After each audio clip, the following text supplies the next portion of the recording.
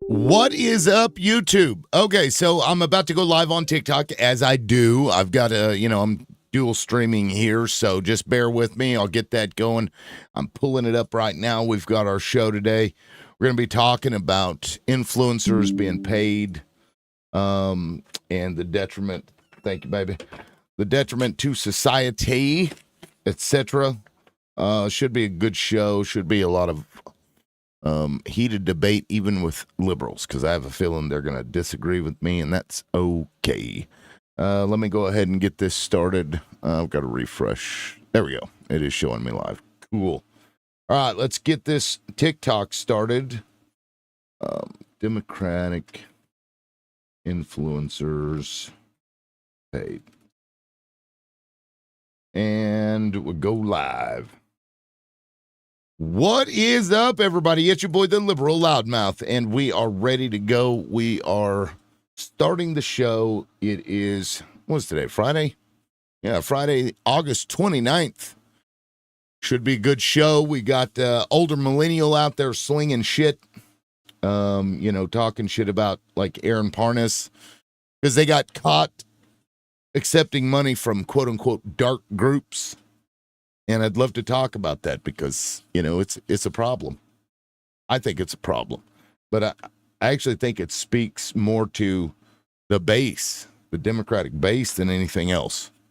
Because if Democrats would support their people, then those people may not have had to do that. Granted, some of them were only getting paid $250 a month to join this incubator club, whatever the fuck that means.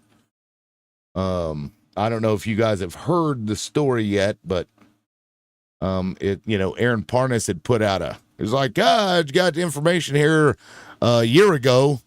These right-wing podcasters were busted taking money from Russians, to do certain pro-Russian propaganda. And I'm like, what the hell?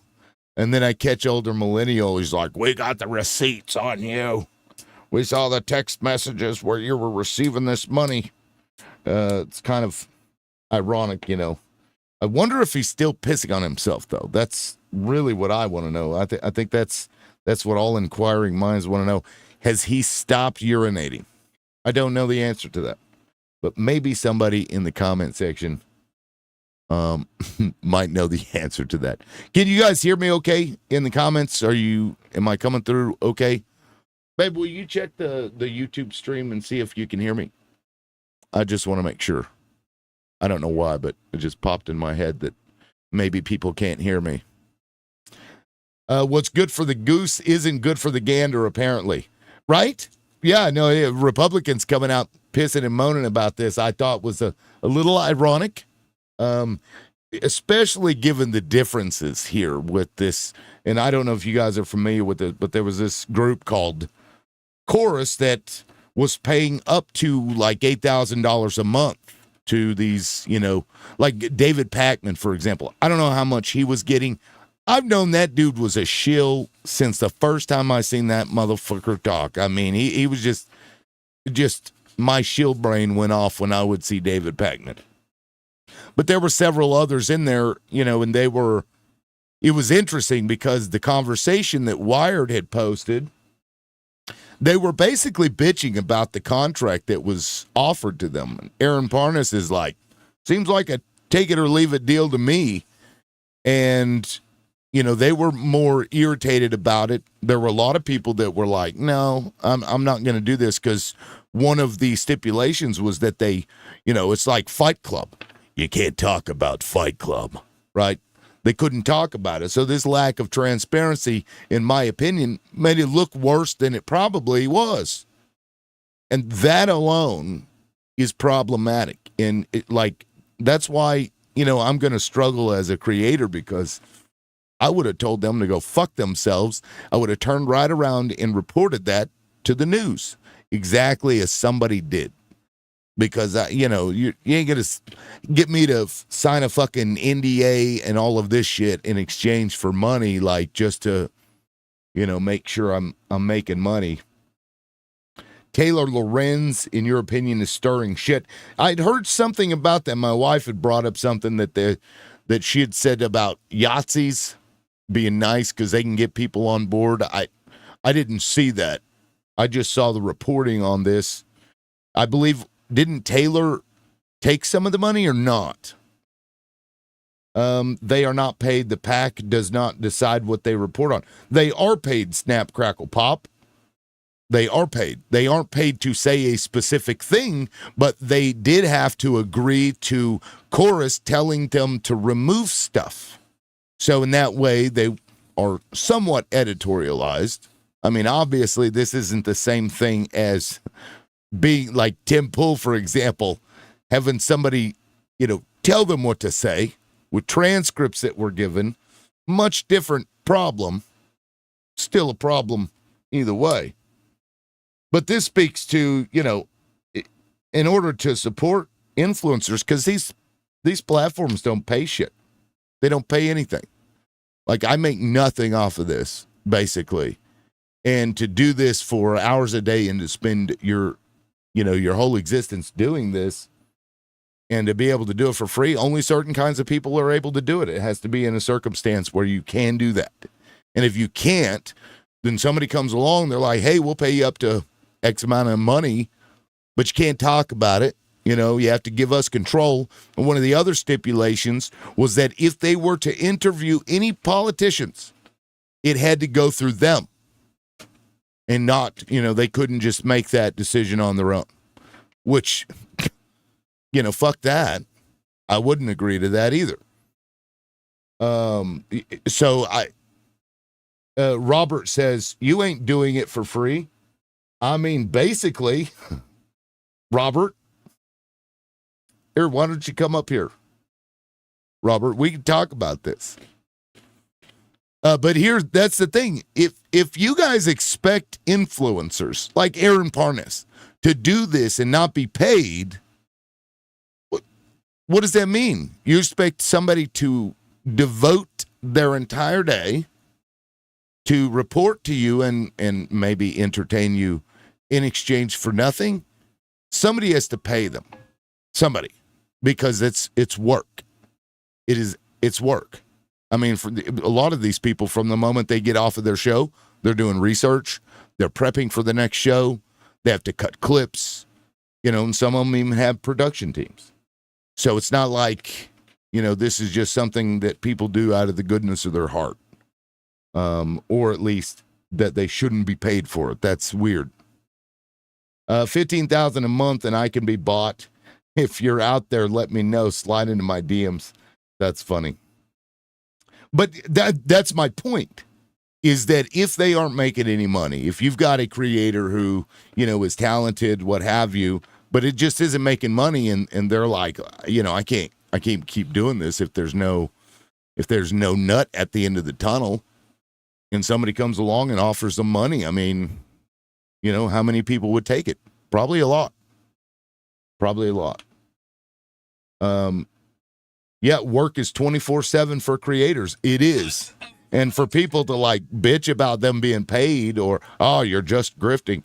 Like, I don't get that. I don't understand it. Chief is wanting up. Chief, welcome up. What's up? What are your thoughts on this issue? Just thinking about the things and the extent, all the work that kids do for Robux, like these Roblox dollars, and how adults are so much the same. And actually, what's interesting is they made a social media algorithm that made a bunch of little AI bots and figured out how they behaved in social media. And they very quickly formed little hierarchies and cliques and started talking smack about the other ones. And like, it became it's like AI is, it's like social media has been programmed and designed to create these little thought bubbles. And there's something in the algorithm that just like promotes it almost. Well, what does this have to do with the creators being paid and or not being paid? Tie that in. Or maybe that's what we're talking about. Human nature. I don't know if it's, it's good. I don't know if it's human nature or the way that the algorithm is designed. But yeah, I mean, for example, like me, I do the 4-hour show, and if I really want to have a production quality show, I'm gonna have to spend another 4 or 5 hours putting shit together, looking up articles. I mean, think about it. If I have a video clip, it takes time to go find the part in the video, especially if it's a longer video. Find that part in the video. Download the video. Sometimes it's a pain in the ass. Snipping tool. Then you got to edit that shit. Then you got to save that shit. Then you have to put it in an order where you can quickly. Tool. Well, sure, I mean I do, but this all takes time. And if we don't, as a base, say we're going to support the people that we like, we're going to support these people who are informing us or entertaining us or whatever, you're going to end up with shit like this, with shit like Tim Pool getting paid however much he got paid. I mean, they spent like over $9 million, Russians did, in the course of a year.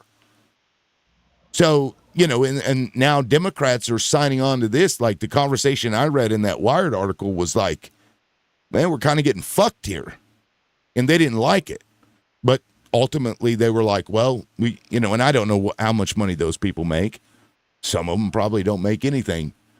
But in order I need to tell myself constantly to just ignore the paid influencers and try to focus on the ones who are really doing the good work. And unfortunately, that has become a bit nuclear. Radioactive is the word I'm looking for. What has become? A good journalist, like just saying Whitney Webb's name. I don't know if you've noticed. I don't know if you've picked up on. I think like just what happens when you float the name of a truly progressive journalist. The onslaught and attack that ensues inevitably afterwards is just observable and palpable. Okay. Well, I mean, it worked. So I don't know how that ties into what we're talking about. Chief, let's stick to this topic. I want to talk about this because this is important. I don't think people understand like the amount of fucking work that some of these people put in. And I have people all the time coming in the comments, you're a grifter. You're grifting. What?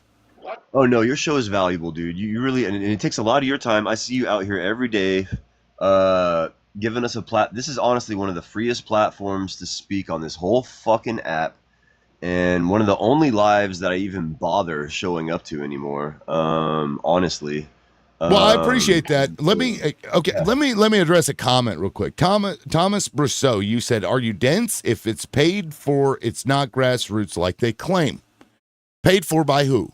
See, the problem I have with what happened with these Democratic influencers is that they didn't tell anybody. Had they said, hey, we're going to join this network of creators in order to, amplify the influence that we have through marketing, through this, through that, or whatever, even crowdfunding, that would have been different, especially if they'd have published the contracts that they had. Then it would have been transparent. I don't think anybody would have had an issue with the way that they had it set up, aside from if you get an interview with a politician, you've got to send it through us. Yeah, that's bullshit. But the fact that they were trying to hide it, this just shows, like, Democrats, get your fucking shit together. Because while Republicans were taking over the airwaves, like fucking Rush Limbaugh, for example, Sinclair Broadcasting, they went and bought every fucking radio station across this country, and Democrats were like, oh, yeah, but we're like really nice people. And they did nothing. And so now they're trying to play catch up. And so they start doing things that are good to promote these influencers, because finally they pulled their head out of their ass and they were like, hey, these influencers might be a good idea, the Democratic version of Joe Rogan, and they fuck it up by making it trying to be secretive. It just seems stupid to me. And to Brousseau, like, the people that were influencers before, right? That's the difference. You're saying it's not grassroots. They were doing it on their own before, and they were approached by these people. It's still grassroots, but given funding through some organization, which is okay if it's transparent and people know about it. Otherwise, it's like, when you try to, You know, if you tell a kid, hey, don't tell your mom I said that. You know, even if what you're saying isn't crazy, like, you're going to look at somebody like, okay, what is it about the thing that you're talking about that you don't want anybody to know about? It's suspicious. Chief? Hey, I'm sorry. I was resetting my water distiller. What was the question? It wasn't really a question. I just kind of went on a monologue there for a minute. I was catching parts of it, but I do agree with you that like there's a difference between where the money comes from. When I'm here, I give you whatever's in my TikTok account and roses and whatnot. And I think you do have a valuable show, and as soon as I do have more cash and I'm more settled in myself, I just did a big move. Yeah, I'll absolutely support the show. And nothing wrong with that. I think, in fact, I'm a big fan of your timeout thing, even though I'm the one who probably has the most timeouts. I think you have the record. I probably should have started keeping track, man. Keep a counter. Okay, Chief, you're up to 12 this month. Let's see if you can break last month's record. I try to tone it down, but every now and then I catch myself. I'm like, oh no, yeah, it's a great way to support the show. Actually, I got to crank it up. That's funny. I say what I got to say, and then I'll crank it up. I can't say I hate the fact that people galaxy you off the panel, but it's it's only 30 minutes, which is really cool. The fact that it's 30 minutes is perfect. True. It does disrupt the show a little bit, though, every time that happens, because then I got to stop. I got to do the timer, and it kind of gets us off track. Inevitably, you're at the end of the day, we're kind of letting rich assholes like determine the narrative here. Right. I mean? People with expendable fuck you money. So somebody asked real quick, Riverwalker, you said which progressive content creators took dark money? We've got Olivia Juliana, Lauren Peretta, Barrett Adair, Susan Lambert, Ariel Fodor, Sandra Jennings, David Packman, Lee McGowan, and apparently Aaron Parnas, because he was in that group chat. And again, this is nothing like what Republicans did with the Russian money. It is. I mean, these two things are night and fucking day, but it's still something that we need to address because it happened. And this is, now you're going to have older millennial and these other fucking Republicans out there. Oh my God, say, look, it's all fake. And look at yourself, bro. Look at the people you've been listening to being funded by a foreign government. You fucking shitwads. Fuck Fugazi, focus on the Independent Media Alliance. There's some actual good journalists out there who are not getting funded by shadow groups because they're a direct threat to them, And I think that they're worthy of the attention and a little bona fides and whatnot and some support from us, What do you think? I'm sure you've seen The Hill, right? The Rising in The Hill. And with breaking points now. Yeah, Kyle Kulinski's wife. Oh God, Crystal Ball. Yes, Crystal Ball. Dude, I'm gonna steal Crystal Ball from Kyle Kulinski. I swear. her and Sagar, I thought did a really good job. Well, and then they got replaced. They got replaced, and they're even better on their now. own show. Yeah, and they're even better now. Their own show. Yeah, I don't know what the views are, but I think the ratings are better. Yeah, it was. That was because I don't even know the two people that took that show over, but it was their own fucking show, and then they get kicked off. This is Democrats. Like, come on. And I love that show too. But always got to control shit. Sagar isn't a real. They need an alt-right radical dude in there with. Crystal Ball, but then you end up with Crossfire. Remember that shit when Jon Stewart went out there and absolutely Crossfire fucking destroyed both of them. That show ended because of Jon Stewart. Do you remember that? No, I don't. Okay, go look it up. Jon Stewart, Crossfire.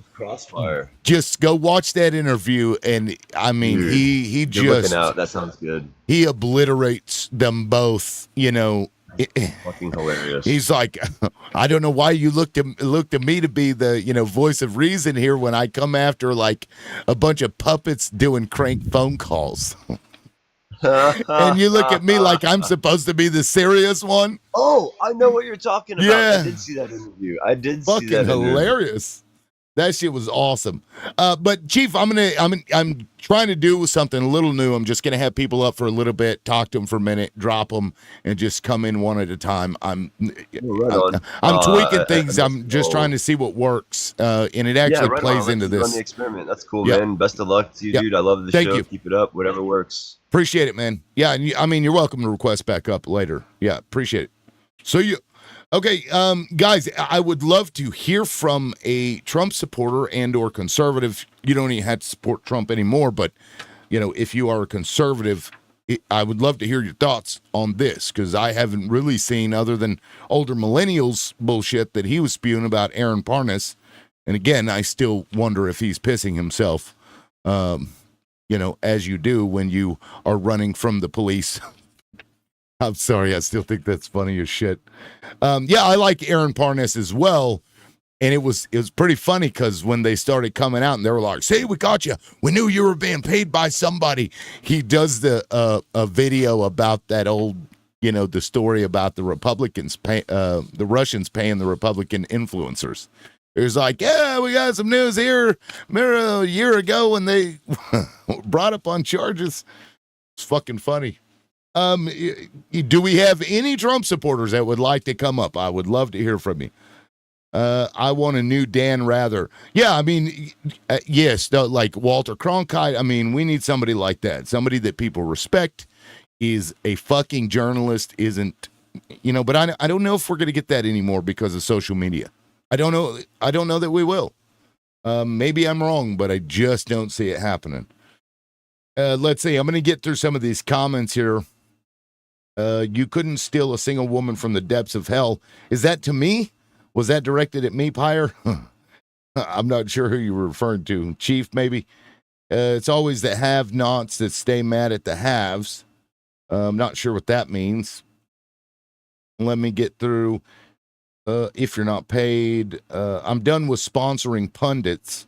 Just disclose who's paying. Yes, Sherry. Thank you. That's my exact fucking point. Like, just don't do the secretive shit, because if you aren't doing anything wrong, and it doesn't appear that they were, aside from trying to manipulate like political campaign speech without violating like FEC rules.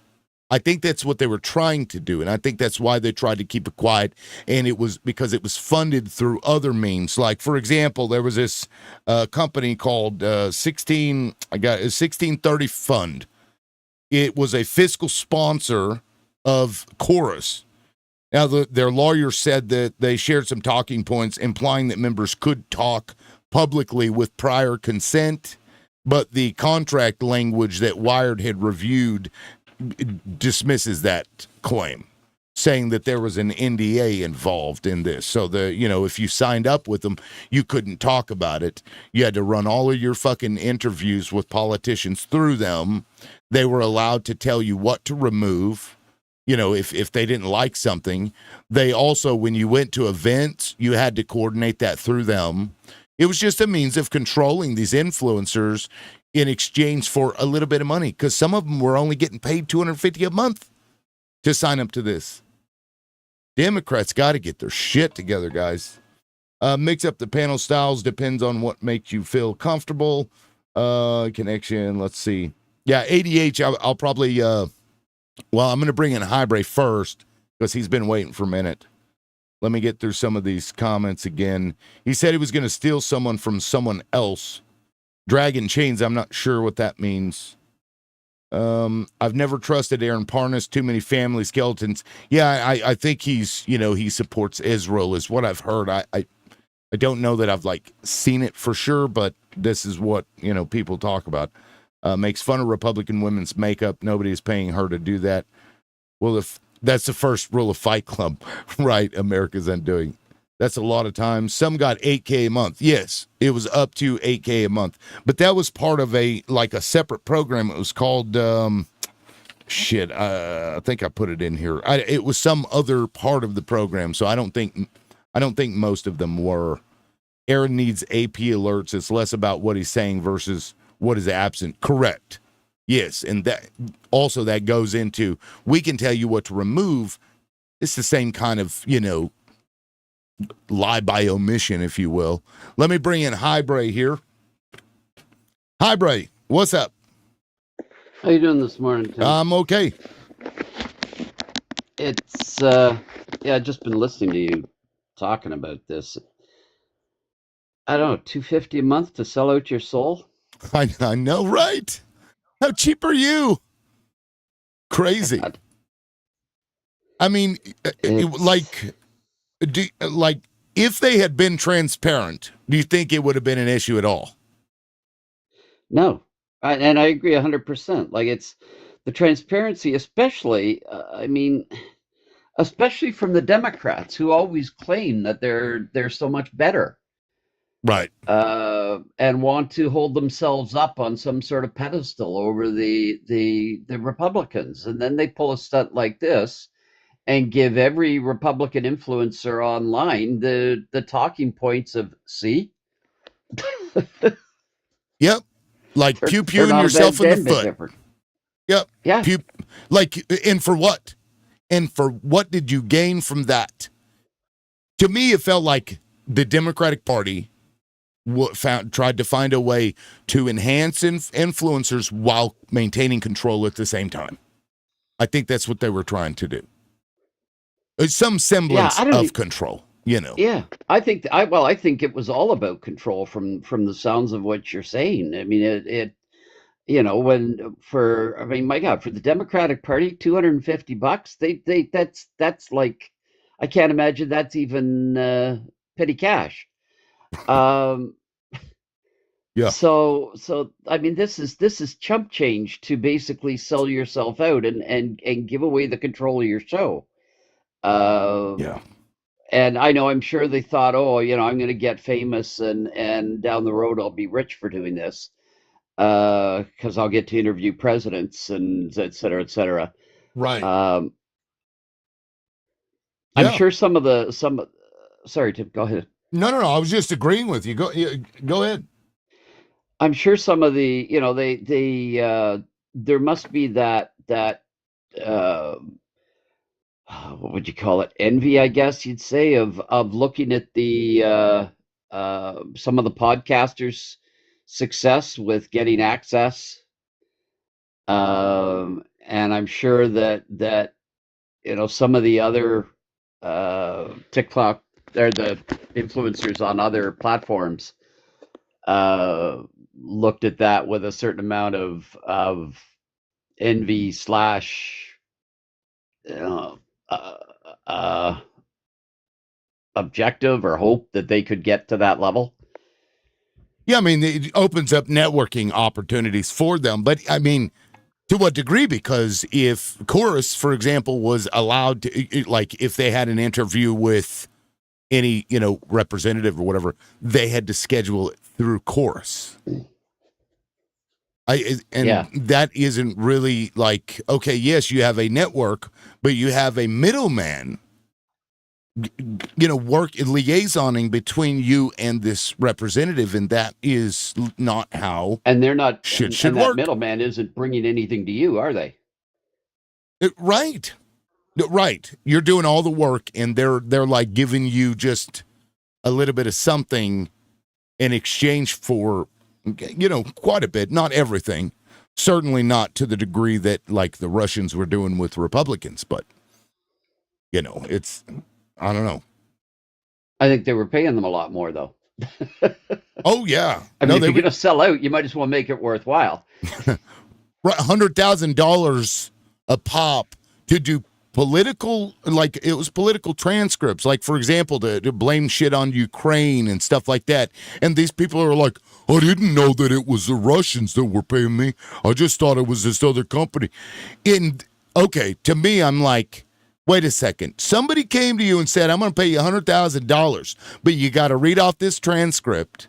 And I'm a handler. I'm going to tell you, oh, this thing happened. Oh yeah, we got to really push this. And I gave you money. Why would you ever be okay with that? Yeah. And it doesn't appear that that's what this was. but still is, some version of that. Yeah. I mean, it's, and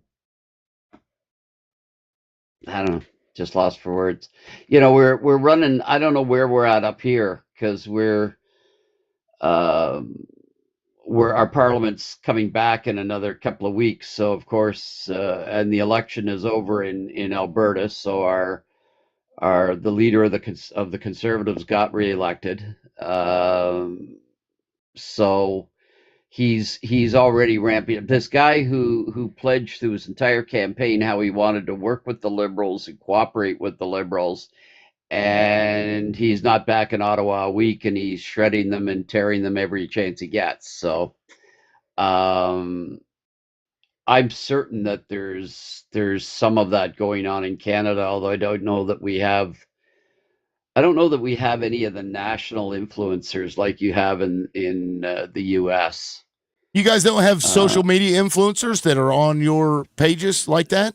Surely. Not to the degree, I don't think, that you do down here. I mean, we don't have people that are household names. So you're still doing like traditional type media, like television media, paper, online, our media like that? Yes, because our newspapers are all owned, with the exception of a few. Almost all of our newspapers are owned by a company called Post Media, which is owned by, I can't remember the name of it. It's a private equity out of Boston, which has got two or three deep ties to Trump. See, and they literally own the newspapers from Victoria and Vancouver Sun and Victoria, I forget the name of the Victoria paper, right across to St. John's, Newfoundland. Literally coast to coast. Post Media controls the print. So it's corporate. It's corporate media also where you're at too. Yeah. And so I mean, it's just so disgusting the what we're reduced to, and because they decide what stories they're going to run, and they run it in every newspaper across the country. So right. If you Google it, you see the same story showing up in 20 newspapers. Oh, it's got to be true. Right. It's only if you happen to catch the Toronto Star that you see that it's nothing but lies. But that's one paper. Yeah, I mean, so you guys are dealing with that same shit too. I'm sure this happens in most countries to some degree. I don't know, man. It's nuts, but timer is running out. I'm going to go ahead and bring in ADH. I appreciate you coming up, Hybray, as always. And, you're welcome to come back up later if you'd like. I'm just trying to test this out and see how it goes. We'll give it a week or so. Give it a shot. All right, man. I appreciate it. Okay. Peace. Take care. All right, ADH, you're in the wings waiting. What are your thoughts about this? Go ahead. Well, it looks like the left wing is trying to create a mirror network that the right wing has, down to the NDA puppetry that the right wing has. Because if you pay attention to like what came out about like the Matt Walsh and Tim Pool situation and the money they were getting, like somebody else said, I can't remember who, but the level of NDAs and talking points that they were being handed of, you have to cover this topic from this angle or we take the money back. And this sounds like they were trying to create a left-wing version of that. And that's not how the left operates. That's like the number one thing that as soon as it's found out will cause it to implode. Just like I'm doing now. Like, dude, if they had offered that to me, I would have done exactly what whoever it is that reached out to Wired did. I would have turned right around. I would have sent that fucking contract over and be like, look at what these people are doing. Yep.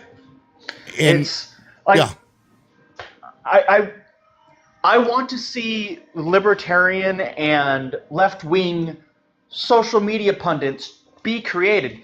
I want something to occur that is like what is going on with the Midas Touch, but more organically, because Midas Touch is great, but it is very much like old school cable news, which is necessary, but there needs to be a organic grassroots journalism and op-ed network on the left and in the center that isn't controlled by dark money.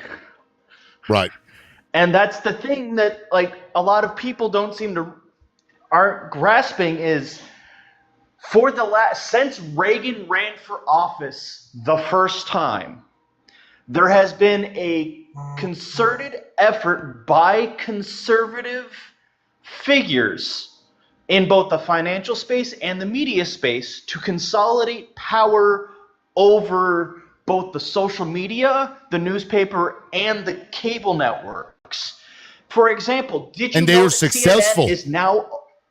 They were successful. Like, everyone says CNN is some liberal progressive talking piece. Right. It was bought by a Trump supporter in 2022. And And if you pay... it arguably never was a quote unquote Democratic leaning whatever. It was always corporate media. It was always corporate media. Sorry, go ahead. But before 2022, CNN was probably the epitome of neutral politically, because they would run things that were critical of every party if it was justified, because that's kind of was their shtick compared to MSNBC and Fox News. That was their shtick in the 90s, was to be the center point that the MSNBC and Fox News would not touch. And then in 2022, if you pay attention, you could see CNN start leaning very right in how it covered things. Right. And it was no longer what it was previously. They which capitulated. Is why I get it. Right. Well, that's because they got bought by a Trump supporter in 22. And it has always been, yeah. But if people actually, speaking of this, if people want a good objective news feed, I cannot recommend Ground News enough. I know there's lots of influencers out there that are pushing Ground News because of sponsorships. I am not an influencer, and I can say definitively, yes, what they are saying about Ground News is actually effing fact. Yeah. Ground News actually looks at which people own which media outlets and how they're saying it, and they're finding stuff and showing the opposite side. The lean. And right. Well, they're in a lot of topics they have a compare contrast ability. So you can see on the same topic, you can see two different articles from two different biases about the same topic. Right. Yeah, I subscribe to Ground News. I use Ground News and Smart News. Smart News is also a good one because Ground News, I'll have to check whenever they have their, maybe it'll show up. This is the Ground News format. If you guys aren't familiar with it, you should check it out because it'll show you how they lean, and you'll be able to compare, and you'll notice the way they talk on the right, the way they talk on the left, even though it's the same fucking information. There's always spin to it. So, yeah, it's a very good thing to use. Yep. So, that's kind of what I came up to say. The other thing is the last punchline that I will deliver is, for the past 40 years, what is now MAGA has been so programmed to be scared of socialism and communism by their media that they are speed running straight to Stalinism. Oh, yeah, and they're happy to. Yes. Right, which is, I don't like communism. Then why are you embracing the epitome of communism? What the hell? Yeah, it's, anyways, that's what I have to do. It's like that song, that one guy, we're in the middle of a hostile government takeover. You remember that song on TikTok? Oh, my fucking God. What do you think I'll do? I think I'll drink. Yeah, that song was pretty amazing. Yeah, I appreciate you coming up. Did you have something else you wanted to add? No, not at the moment. Have yourself a wonderful day. Yeah. I'm going to be lurking in the comments. I appreciate it, man. I will catch you later. Peace. Peace. Yeah, normally I'd have more people up, so maybe let me know. Do you like having just one or two people up at a time and then drop them after a moment? to me, it's a lot easier to manage, and it's easier to talk and make a point. Though I think maybe 7 minutes might be too long to have somebody up. I don't know. I'm just trying to figure it out. I'll go down to let me see, 360. Let me do this. Yeah, we'll do 6 minutes. Okay, Mexican coach fan. We'll bring you in. What's up, man? Mexican coach fan, you are muted. You can unmute if you want. Or you can get dropped. Cool. All right, Debo. What's up, man? Hey. Well, don't teacup on me. I know every time I get on a live, my music, so I play my iTunes in the background, it just comes off mute and starts playing. So Interesting. I've had people complain. Yeah, I've had people complain that my music's super loud, but it does it every time. So I like try to beat it every time I get in before it deafens everyone. Yeah, so what are your thoughts on this thing? I assume you've heard about it, aside from what I've been saying. What thing, buddy? What the Democratic influencers were, they signed on to this chorus, its name was, and it was like an NDA, and there were stipulations. It wasn't like they were telling them what to say. It was that they could tell them what to remove. And Palette something or other, Palette Media or some shit. No. You may be thinking of Tenet Media, which was the right-wing influencers that had been. It was funded through the Russian government. They were getting paid a bunch of fucking money to do it, like Tim Pool, for example. Yeah. So I guess Democrats have realized we need influencers to push a message, and they're. You know what I mean? So they're like, okay, well, let's come up with this, but let's make it secret.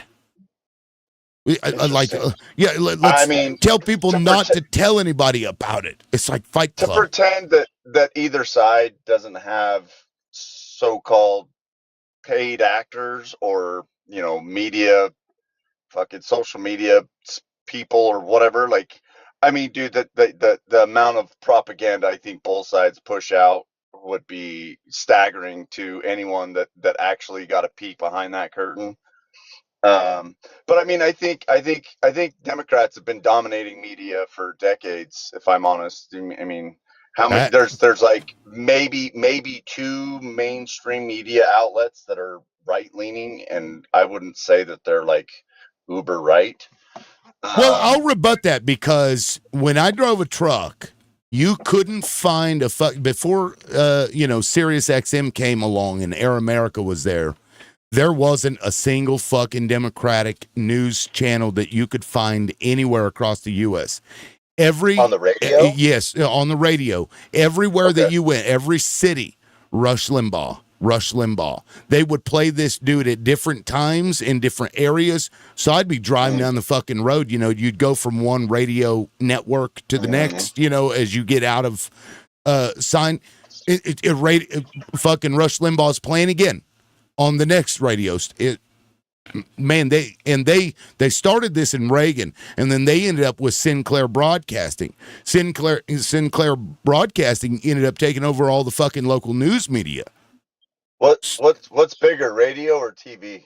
Well, Sinclair was TV, but they started with radio because this started in the 80s. Republicans have had this plan in the works for a long time, and Democrats took their head and stuck it up their ass, and they were like, "Oh, we got CNN," even though CNN's, it's like it was a corporate station anyway. Like, they weren't like, for example, pharmaceutical companies. Go look at the negative coverage of pharmaceutical companies on any of the media. You ain't gonna find it. Yeah, you're not gonna find it. Yeah, it's all bullshit. Like, I mean, you even had Tucker Carlson come out, and he was talking about this like very early on when days of him leaving Fox. This was one of the first things that he was very nonchalantly saying. He couldn't outright come out and say it, but I think, yeah. Who was it? Tucker Carlson, when he yeah. got fired from Well, Fox. so Right after he got fired from Fox, this was one of his main points that he was trying to, just because of the big sick, you know. He well, was he was so trying to highlight, how they couldn't really ridicule or say anything. They had to propagate, going out and everybody getting the thing because, Pfizer right. was out there pushing, you know what I'm saying? Yeah. No, but let's look at Tucker Carlson, because what I like in my journalist is integrity, right? If there was a local journalist in Tulsa who actually had integrity, the rest of them were just shit. But for example, Tucker Carlson in private, in his text messages, the Dominion machine lawsuit, remember that? Yeah. They found that he was shitting all over Donald Trump. Then the dude would come on the fucking show and he would just I think he's been he's been pretty hard on Donald Trump throughout his entire, whether it's on the air or off the air. He's been pretty fucking critical of Donald Trump. Not the way he was in his text messages, boy. He was like, I'm just saying, he's never been a Donald Trump shill. He'll come out and outwardly say that he was a corporate him, media shill. So he has no integrity, is my point. Well, I mean, I think for anyone that is paid by an employer to come out and actually have their own opinion that might be biased against the person that signs their paycheck, I think you'd be hard pressed to find one. In any way, shape, or form, whether it be media, fucking any industry. I mean, that's fair, but we shouldn't have media that does that. Media should be its own apparatus. It should not be. I understand that. But if I work for somebody, I'm out there shitting on my company, how long am I going to be fucking employed there? But shitting on Trump is not shitting on your company. No, but if your company projects a certain idea of politics and you're out there shitting on that and wiping it all over the floor, then like, obviously Fox is a very right-leaning agency. Right. I'm not going to pretend like it's not. So I'm saying, if you're propagating that and that's kind of your platform, so to speak, and you're out there wiping the floor with the person that's the head of that side of the fence, like, well, then then you have no complaints about any partisan media, then, right? Bro. That's fucking so you have no complaints. You have no complaints about it. You're okay with it. No, I'm saying that's why I don't listen to it, because it's all a bunch of fucking bullshit anyway. So you're saying that if somebody told you to say something that the facts did not align with, because they signed your paycheck, you would go ahead? Fuck no. That's what I'm saying. That's called a lack of integrity.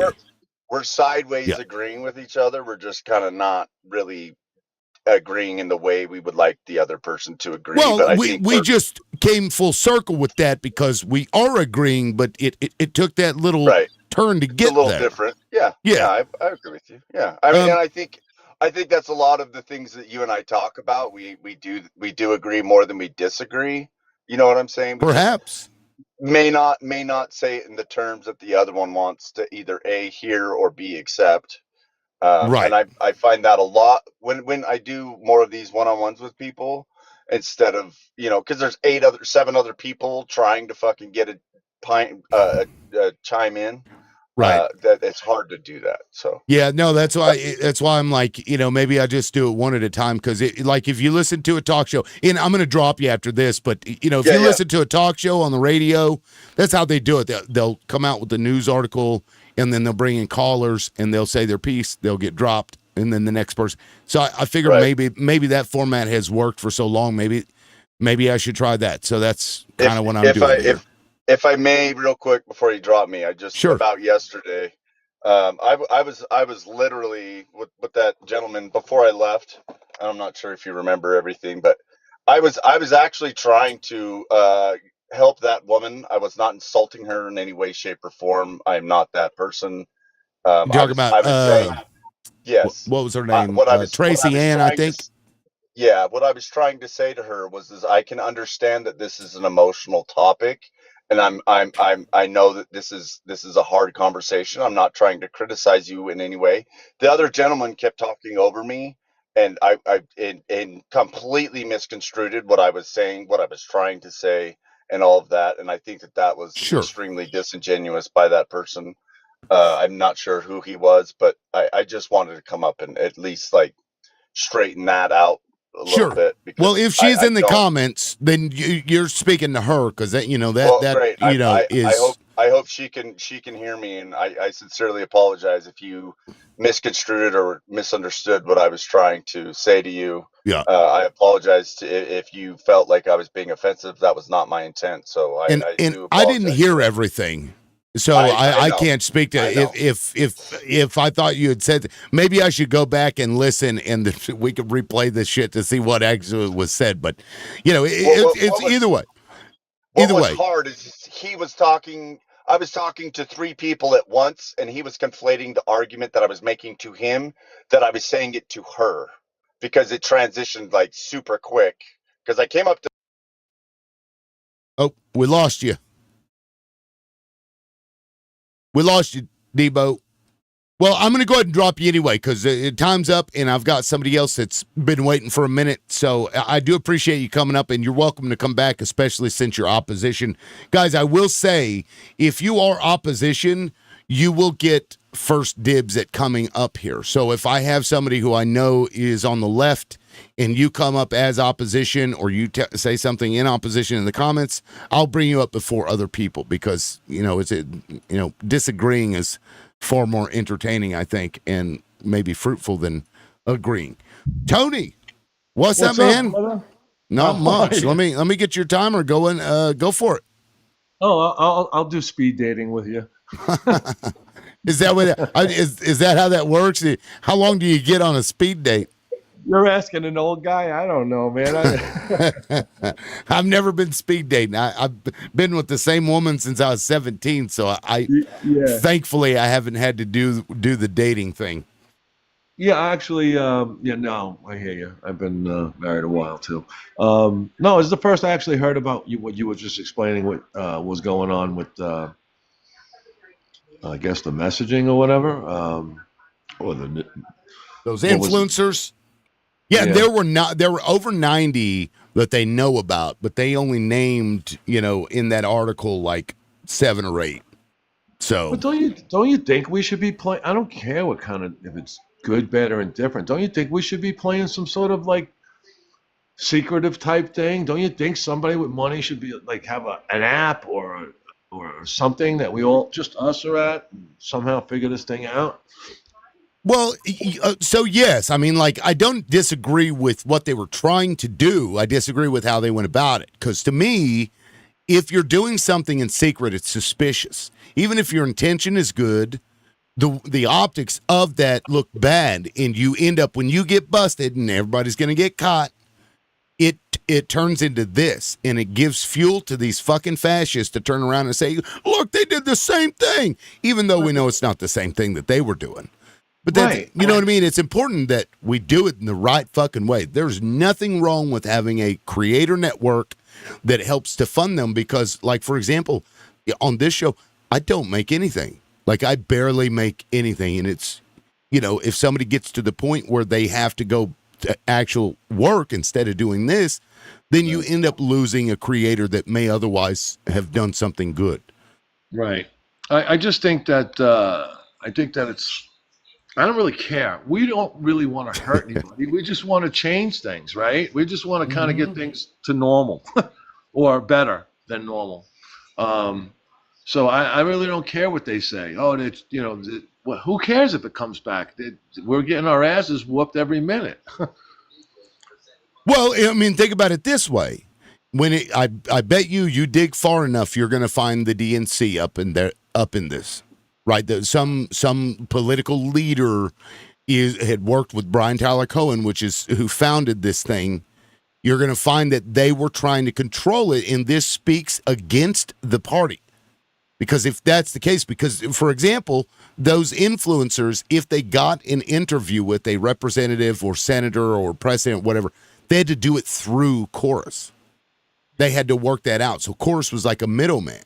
That is a state of control, which means it speaks to the Democratic Party trying to control shit. which we don't want. Okay, but this would be amongst the masses, not just amongst high political people, right? People would be involved. So even if someone came out with no or not. No, what do you mean by that? I'm not sure I understand like what you this mean. almost like TikTok when we have panels or whatever, people are involved. So even if the host was to come up with something that was a little shady, a bunch of people would be like, wait a minute, hold on a second. No, don't you think? I'm not. Can you tie that up for me? Because I don't know if I understand what it is that you're like.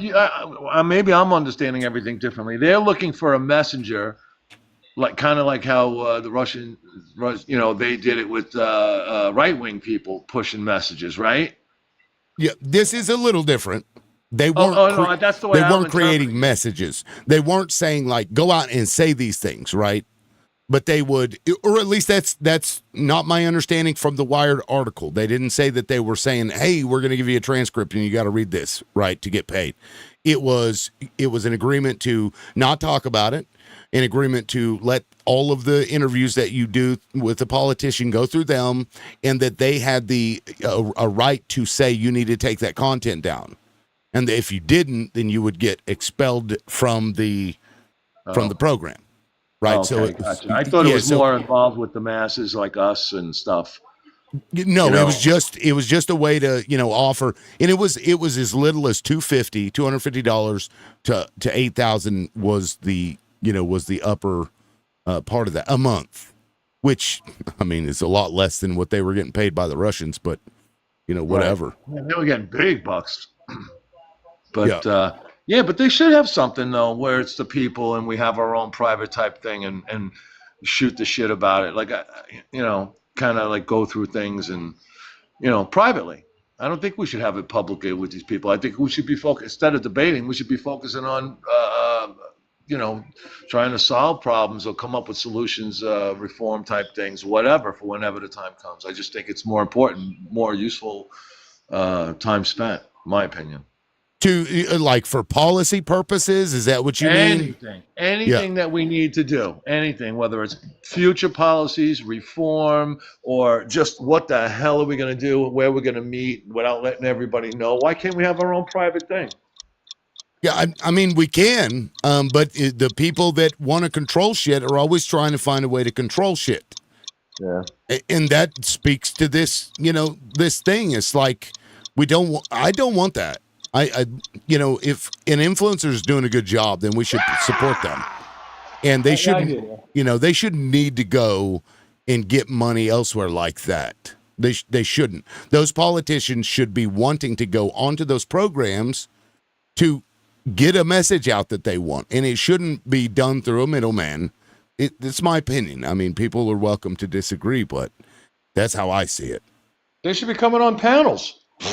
I agree. As a matter of fact, I've got a Republican representative from Oklahoma who I just need to schedule a date. He already said he would come, JJ awesome. Humphrey.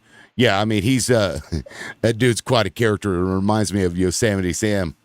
I love the guy, though. He doesn't, neither party likes him in the state because he just calls a spade a spade. Like, he'll call him out like he doesn't care. Is this guy supportive of this administration? I haven't talked to him about that. I don't know. I doubt it.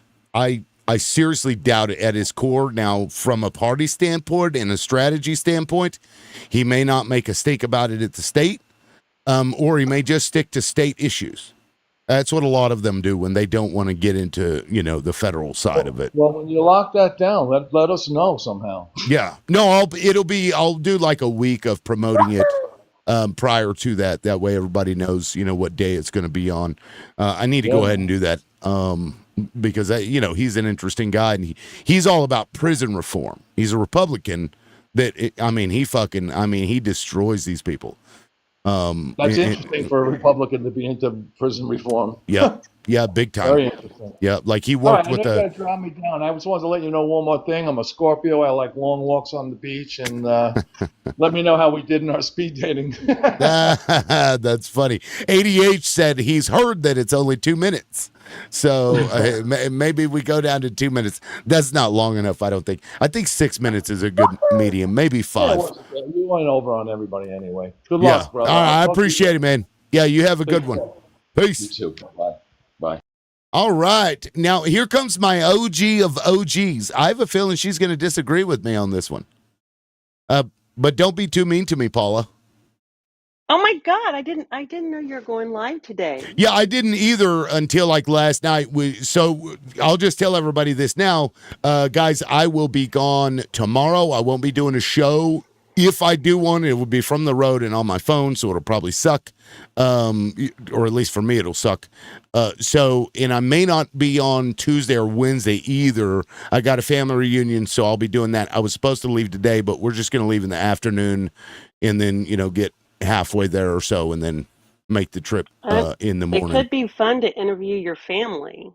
I thought about that, but and to loudmouths. I think we might like that. Yeah, no, it could be fun. There's only 2 of the 19 aunts and uncles left. My mom and my Uncle Charles. It could be fun. I mean, I think a lot of people might find it fascinating. Yeah, it's in a public like area on the river, and I don't think there's going to be service there. Like there's really no amenities. They have like a literal hole in the ground outhouse out there. With aborted, you know what I mean? It's not like a porta potty. They're really old school. Well, let me go ahead and get this timer going. Go ahead. Oh, what's the timer about today? So I'm just bringing people up one at a time, and I'll just have them up for a few minutes, and then dude, just testing it out. We'll see how it goes. Yeah, let's see how it goes. So now I feel like I was just coming up to do my regular stuff and just hang out and participate where I can, and but I'm trying to like on the fly think of something that I wanted to talk to you about politically, and I don't know what I got. Well, we were talking about those influencers getting paid, Democratic influencers. Oh, I heard about that. Yeah. First off, for $80,000 a month, I'll do it. Well, it was 8,000. It was 8,000. Oh, 8? Yeah. Well, for 8,000 a month, I would put a big bold. I'm paid by the DNC. Right. DNC well, see, shrill. And that's where if they had done that, I don't think people would have been. It would have been a big issue, but they kept it. They had an NDA and they weren't allowed to talk about it. And like, for example, if they had a representative or whatever that they were going to interview, they had to do it through the company. So that company was acting like a middleman between them and the influencers. And it's like, guys, reach out to these people. They should be coming onto these shows any fucking way. That's what they need to do. The politicians need to come on these shows. Honestly, I think if you're being paid by the DNC, that does not make your content suspect, but I think it should have been disclaimed, right? Because they should have said, I'm paid. And I'm not I'm not like, the host, the independent host, if you will, right? Right. Because they definitely have a point of view. And I think our hosts, basically, I think all the hosts that I've been on, they definitely have their point of view, but it's something that they have cultivated on their own. They're not paid to have a point of view. If that makes sense. Yep, they were grassroots up to the point that they were reached out to because they were already successful. So, for example, Aaron Parnas apparently was part of that text message exchange where, because they were all bitching about the agreement, the contract. They were like, what do we, I don't like this. I don't like this. They were talking about that. And then, but they ultimately, all but a few of them signed on to it. And, some of them were like, I'm not going to do that. But some of them were paid as little as $250, which, what the fuck? I would be pissed off if I found out somebody else was being paid a lot more. Like, tell me you're not paying Aaron Parnas only $250. Get the fuck out of here with that. What an insult! I think was it Messi that was saying? I can't remember. Somebody was saying because I think I heard that the at the end of last night, and somebody was saying that Aaron Parnas's dad got pardoned by Trump. I think I've heard that. Let me look that up because I've heard that he is, pro-Israel. There was a whole discussion. Yeah, she would know about it because she hates Zionists. Did Parnas, rightfully so, dad get pardoned by Trump? Let's see. I don't know. Lev Parnas was found guilty in federal court on 6 counts related to illegal donations to the 2020 campaign of Donald Trump. He was sentenced. Right. Keep going. Or Trump tell all. This is let me see. Let me do a search for pardon. It doesn't say anything about pardon on here. Parnas insisted Trump knew exactly what was going on. With let's see. Wait. What is he? Is that the guy I'm thinking of? The heavyset man? No way. No, I don't think so. He's let me scroll up because I don't know a lot about this story, but I don't either. A Soviet-born American businessman and former associate of Rudy Giuliani. Parnas, Giuliani, Igor Fruman, John Solomon, Yuri Lutsenko, Dmitry Firtash, and his allies Victoria Tensing, and Joe Genova were involved in creating the false Biden-Ukraine conspiracy theory, which is part of the Trump-Ukraine scandal's effort to damage Joe Biden. As President, Donald Trump said he didn't know Parnas or what was involved. Parnas insisted Donald Trump knew exactly what was going on. So, I don't follow Aaron Parnas, and I couldn't remember why because I'm old now. Well, I'm not old, but I'm older. And I couldn't remember why I didn't follow him. The Parnas. Now, like what he does is valuable because he's like, here's the news. On the sun, but that's a little too sus. Yeah, it is. It is kind of weird. It is a little, just like the reason that they would try and keep that quiet with the money. Because to me, I don't feel like it would have been an issue had they just said, hey, we're part of this creator fund now. You know what I mean? Mm-hmm. But they weren't even allowed to do that. Yeah. They didn't even say it, but their content probably would have remained the same for the most part. But it kind of makes you suspect that they're reporting the truth. That maybe you guys, you should only trust your independent hosts like Liberal Loudmouth. And we're coming to the end of my time, and that's my plug. No, I appreciate that. Yeah, follow Liberal Loudmouth, y'all. Yeah, support the creators that you like because. If you don't, I mean, because these people could have a bunch of followers and still not make dog shit because these platforms just don't pay much. So, Exactly. So, it's important. I just want to do a PSA. You guys, you need to support your hosts, the lives that you like to see. You need to support your hosts. Give them some gifts. Tap that screen. Do a subscription. These things aren't a lot, but they do help. Anyway, have a good live. Can I come back later? Yes, you can request back up. Yep. Okay, I will. And thank you, Paula. I appreciate it. We'll see you now. And keep in mind, guys, if you are opposition, you will get to come up to the front of the line. So if you're opposition, just let me know in the comments and do a request, and we'll see. Hallie, is it Hallie or Haley? I can't. It's Haley. It's been a while. What's up? Yeah, I was gonna say I recognize the name. So tell me your thoughts on all this craziness. I think it's a very good learning opportunity that people are trying to ignore, which is a little frustrating. I think that conversations with leftists about this topic are becoming very similar to conversations that we have with MAGA, in which we're refusing to see any sort of constructive criticism for what it is. I think the creators have put themselves in a point of social responsibility, and their lack of foresight is going to make all of our jobs a little harder now. Well said. I couldn't agree with you more. And even when their intentions are good, and even if they don't tell them, hey, say this thing, what they did just looks bad, and it makes the whole party look bad. It makes our base look bad. Now we have to defend against that shit. And I'm just not going to. I'm not going to defend that because, fucking just tell people. I would never have signed up for that. I wouldn't have. Is they understand how right-wing mentality works. Like, they get it. they will take anything and make it this huge deal. And again, it's really hard for me that so many people didn't think about that ahead of time. So that's pretty much all I have. Now, I've got to step away. If you want to take it for a minute, you go right ahead. If you want to say anything else. Work if you want to bring someone else up to do that. Yes, I will, because I've got to go get something to drink. This is the one downside to having only one person on at a time. I have to sit in this chair. For sure. Thank you. Thank you, Haley. I appreciate it. Well said. Point well taken. We'll see ya. Lumiro. Let's get to Lumiro. All right. What's up? I'll wait for you. I'll wait for you to go get something to drink.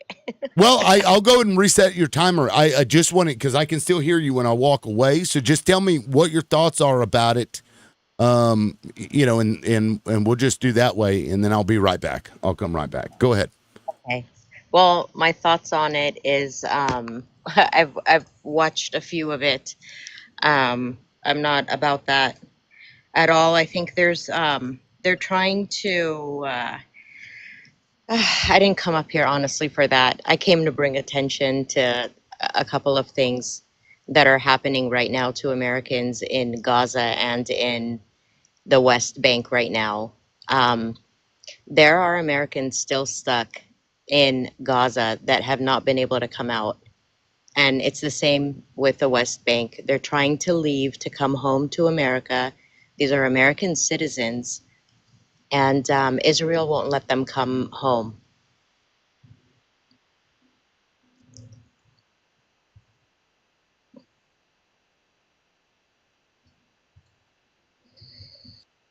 It's a fucking problem. It is. There's a guy right now. His name is Maher. I found him on my For You page. His wife. Maher? Yes, I'm gonna try to share it with him right now, but his son recorded everything. They wouldn't give them back their passports. They kept saying "F America," like the IDF or whoever. Who kept saying that? The security at Ben Gurion Airport. The Israelis. They kept them for 13 hours. They missed their flight to JFK. And now they threw them, basically get out. So they were on the street at like 3 a.m, something like that. And it's been 2 weeks. The American embassy isn't helping them. The politicians, they're nothing. He was even on the news, and the news reached out to the embassy. Okay, so he's in Gaza. No, his wife and his son. Okay, his wife and his. Okay, what are the names? Because I'm going to look this up so I can, kind of pull something up so I'm more familiar with it and can put it on the screen. Okay, hold on. Let me get his full name. Let me try to. Sure. Let me try to find him. Oh, here it is. Okay, so I think his username is Maher and Justice. It's spelled Maher. Maher? Yes. Okay. Maher of Justice? And Justice. And it's Justice.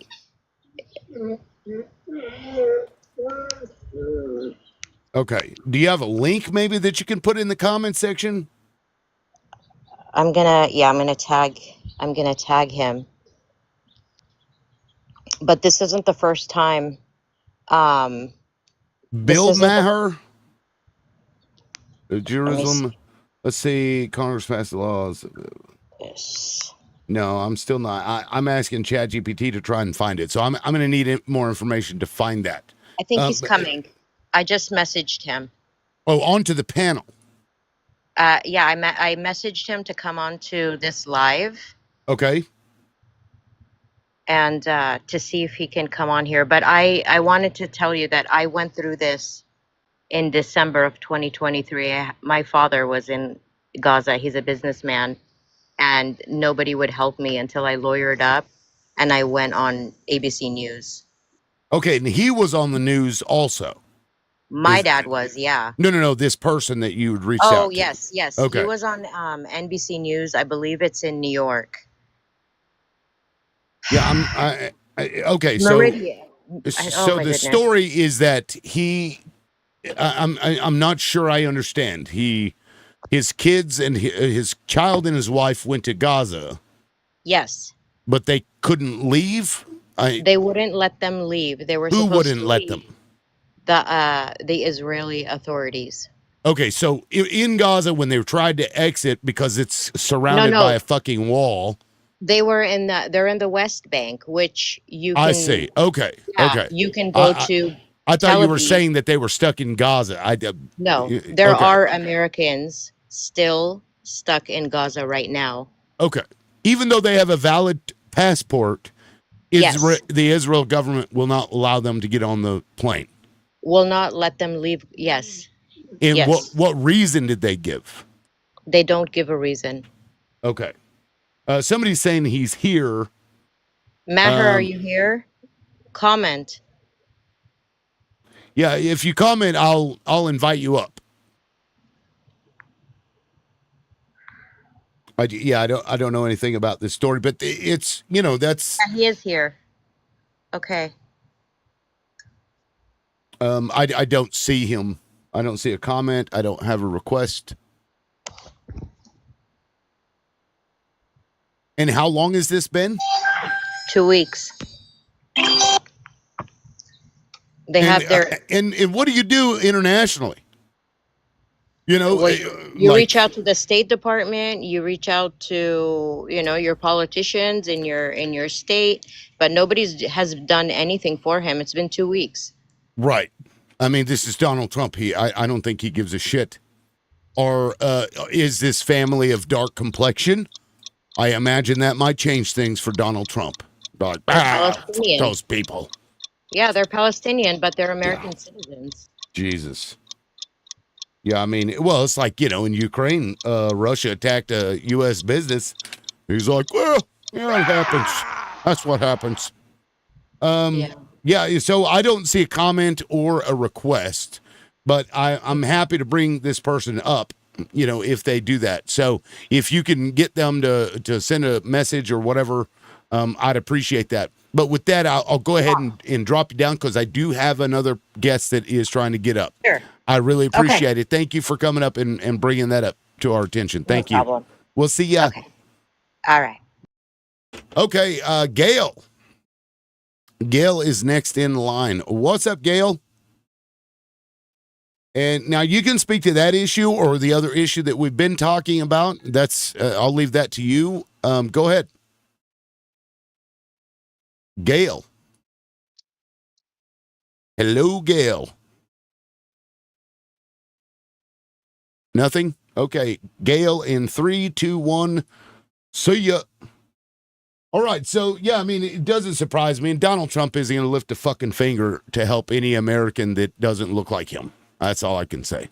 I mean, aside from his weight, I'm sure he'll help skinnier people as long as they have the same complexion and love for gold.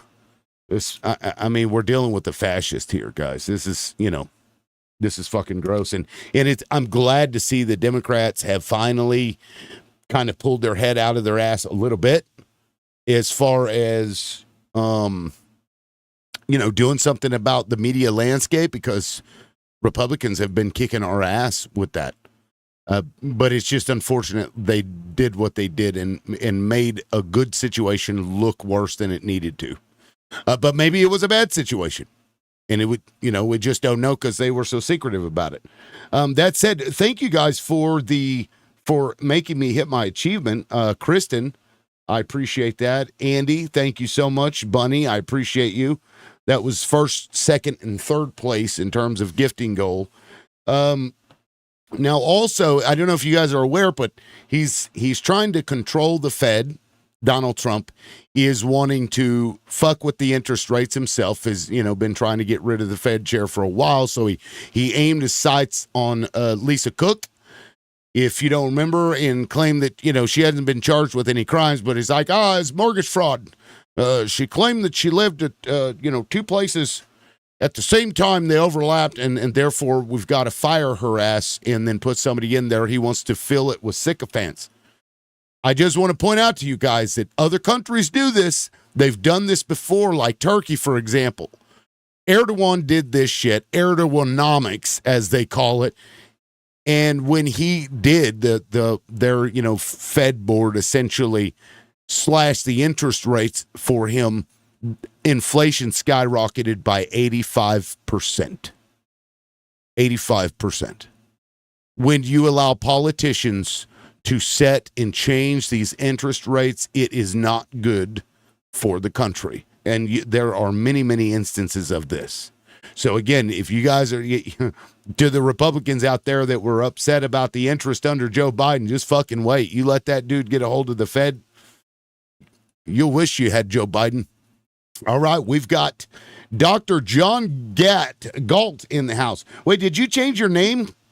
I did. I became a doctor so I can help fix MAGA and the Republicans. Are you really a doctor? Like you have a PhD? No, I'm like Dr. Dre or Dr. Pepper. I see. Okay. That kind of doctor. Good shit, man.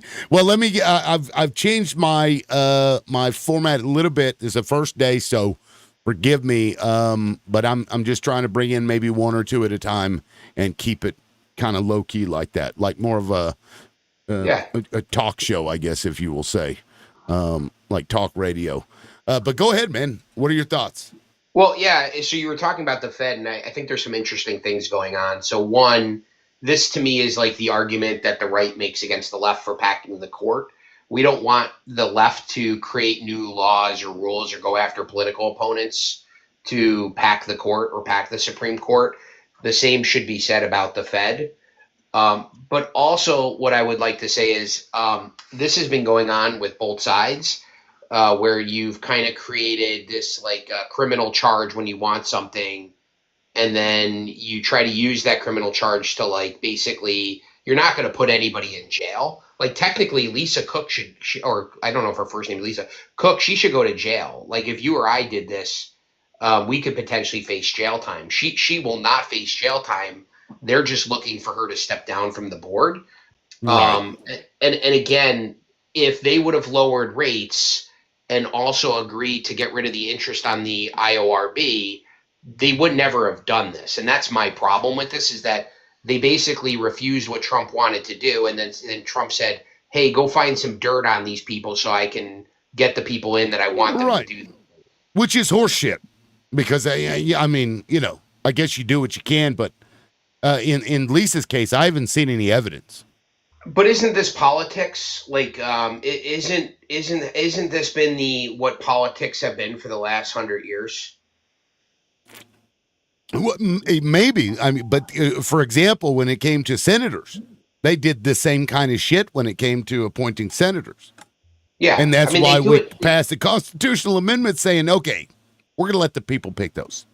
Well, and the other thing, I mean, inter-party, I mean, look what happened to Eric Adams. Like, they dug up shit on him to get him out. Like, this sort of behavior within politics has, like, been normalized over the last 50 years. Well, are you suggesting that it's okay? No, I'm saying it shouldn't be okay. But if it's been normalized and people accept it, then I guess from a majority standpoint, most people don't reject it. Because if we did, it would be highly frowned upon and neither party would ever do it. I see. Well, did Joe Biden do this?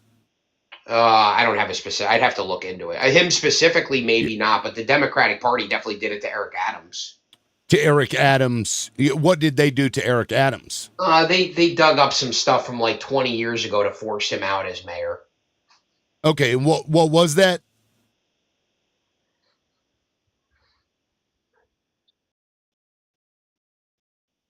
I don't know if he froze. Yeah, well, I asked, what was it that they dug up? What did he do? Oh, I don't know. It was something to do with like money and plane tickets or something like that. I don't remember the exact. Honestly, I didn't really care much about it to remember the exact case. I just know that Eric Adams fell unfavorably with the Democratic Party, and then all of a sudden there was. I mean, you can make that claim all the time, right? Like all of a sudden somebody falls out of favor with their party, and then all of a sudden their stuff dug up. But nobody actually ever goes to jail. They just get asked to step down. Or did he get busted, and that's when they started to cut ties with him as a result of what he did? I mean, you can make the same argument for Cook, though. That's my Like, yeah, but she's not somebody. She's not like a household name, right? yeah, well, maybe to you because the, you follow this stuff. I assume this is. I didn't follow the Eric Adams thing that closely. No. I mean, Lisa Cook in the Fed. Most people don't follow that kind of stuff. Yeah, you know what I mean. For sure. Not a household name, whereas Eric Adams is. Like, for example, Wienergate. You remember that shit? Yeah. Or Al Franken. Remember what they did to him? Yeah, that's what I'm saying. Like this stuff's been going on forever. You're just now seeing it in like the Federal Reserve, which again is bad. Like this stuff shouldn't be normalized. Like this is a very bad thing. And I mean, just for the record, what Eric Adams did wasn't like 20 years ago. This guy was like going to another country and grabbing like donations and shit. Yeah, but they could have vetted that before he got elected. Like, that's what I'm saying. Like, how did they not know about that before they got elected? Like, I don't know.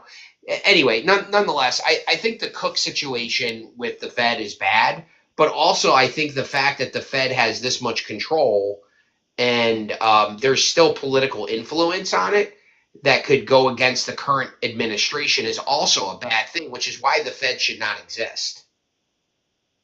Why the Fed should not exist, and who would then make sure that the money supply was, stabilized?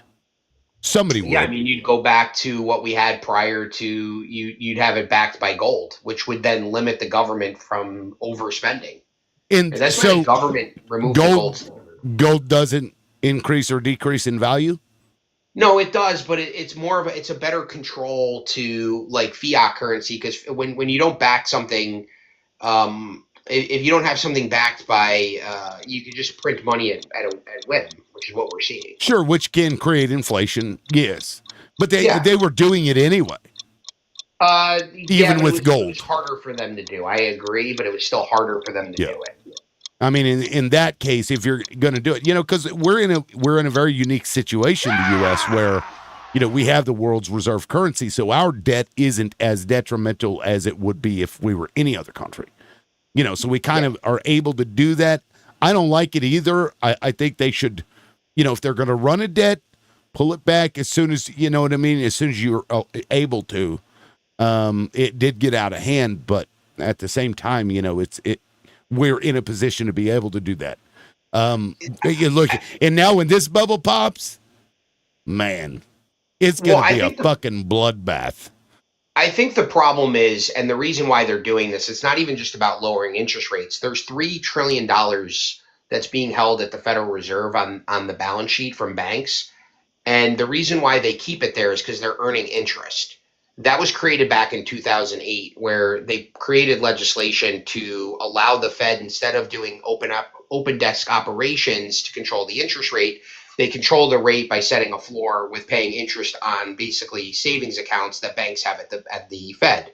They want to remove that, so that $3 trillion moves off the Fed's balance sheet and moves into treasuries, because we have a debt problem right now that we need to refinance. So again, if you're stopping that and you're at the Fed, you're actually working against what should be happening for political reasons. Like, there'd be no reason why somebody would have to convince me why she would be voting against removing the IORB. Like, that would be the argument. And most people would say that that would actually be only for political reasons, not for economic reasons. Okay. I don't know enough about that to even formulate a thought. I really don't. I know broad thoughts about interest rates, inflation, shit like that. But when it comes to like the minutia of, Fed rates and how they do it, it's like fucking Chinese to me, man. That's why I don't know. Independent. It's not independent, which is why the market should decide it, not politics. Because politics is what's deciding it now. Well, and that's why there is a separate body, and that's why we don't want politicians doing, which I think you acknowledged in the beginning, like, it's not a good idea to but you are, force your sycophants into their, Well, you have a sycophant in there now with Cook, because the only reason Cook would go against what needs to get done is because she's a Democrat sycophant. So, but the chair is somebody that Donald Trump put in there. So is he a sycophant? Who, Jerome Powell? No, he just doesn't Right. have power to actually make the decision because it gets voted on. I see. Jerome Powell, it's not an authoritarian. So if somebody doesn't vote on the thing that you want, get rid of the people that vote, put in your sycophant so that the vote will go your way. That's what Donald Trump is trying to do. That are not voting in to do that. But again, you'd have to make an argument as to why your person's not a sycophant voting against it. They're all sycophants. That's why you need to get rid of the Fed. I mean, they're not all sycophants. If you're voting against the IORB right now, the only reason, unless somebody can convince me otherwise, is because you're a Democrat sycophant. Okay. I mean, I think you're only saying that because she was appointed by Joe Biden. No, I'm saying that because right now, in order to refinance the $1 trillion of debt coming due, this is the solution and the best solution if you're going to have a Federal Reserve. She disagrees. Why? I don't know. Again, look, she is, somebody who has dedicated her life, I'm assuming, to shit like this. So when it comes to this, for me, like I said, it's this like Chinese. I don't know. If I go to the doctor, I can give you an argument as to why we should do it. And a doctor tells me, hey, you've got cancer. I'll be like, no, I don't. No, I disagree. But here's the thing, liberal. You know what I mean? Like, I don't know. Yeah. But I can give you 1,000 reasons as to why they should do it. She doesn't. I'm telling you right now, with the way the debt needs to get refinanced, which is a problem caused by Janet Yellen, there is zero reason as to why you would want to not do this if you had power at the Fed. I'm sure she has her reasons. I'm sure that she does. Again, if somebody knows it, DM me, because if you are, she's the only sycophant in there. Huh? The only sycophant that needs to get gone, or of course you just want the Fed to be gone anyway, so you have a biased opinion about anybody that's on there anyway, right? Well, because what we're talking about here is politicians, although they're not politicians, are controlling monetary policy. Okay. Well, again, I can't really speak to it enough because I'm ignorant on this topic. That's fair.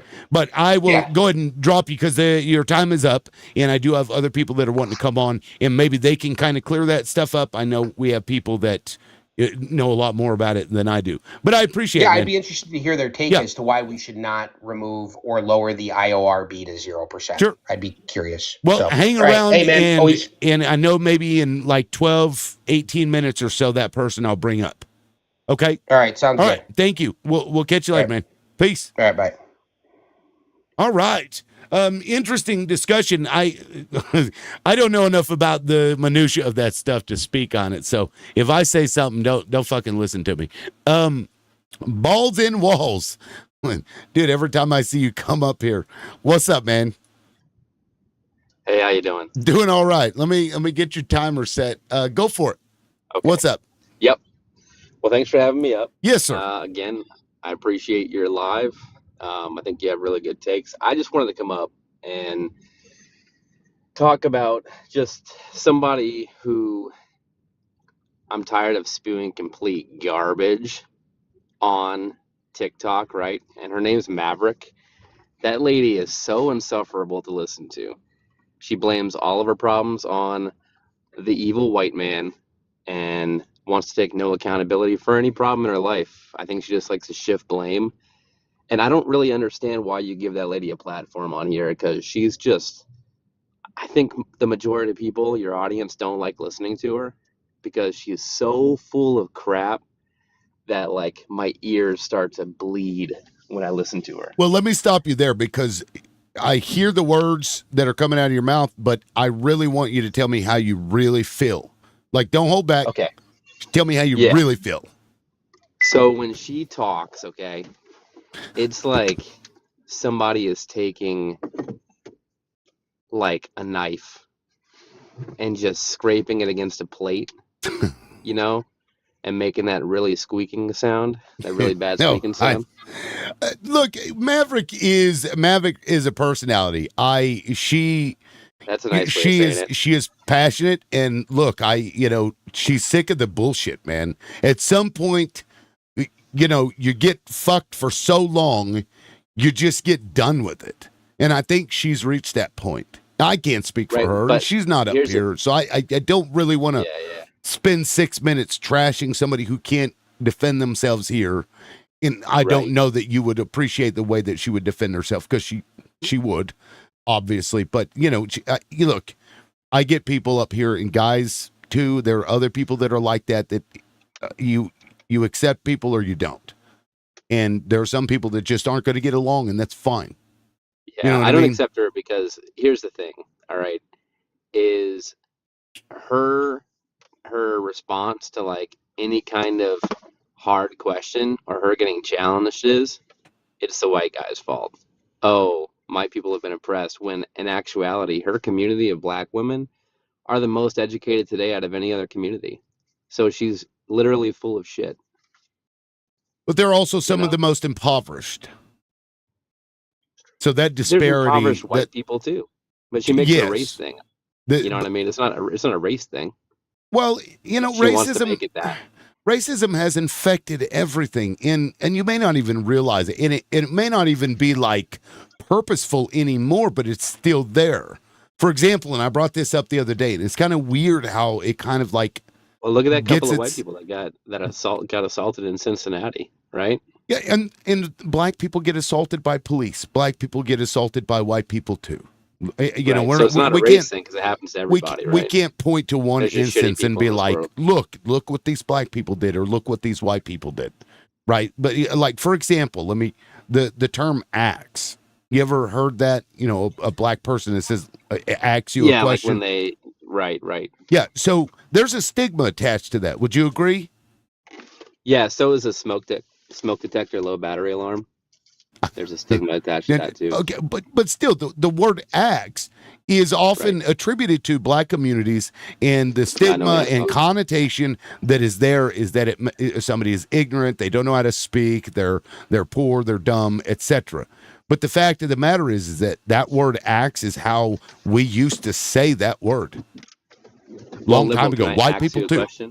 I mean, you can use it. It's part of this vernacular English for their community. That stigma that comes along with that is fucking racist. It's rooted in racist shit. Let me ask you a question. All right. Aren't you tired of hearing about it? Because you said that Maverick. I'm tired of experiencing it. I'm tired of the bullshit too. I'm tired of other people telling experiencing me that I'm the problem in this country when I never owned slaves. I never did anything racist. I don't think anybody has ever said that you had owned slaves. Have they? Yeah, but I've been literally blamed on TikTok for owning slaves. Well, and that's not right either. Right. And I can agree with you on that. And that's why I'm sick of it. So when she's up here spewing her racist bullshit, you're sick. I'm going to call her on it. Okay, you're sick of people pointing out something about a racial issue in a country that has been steeped in racism. And I understand why that might irritate you and why you might take it personally. But what they're also sick of is dealing with it. Imagine you're sick of this just hearing about it. Imagine having to live it. Yes, they are. Yes, they are. Not, bro. Come on. Yes, there are. We all have the same constitutional rights. If you can't acknowledge that, then we're not going to be able to fix it. Well, liberal, let me ask you this. Okay. I'm sorry. Let me ask you this, okay? Tell me something that I can do today that a black person cannot do. I don't know. Exactly. I mean, sell a house for the same amount of money? Oh, please. Everybody can sell their house for a shit ton of money now. What are you talking about? Dude, they have had to take appraisal companies to court to sue them and fine them because they were appraising for not just pennies, not just tens of 20s of dollars, hundreds of thousands of dollars. $500,000 in some instances underappraised because it was the same house with a black person in it versus when they made it look like a white person lived there, the appraisal was $500,000 less or so. Well, first of all, is that racist? Can you show me a situation where that's happened? Yes. Yeah, I sure can. Give me a second, I'll pull it up.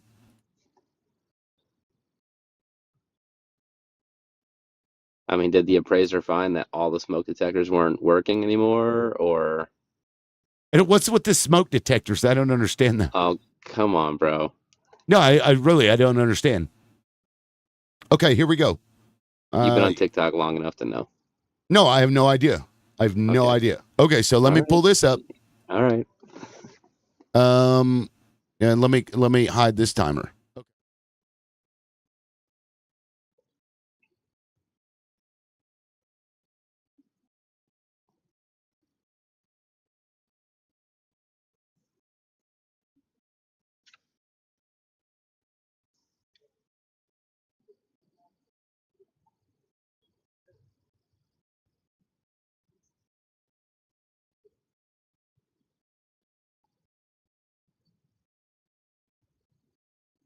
Same firm? No, different firm. Different Right. firm. Yep. Right. You okay? So it's a very black third thing to of claim the racism actually when they don't get the half, valuation they want. another additional half of the value off, and you think race had nothing to do with that? Their house was valued at $1 million. Okay. Okay. What does that mean? It's a very black thing to There claim are that other because they didn't get the instances. valuation they Look, wanted, this it's isn't because the of only race. time this has happened. I can pull up other instances if you'd like. You asked me to cite a source. You didn't believe me.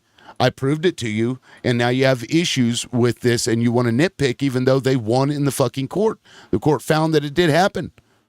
Or at least the evidence that they had was enough to get those people to fucking settle. This happens all the time. So when you ask me what is something that a black person can't do that a white person can do, is sell their home Let me ask you, at a proper where did that rate. source come from? Where did the source That come was from that you pulled BBC. up? Okay. Exactly. So attack the source, attack the facts, attack this, and you tell me that racism doesn't exist? If I were to pull you up an article, okay, from Fox News saying that racism has been fixed in this country, you would say, "Oh, Fox News, you can't use it as a source because they're biased. BBC is biased. That's not a good source." What do you mean that Fox comes up with what that says that racism doesn't exist? Because I know for a fact that it does. I see it with my own two eyes, man. So Right, Fox and you would wouldn't be able claim to it's tell not- me, "Hey, it doesn't exist." You would claim it's not a reliable source. BBC is not a reliable If somebody source. lies to me about something I know is true, do I believe them? Be like, maybe I'm the one. Maybe I'm the idiot. Maybe what I saw isn't what I saw. Maybe what I experienced isn't what I experienced. Like, of course that would be biased. If they're lying to you, then don't believe them. I feel like this is why you guys will continue to lose elections. Why? Because we don't Because want racism to exist and you don't care? You want it to exist. That's No. what you want. Who the Yes, fuck you wants do. race? Do you want racism to You- exist? The Democrat Party. Hold wants on. racism to Do I you don't. want race? Okay, if you don't, then stop complaining when people are trying to rectify issues. Rectify what? We all have the same rights. We all have the same For opportunities in example, this country. that family there, and this appraisal issue happens quite regularly. This isn't just a one-off. This is a quite regular thing. And you look at the poverty-stricken education systems in communities. You look at the higher percentage of liquor stores that get put into areas where most of the people don't even drink to the same level as white people, yet you don't see them filling those areas with liquor stores. This shit is real. It's subtle, what do you see and on you Indian aren't seeing it, reservations? but that doesn't mean Right. that it happens. What Liberal, they do what do you see on Indian reservations? when native reservations ban alcohol sales, what do? They put the fucking store, and it's not native owned. They put that store right outside the reservation so that those people who are addicted to it can go get it. I'm not talking about alcohol with Indians. What do they put on Indian They're- reservations? Are you talking about Casinos. Indians from India? No, natives. Okay, Native Americans. Let's make sure we're using the proper term here, because I don't know of any other. Okay, I'm okay. They put I'm done. casinos on Okay, and okay, the feather ones, balls. And you're upset that people want racism to stop. And like, dude, think about what you just said, and reflect on that. I can't help you. I just can't help you. And I'm not even going to try. I don't know that it's worth it. Let me move along because your time was up anyway, so it doesn't matter. So let me bring up Maher. Now this is what we were talking about earlier, y'all.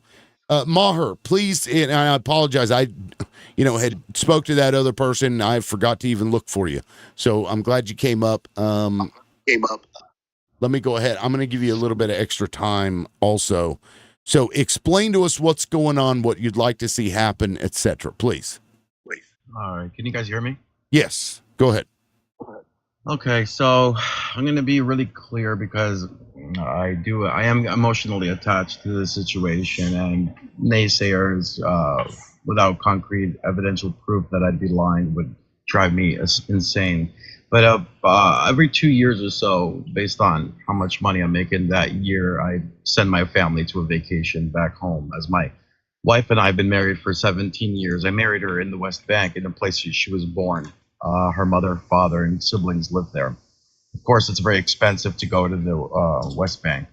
So in June, she traveled back. She landed in Jordan. Initially, she booked her ticket to go through Ben Gurion and back to the United States from Ben Gurion.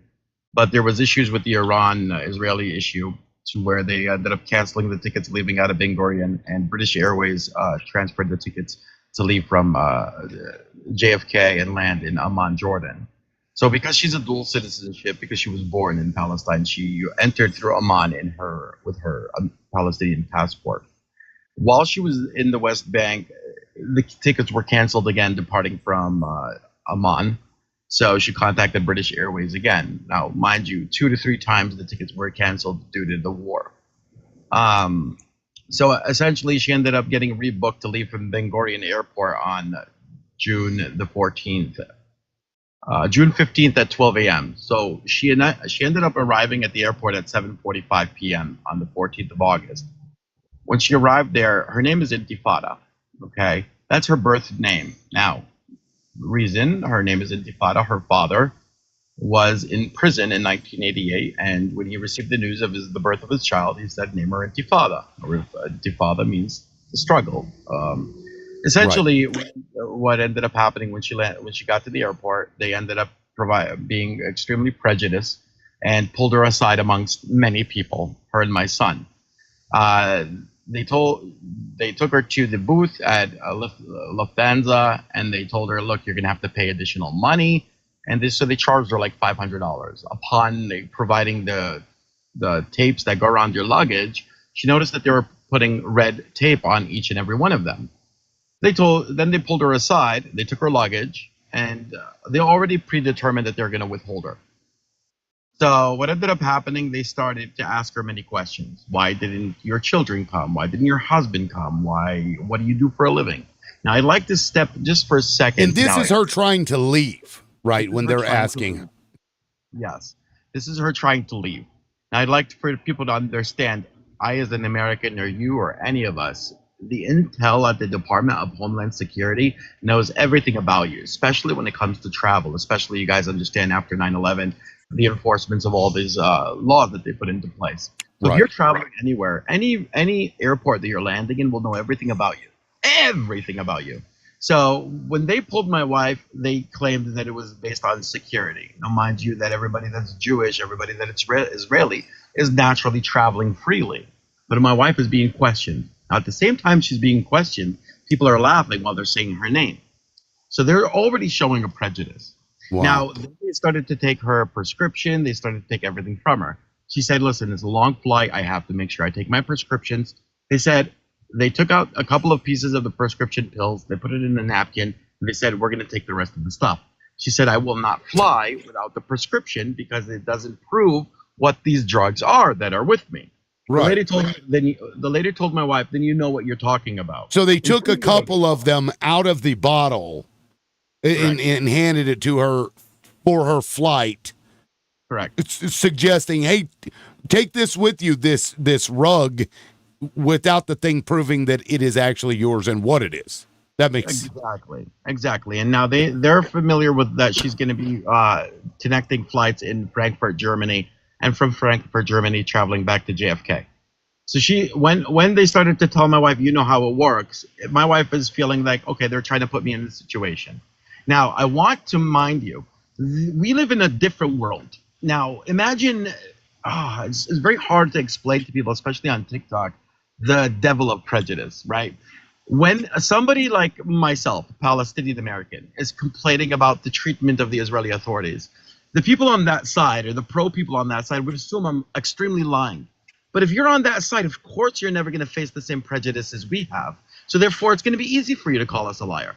Now, we bring forth 100% details and evidence of the way we were treated, and we urge the public to go and do an investigation on the matter. See, right. The problem is to immediately point out the person that's been pushed, discriminated against, and then call them a liar, but without pursuing an investigation. Now, they continued to treat them like this. Then my wife, they started to scan her. When they were scanning her on the machine, they were scanning her 8 times. 8 times. In an X-ray machine? In an X-ray machine with a wand. At the 8th time, and I'm a 40-year-old man. I've been through so many airports, so many times in my life. I've never been pushed to that point. And even after then, even after 8 times, nobody would ever told me to strip my clothes.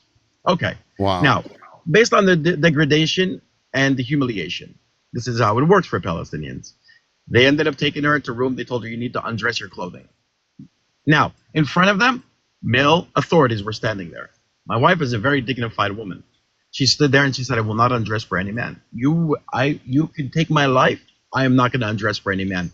Yeah, and they didn't want to do it on purpose to shame. They want degrading and shaming. Yeah. And now, if you ask any Palestinian, now, I don't know how many Palestinians are watching the live, but I can tell you one thing for certain. If people had the courage to come forward, thousands, if not tens of thousands of Palestinians over the years could tell you the way that they've been mistreated over the years and exactly what we're saying has happened to others. Now, when my wife refused, she continued to refuse, they ended up calling the supervisor. Supervisor came, my wife said, I don't care, do what you want to do with me, not happening. Finally, the supervisor acquiesced to the fact that my wife is not going to continue to do that. She's not going to do it. He said, fine, give her one more scan and then go to the next step. A 9th scan. A 9th scan. After that, my wife and my son have been stripped of everything, all their materials, everything. But the only thing they did leave with them, fortunately, was their phones. Now they took their chargers. My wife's phone was at 20%. My son was right there, and now he's tired. There's water that's literally accessible. They are treating my wife and my son like the T word. They didn't even give my kids and my wife and my son the basic necessities of even water, okay?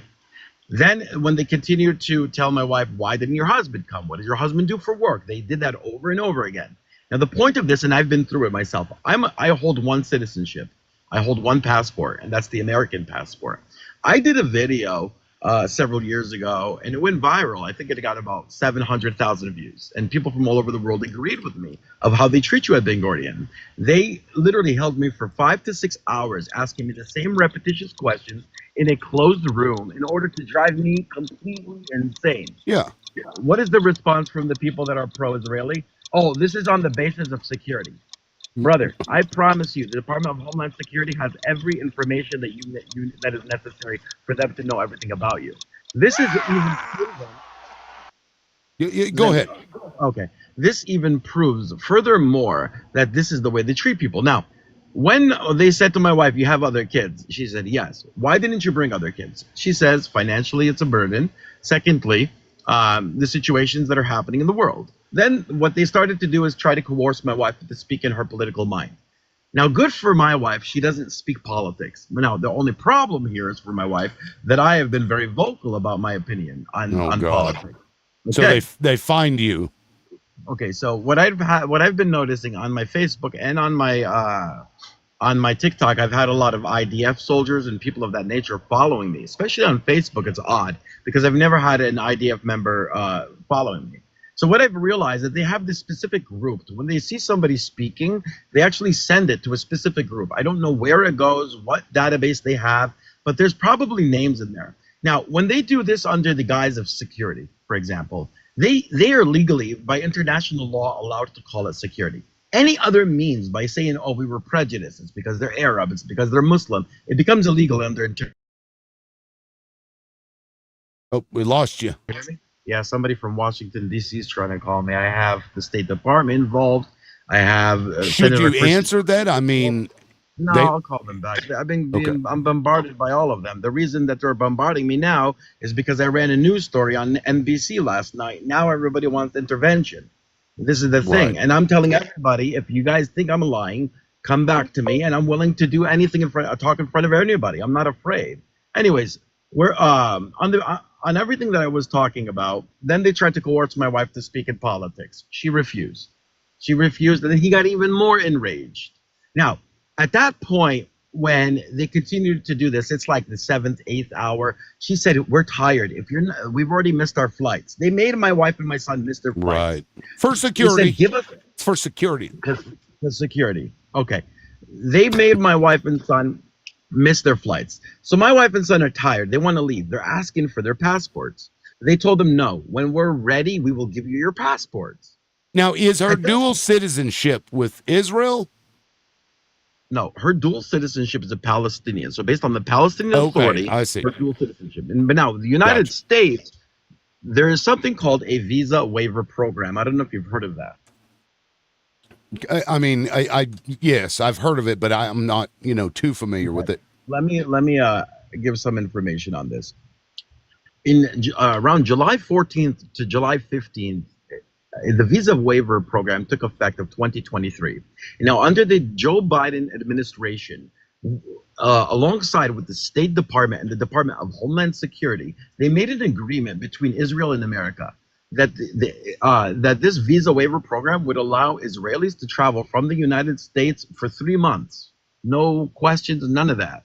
Now, vice versa, that the United States American citizens with passports can also travel to the United States, given under stipulation agreement that there will not be prejudice against anybody based on their race or religion. Okay? Israel agreed to that, but Israel has not been holding up to their part of the deal.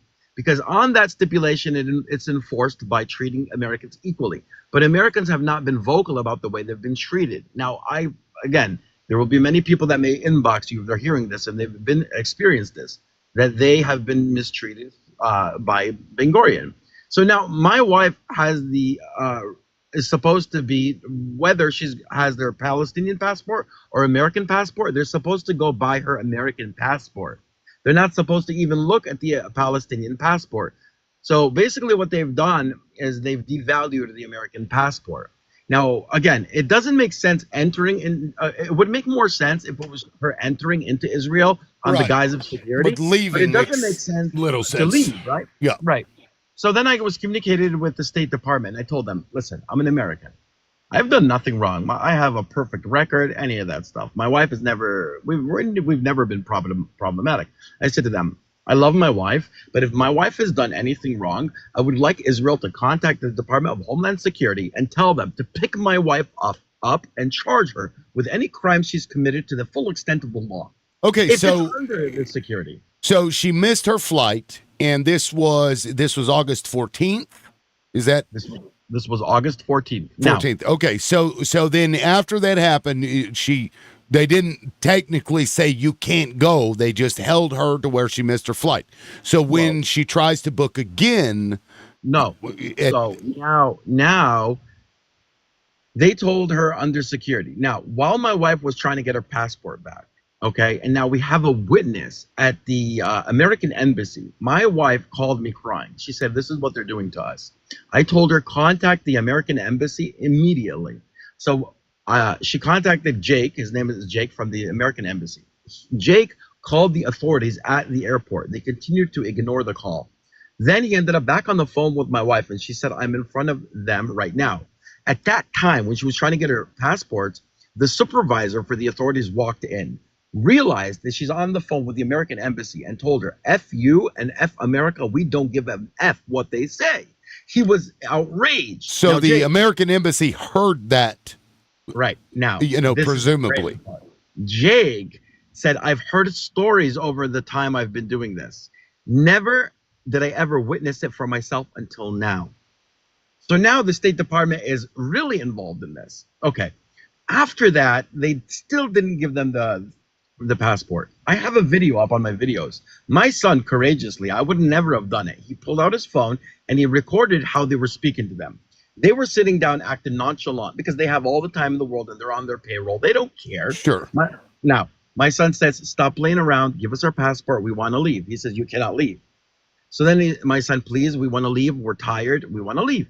Then eventually they told my son, try and leave. Now, what does that mean? Once you try and leave, they're going to end up detaining you. Right. Now, as we know, that American politicians don't care what Palestinian Americans are actually in military detention as of right now. There are minors, my kid's age, in military detention. Now, if the United States of America, the politicians cared about their wait, people, so they did arrest. No, I'm getting to the point. This is our fear. There are people that are in prison that are my kid's age. Oh, I see. Okay. Right, we fear that they will imprison my son. Now, one of them had the audacity to tell, and that part I got on record. One of them had the audacity to tell my son, do you know what's happening in Gaza? These are kids your age. This could happen to you.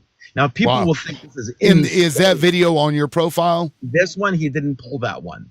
That's why I'm urging the facilities to get the body cam, of the evidence of how. Good luck with that. Family. Right. Yeah. But good luck this with is that. what I say. So if somebody's going to call me a liar, great. Imagine you are coerced in this hostile situation. Sure. How much information can you obviously get? How often can you actually pull out a camera? The fact that after everything is said and done, that my son was pushed and told to try and leave. This already gives you a notion of what has occurred. Now, after all that, everything that's happened, finally, at about 5:30 to 6 a.m., this is about 11 hours after being detained, they hand them their passports. Everybody disappears. Everybody goes back into what they were doing. Now my wife and son are sitting there with twirling their thumbs. What's going on? 30 minutes passes by, an hour passes by. Basically, they were like, here's your passports, leave, you're not getting back in the airport. So now my wife and son are ending up in the front of there. My son is crying. I have a picture of him literally exhausted in front of the airport. And how old is your son? He's 14 years old. 14, okay. Okay, so then they ended up going back to the West Bank. We communicate, and then the American embassy says there's a travel ban placed on your name. And we're like, but it doesn't make sense. Why? So now I have Senator Chris Murphy's office communicating with them with little to no answers of why outside of security. Congresswoman Jahana Hayes, little less, nothing. They were not. Now, was the travel ban from the U.S. or was it from Israel? From Israel. Okay. So they are literally breaking laws that are not enforceable outside of one thing that is actually enforceable. Because, there's immunity when it comes to the laws, when it comes to Israel and America. If they didn't have immunity, they would be able to be sued by everybody. So, of course, we have to understand, in order for, to even sue the United States government has to accept your lawsuit in order for you to sue them, right? Right. In front of a judge, he either throws it away or he says, okay, we're going to move this on to a case with a jury. Right. Now, the only thing that I could even present in front of a judge that maybe he won't throw away is the fact that there's an agreement by the State Department and the Department of Homeland Security with this visa waiver program, and that Israel is supposed to hold up to the agreement. That is the only basic notion that we even have to even get close to the government hearing about this. Now, we look at how much money the government of the United States of America provides with our tax dollars to that country. And that country, literally, I've seen is treating citizens. I mean, they pew to our soldiers. So, when it comes to a citizen, being mistreated in an airport, that doesn't surprise me at all. So, Absolutely. Okay, at this point, what has the State Department told you the process looks like, and what are they doing to try and bring your family back home to get them on a plane? Is it an option to go to another country and get on a flight and come back? Is that an option? This is the problem. If you look at the territory of Israel, they are extremely well defended, right? So in any way, even I don't know how much you know about the territory. There's outside of Israel proper, outside of Gaza, there would be the West Bank. Now the West Bank, there's areas A, B, and C. Now area A is in full control of the Palestinian Authority. Area B is between the Israeli military and the Palestinian Authority, and area C is by the Israelis, right? If they want to leave through Area A, which is through the King Hussein Bridge, that's Area A. That's supposed to be the full control of the Palestinian Authority. Checkpoints and shit with the auto pew-pews and the, Right. You have to go through the Palestinian Authority. They're going to let her through. In between the buffer zone between in Jordan and Palestine would be Israel. That's where you'd have to be dealt with Israel. Now, what the American embassy told my wife is you have to wait. Do not try to go through, even though we want to go through. They said this could cause you more harm than good. Okay, so currently she is at the embassy? Currently she's back in the West Bank at our village. I see. So if she goes into Israel, the fear is that she'll be arrested for whatever. Anything could happen. We don't know what could happen. We don't want the issues. Now, why am I bringing this to the public's attention? People think that I don't know if you know how much you know about TikTok on how much we make. You'd have to, even if you get 1 million views, you're not making $1,000. Yeah, make dog shit. Yeah, it's right. I'm not going to go and exploit my family and my wife and my kids of 17 years, right, in order for me to make a couple of dollars. I'm bringing this to make sure that my family is protected. Because as my wife, NBC News has been wanting to interview her. She's not willing to because she fears for her life. Because what could happen? They could go into the West Bank and find her. Yeah, well, I mean, it happens. There are settlers in the West Bank, and there are rogue settlers, right? I'm not saying all settlers are bad. I'm saying that there are rogue settlers that wouldn't. I'll say it. Right. Well, I have to be careful. Now, there's a lot of be carefuls. Now, why am I upset about the fact that I have been vocal about what's going on? I'm vocal about justice. I'm vocal about people in prejudice. I've advocated for Jewish lives. Why is it that as I've advocated for Jewish lives, these Israelis have massive hatred for anybody based on this whole idea if they stand with October 7th? We don't. We're exhausted on this whole tying everything into October 7th. Right. Literally, I'm an American. I don't care what you are. If you're white, black, I don't care who you are, where you come from. We literally share the same humanity values, right? I want to do what I want to do to be safe, and that's no longer existing. And politics is intertwined with everything. So we're trying to bring the shed into light, so Israel could say, okay, there is a magnifying glass on this certain situation, and they just want to come home. She was supposed to be home 15 days ago. Well, what they need to do, what the U.S. Embassy needs to do is bring a fucking escort to her and grab her and take her and your kids to the fucking embassy. She can stay there till they figure out a way, and she can get on a fucking military plane. If we can use military planes to send fucking shackled immigrants to another country that they've never been to, then we can use our fucking resources to get your family home. And fuck the State Department if they aren't willing to do something like that. So I say, tell everybody. I say go on every fucking news organization. I say have your wife go in front of the camera, because right now she's at risk anyway. You and your wife and your children are at risk anyway, because they're going to do what they're going to do, and there's fucking fuck all that anybody can do about it. And for example, they left the phones with them. That's because they monitor all of the fucking phone calls in Israel. I guarantee you they have things that allow them to listen to everything that is said over the phone. So when they're basing it on security, they already know everything about anyone. Right. They never want us to come back. I told my wife, F this.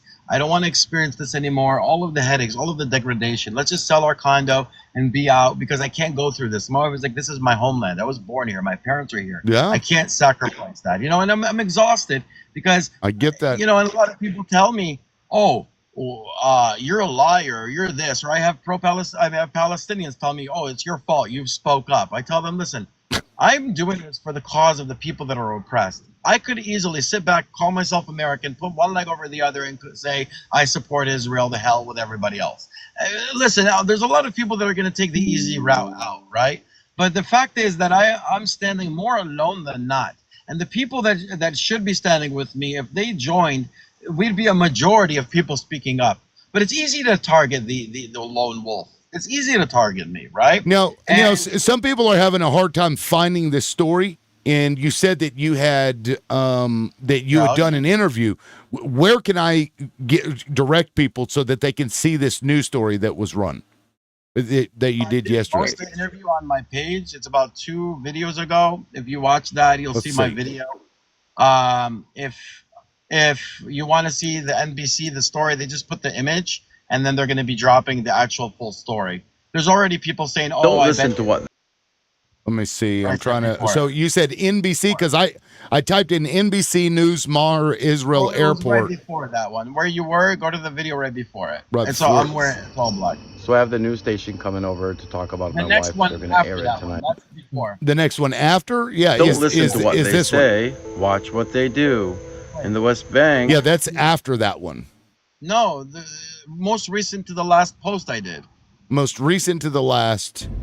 Are you trying to do good on TikTok? I may be able to help you. Is that one? I don't see it. Are you sure they didn't remove it? No, Here, they're I'll put my screen up so you can see what I'm looking. Press that one where I have my finger pointed. No, to the left. Go to yeah, let me Channel see. 8 ran our this story. one. Go ahead and share it, comment. Let's make a difference. The Meriden father is desperately trying to get his wife and son back home from the West Bank. He claims they're being banned from traveling because they're Palestinian. NBC Connecticut's Jane Chaco has more on his efforts and his concern. 2 weeks is an eternity for me.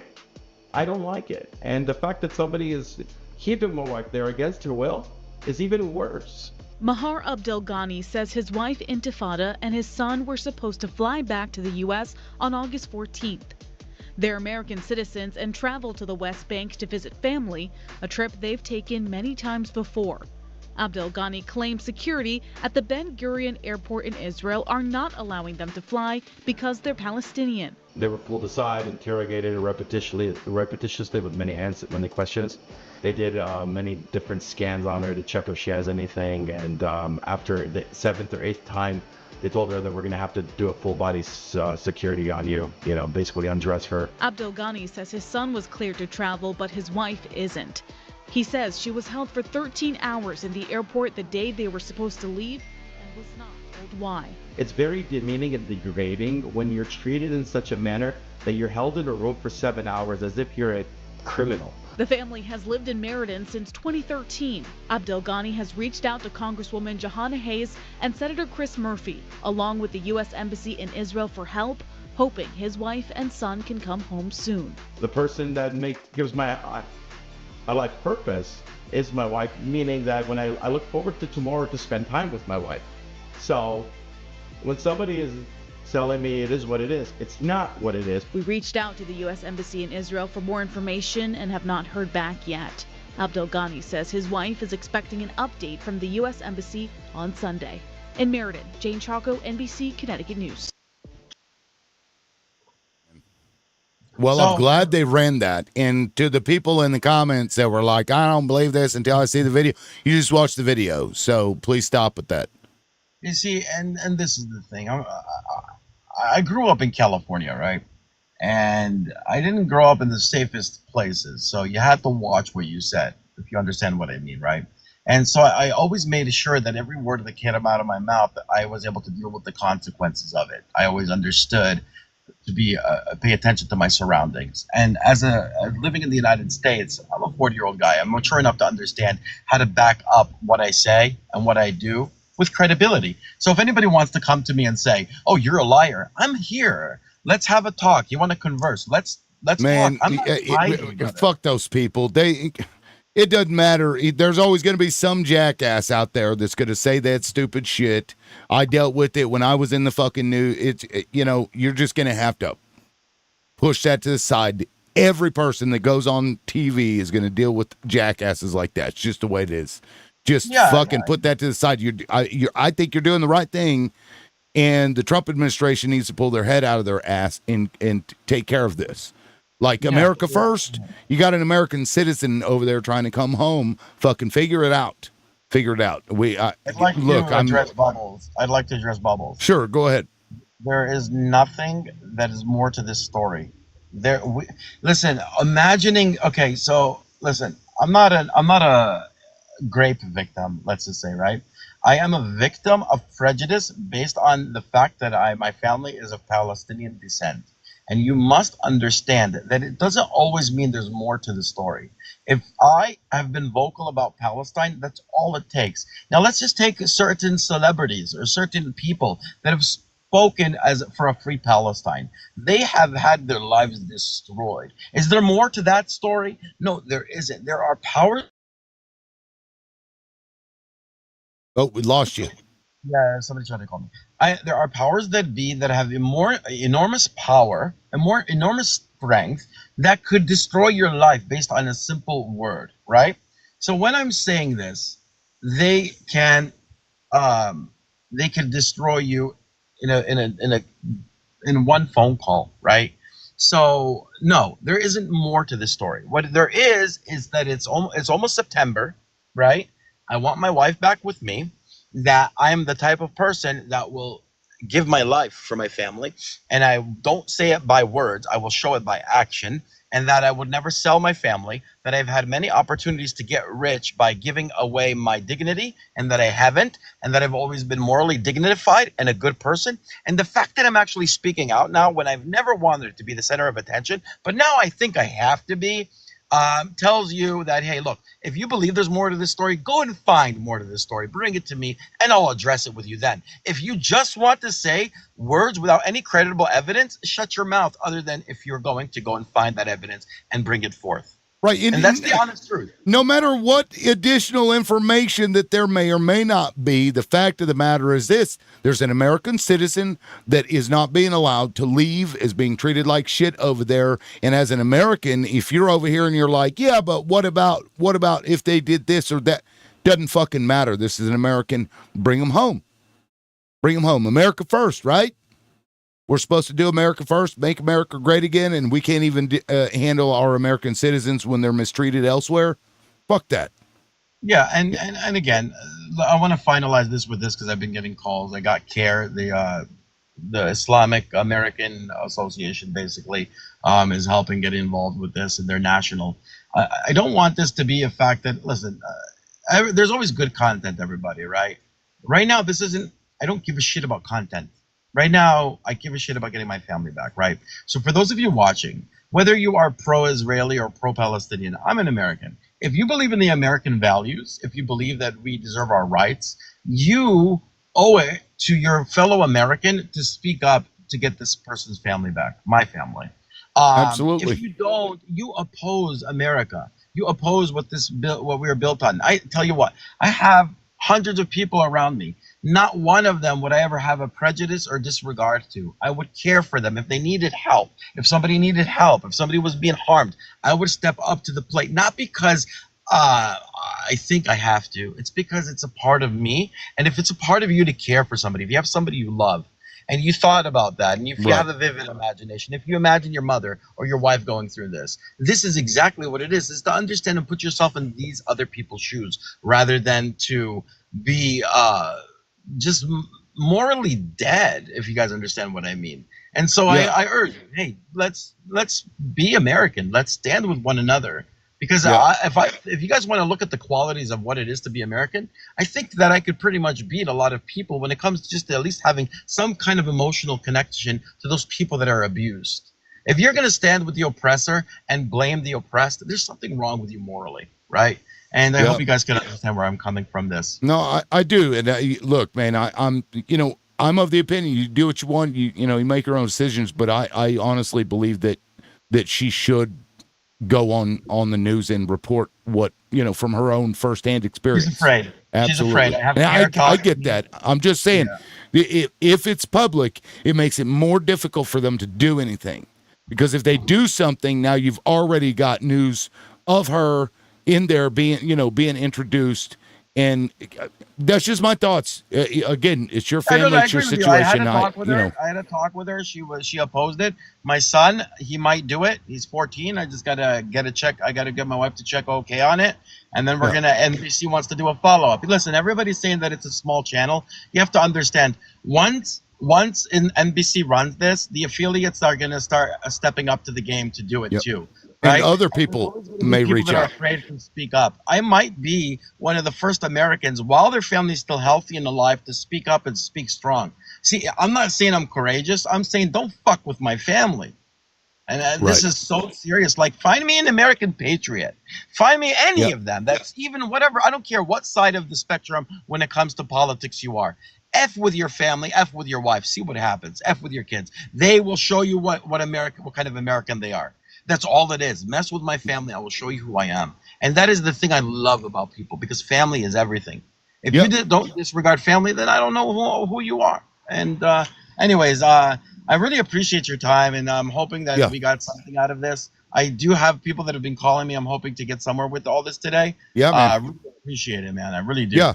I'm glad you came up. I'm glad I brought you in. I knew nothing about it, so yeah, I'm glad you shared your story, man. I'm sorry. You have a beautiful family, and I hope they can figure something out. I really do. Thank you so much. And for those of you watching, if you'd like to, please, I urge you to go onto my page, go to that video and share and repost it. TikTok has been absolutely shadowing my content. And they are pushing propaganda videos like no tomorrow. I have firsthand know, because when I push these situations about Palestine or my family, it's shadow banned. But for an example, that Valentina Gomez that was burning the Quran and saying DEATH to Muslims, I put that video up, it just goes up to 5,000-6,000 views. All of a sudden, there's no suppression. So I want you guys to understand TikTok is a warmongering machine, and I think it's controlled. So your help is definitely appreciated. Well, I dropped you a follow, and you're welcome to come back up and offer updates, and honestly, if it was me, I would record every fucking phone call that you have. I would record every one of them. On a federal level, it is a single party consent, meaning only one person needs to know about that conversation in order to be able to legally record it. So when you're, crossing state lines, that is federal, it's single party consent. But check with your state just to be sure. Every state is different. Some people require both parties to know about the recording. But if it was me, I would fucking record them all.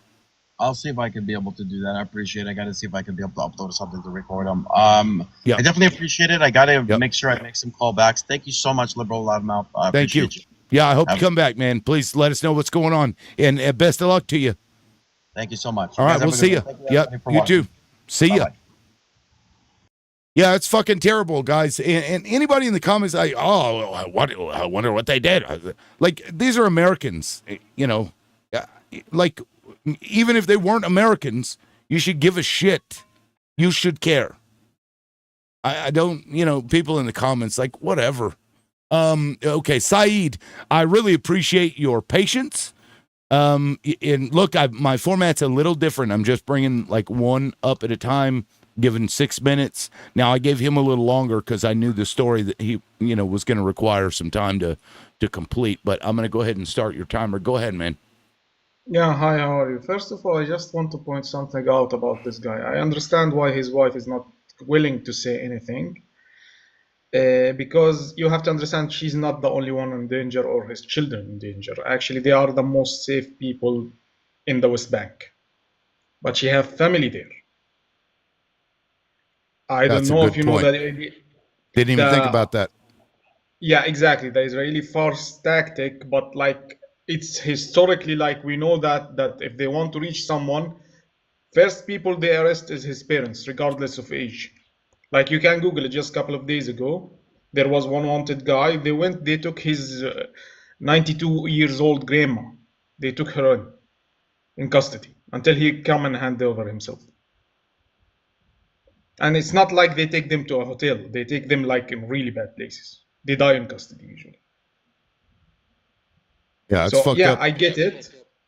But I understand his wife's point of view. No, she won't go public. I don't think she will, because she understands the situation over there. They won't come after her. They will come after her family. Yeah, I really didn't think about that, but you're right. And that's what they do. Like the guy, when Israel, unalived the guy's head with a cell phone, boom, boom, they used his family to get to him. Yeah. No, that's a spy situation. But like, here is how it goes. You know how they keep saying, oh, if you are gay, you will be unalived in West Bank, or if you're gay, you'll be unalived. The biggest threat to, let's say, homosexual people in the West Bank or in Gaza is the Israeli, because they usually blackmail them. It's a taboo in the culture over there. It's a taboo, but it's not like a death sentence. But it's a huge taboo. Like you will be shunned by your family. Okay. Right. So they blackmail them, and a lot of them being forced to work for the Israeli intelligence. Like this happen all the time. Like over there, it's known fact. If they want to reach to you, they doesn't need to go to you directly. They will go after your family, one way or another.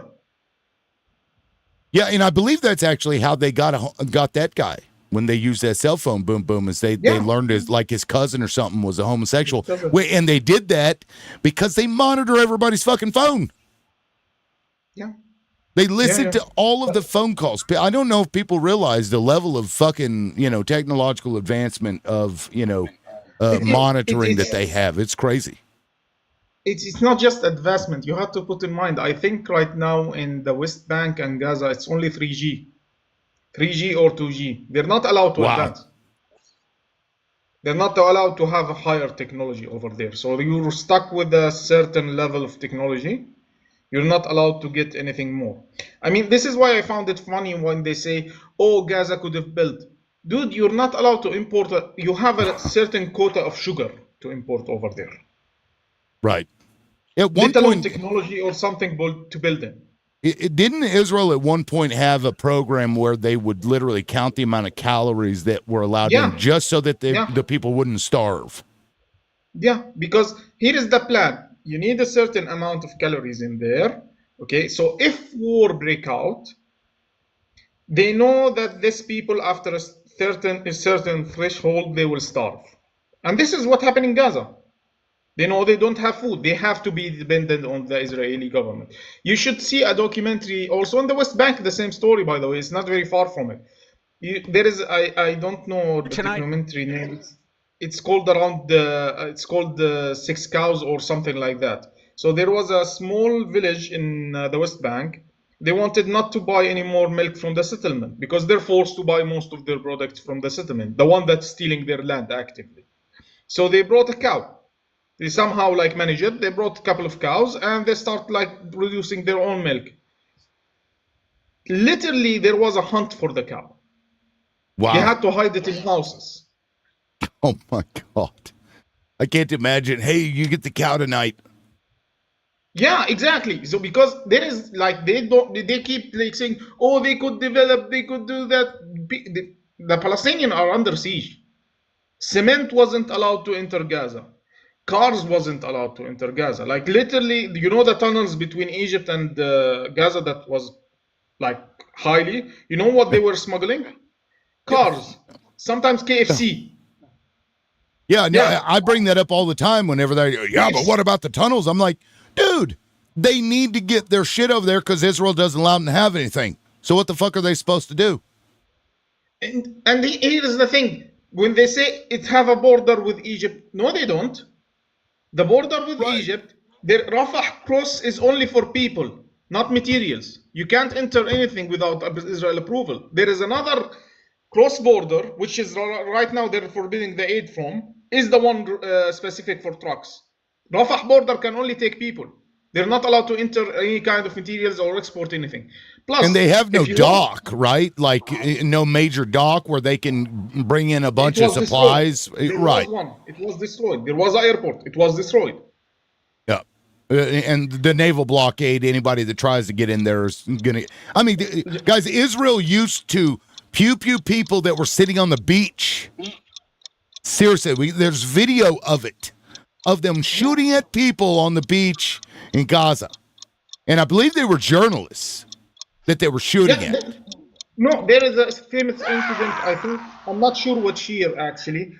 Just one thing. People don't give me any gifts. I don't use TikTok a lot, so I'm not going to cash anything. So please don't give me anything. There is a famous video of a little girl. She was in a picnic with her family in the beach in Gaza. And speeding boat, one of the Israeli boats, just fire a shell at them. For no reason at all. Just fire a shell. And it's actually the video at the time went all over the news. She was crying on the beach. I still remember it up till now. I don't remember which year. I need to look it up. But the point is, it's fucked. Fine. Okay, here is one of the arguments I always throw out. Fine. You don't want weapon to go in. Fine. Why you're not allowing them to export? Right. Gaza is not allowed to export anywhere. Like they literally have, if they need to export, it have to go to inside the occupied Palestine, which is called Israel, and then from there it goes out. Yeah, it's fucked, man. It's a fucked situation, and people that don't understand all the level of shit that they've been dealing with there for decades. This has been going on for decades, guys. Of course, these people are fucking fed up with it, and it doesn't surprise me why anybody would want to attack. Like, that's like being mad at the slaves because they revolted against the plantation owner. How dare they? Exactly. Like, it's fucked this up. Is why I really don't understand the argument like October 7. What about before October 7? Like, fine. Let's say October 7, it's a horrible thing. Fine. But why everything before October 7 doesn't justify October 7, but October 7 justify everything after it? How does this logic work? Thank you. Yep. Abso-fucking-lutely. That's a great point. And, there are some people out there, they either don't care or just one ear out the other. Exactly. And here is the thing. When they say, oh, they are army, they have regulation, blah, blah, blah, this. You can just Google the number of Palestinians unalived with gunshot. A lot of them are children. This is not calculating the wounded, because a lot of time they have a policy of actually wounding Palestinians in areas that make them crippled, so they become dependent. It's a whole policy on them. Okay? How many of them got shot? How many investigation the IOF army did? And how many Israeli soldiers got convicted? None. Yep, none. You've been in active war for 75 years and hardly had anyone convicted? Right. Are you angels? Yeah. Well, yeah, maybe one day those roosters, the chickens will come home to roost, because it's got to stop. I mean, I think the world is starting to wake up, though. I don't think it's going to work out too well for them. It's going to be the worst thing that ever happened to them, and they will have done it to themselves. Look, here is the thing I always tell Israelis, because I know they feel almighty right now. It's fine. They have the right to. To be honest with you, they play the long game. They're smart. Not they're smart. I think their leaders are smart. Like the long game in general. Very strategic. Very clever. Strategic. I give them credit, to be honest with you. But here is the thing that make me 100% positive. Not a single Israeli ever read the actual history book. Okay? Because if you open an actual history book, no one stays strong forever. And I promise you, when the table turns and you start posting about the sad shit that happens to you, people will be committing Gaza the same way you put October 7 right now under the unalive children pictures. Yep. This will happen. Maybe you won't pay the price right now, but either your children or your grandchildren will. Someone will. It will. Just like Germans. They learn the hard way too. And don't get me wrong. Sorry for cutting you off. No, you're fine. Israel is a parasite state in the Middle East. It's surrounded by enemies. All it takes one bad leader in Israel or one strong leader around her. That's it. Yep. Yeah. No, for sure. And one can hope that eventually this will all come to a fucking end and people can go back to living peacefully like they used to for thousands of years prior to the creation of Israel. We'll just put it that way. I hope, relative peace. I mean, shit still happened, but nothing like this. Nothing like this. Here is another thing that really pissed me off as a Palestinian. When they told us, the Palestinians don't want peace to live with the Israelis.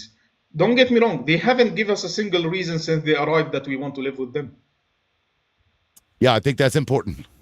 Yeah. They need to give us. It's not on us to live with them. It's on them to prove us that we can live with them. It's the other way around. No, I completely agree, man. Now, I've got a couple of people that are trying to get up, so I'm going to go ahead and drop you, and I really appreciate your words, man. As always, you're always welcome to come up. I appreciate you. Thank you, man. Love your live as usual. Thank you. Thank you. Yep. We'll catch you later, man. Peace. Sure. All right. Hi, Bray. I'm going to bring in Butch first. Since you were on earlier, let me bring in Butch. He's been wanting to say something, and then you'll be next. Hi, Bray. Wanted to say crazy shit, y'all. Go ahead, Butch. What's up? Hey, Lynn. Yeah. What do we got? 6 minutes. Anyways, yeah. Mar, what they're doing to him, I've reached out to some different people. One guy was in the Congress for 20 years. He's no longer. And I know him. I know him before he was even in politics. Well, you know who? Maher? Oh, yeah, I know him. Yeah. Oh, okay. Okay. Like in person, like you've met the guy before, you know the guy, or you just have followed him? I met him from on here, and all he's ever done on here is want justice justice. He's not, he's also spoke like the Jewish people. They don't like what they're living in. Like I say, you got to understand over there, 80% of the people don't like they don't show you the protest in Tel Aviv. I mean, what they do to these people, they beat their own people. I mean, this is the most brutal, evil, and like I say, if you look up the names in the cabinet on Israel, all their names are different than what their original names were. What I'm like saying, Mielkowski, for example. Right, all of them. What I'm saying is the Palestinian people are the strongest people on the planet because of what they have endured and what they've endured, like October 7th. I read Netanyahu when he stood up there and he spoke, he was declaring war. I read him. It was like, I can't believe this. He's declaring war on people that they occupy. Right. And what they're doing and what they've been doing for 75 years was condoned and signed up because of the infiltration in the United Kingdom, the fallen empire, and also the United States. You got a congressman in 23. After that happened, wearing an IDF uniform, Purple Heart military. Hell, guy. we got Ted Cruz. He even openly admitted, reason why I joined Congress is because I wanted to be the strongest supporter of Israel. Like, bro, what? These people they're like marionettes, and Netanyahu and those fucks are the fucking puppet masters. They got their hand right up their ass, telling them what to do. It's gross. It's fucking gross. My account I had for 3 years, I had 8,600 followers, friends, and I never went live. And the bottom line is I never used any of the monetary, none of that shit. Everything that I don't even know how much it was in there, but I didn't care because I ain't going to touch that. But the bottom line is my account was taken, and I was told by 2 agents it never existed. I mean, no problem. And I just figured TikTok is so, when they shut this down for 14 hours, they put in the algorithm. The big brother over there, Israel, that's running this country, basically put in an algorithm. And like I say, they're watching you probably right now. They're watching anybody that. Oh, no doubt. I was sent a message from a person that told me, because of, like I say, in the last month with this account that I started about 3 weeks ago, I should leave America. I should leave. They're leaving, but I should leave too. And I know this person. I says, fuck them. I said, I know what they did to my one friend, which was a congressman. I sent you that video. I sent you two. Trafkin, I still didn't watch it. I'm fucking tired after I got off of there. I ended up going to bed at like 7 o'clock yesterday. Right, but you need to watch that because exactly, if they can do that to him, who are you? That's the bottom line. And that was told to a guy with a lot of power that knew what they did. It was no accident. And he was told, well, look at who he was. Who are you? Well, he said his title and he says, but who are you? In other words, what happened to him can happen to you. Right. And he crumbled. Well, and let's also point out that whenever the state started banning TikTok from government devices was right after IDF soldiers started posting the disgusting shit that they were posting on TikTok. Remember that? When they would rifle through the people's stuff and put on the fucking underwear and make those stupid fucking videos. And then the world was seeing exactly what those fucking soldiers were doing. And then the U.S. government's like, whoa. We got to do something about TikTok because of China. Bullshit. They were doing it to protect Israel. That's what I think. Right. Thank God for China, because China is a country, they say communism. You know what? You go to China, you come back here, you're going to say, what the fuck? You'll move to China. The bottom line Right. is, it's just like I say, they portray everything in this country that it's like they're our enemy. They're not our enemy. China has 5,000 years, and they're not worried about the United States. There are 1.4 billion people, and that's another thing that they're worried about. And like I say, when Russia contacted China back in when we were falling off a cliff in 2000, when they had to do that, bail out the banks, bail out all the Zionists, right? Who's bailing them out? United States taxpayers. Israel knows the only way you can control a country with debt. And let me ask you this: in 1967, the Liberty, they suppressed that. How many ships have we ever had attacked where they killed 30 unalive, 34 soldiers? Right. And severely injured 174. Yeah. And they suppressed that. If that's an ally, I mean, damn. Right. What does the enemy look like? Exactly. Well, like I say, they suppressed that, but any other country, we would have devastated them for that. That's an attack on America, and that was suppressed. That's like I say, for more than 75 years, they have been working. They own our Congress. They own both sides. Yep. They own the special committee. And the bottom line is, you got to watch those two videos.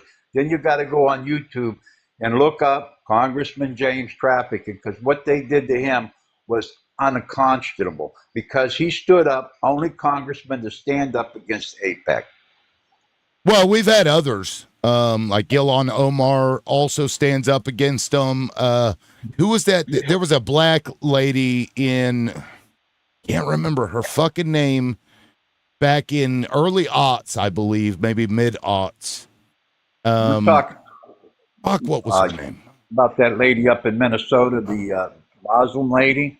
Well, that's Ilhan Omar, but there's another one that was even before that, and she got ostracized by the Democratic Party because Israel's got their hand up their ass.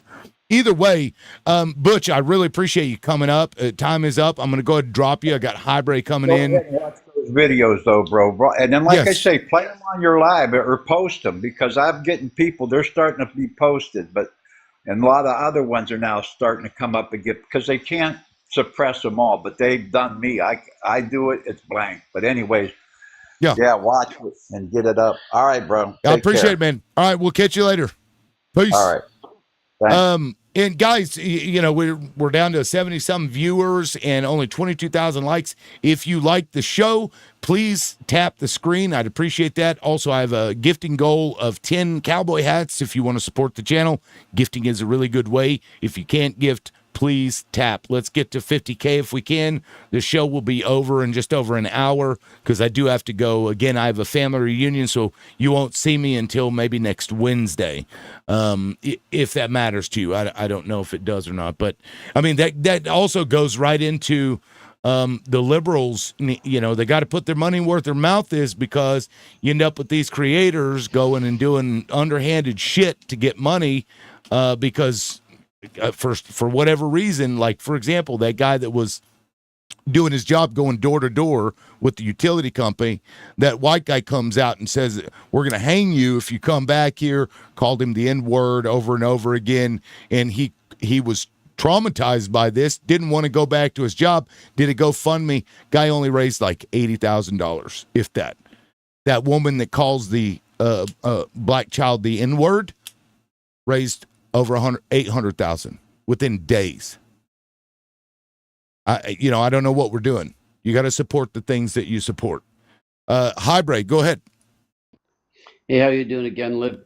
I was just heartbroken listening to Mahar talk about what his family's going through. Yeah, it's fucked up, man.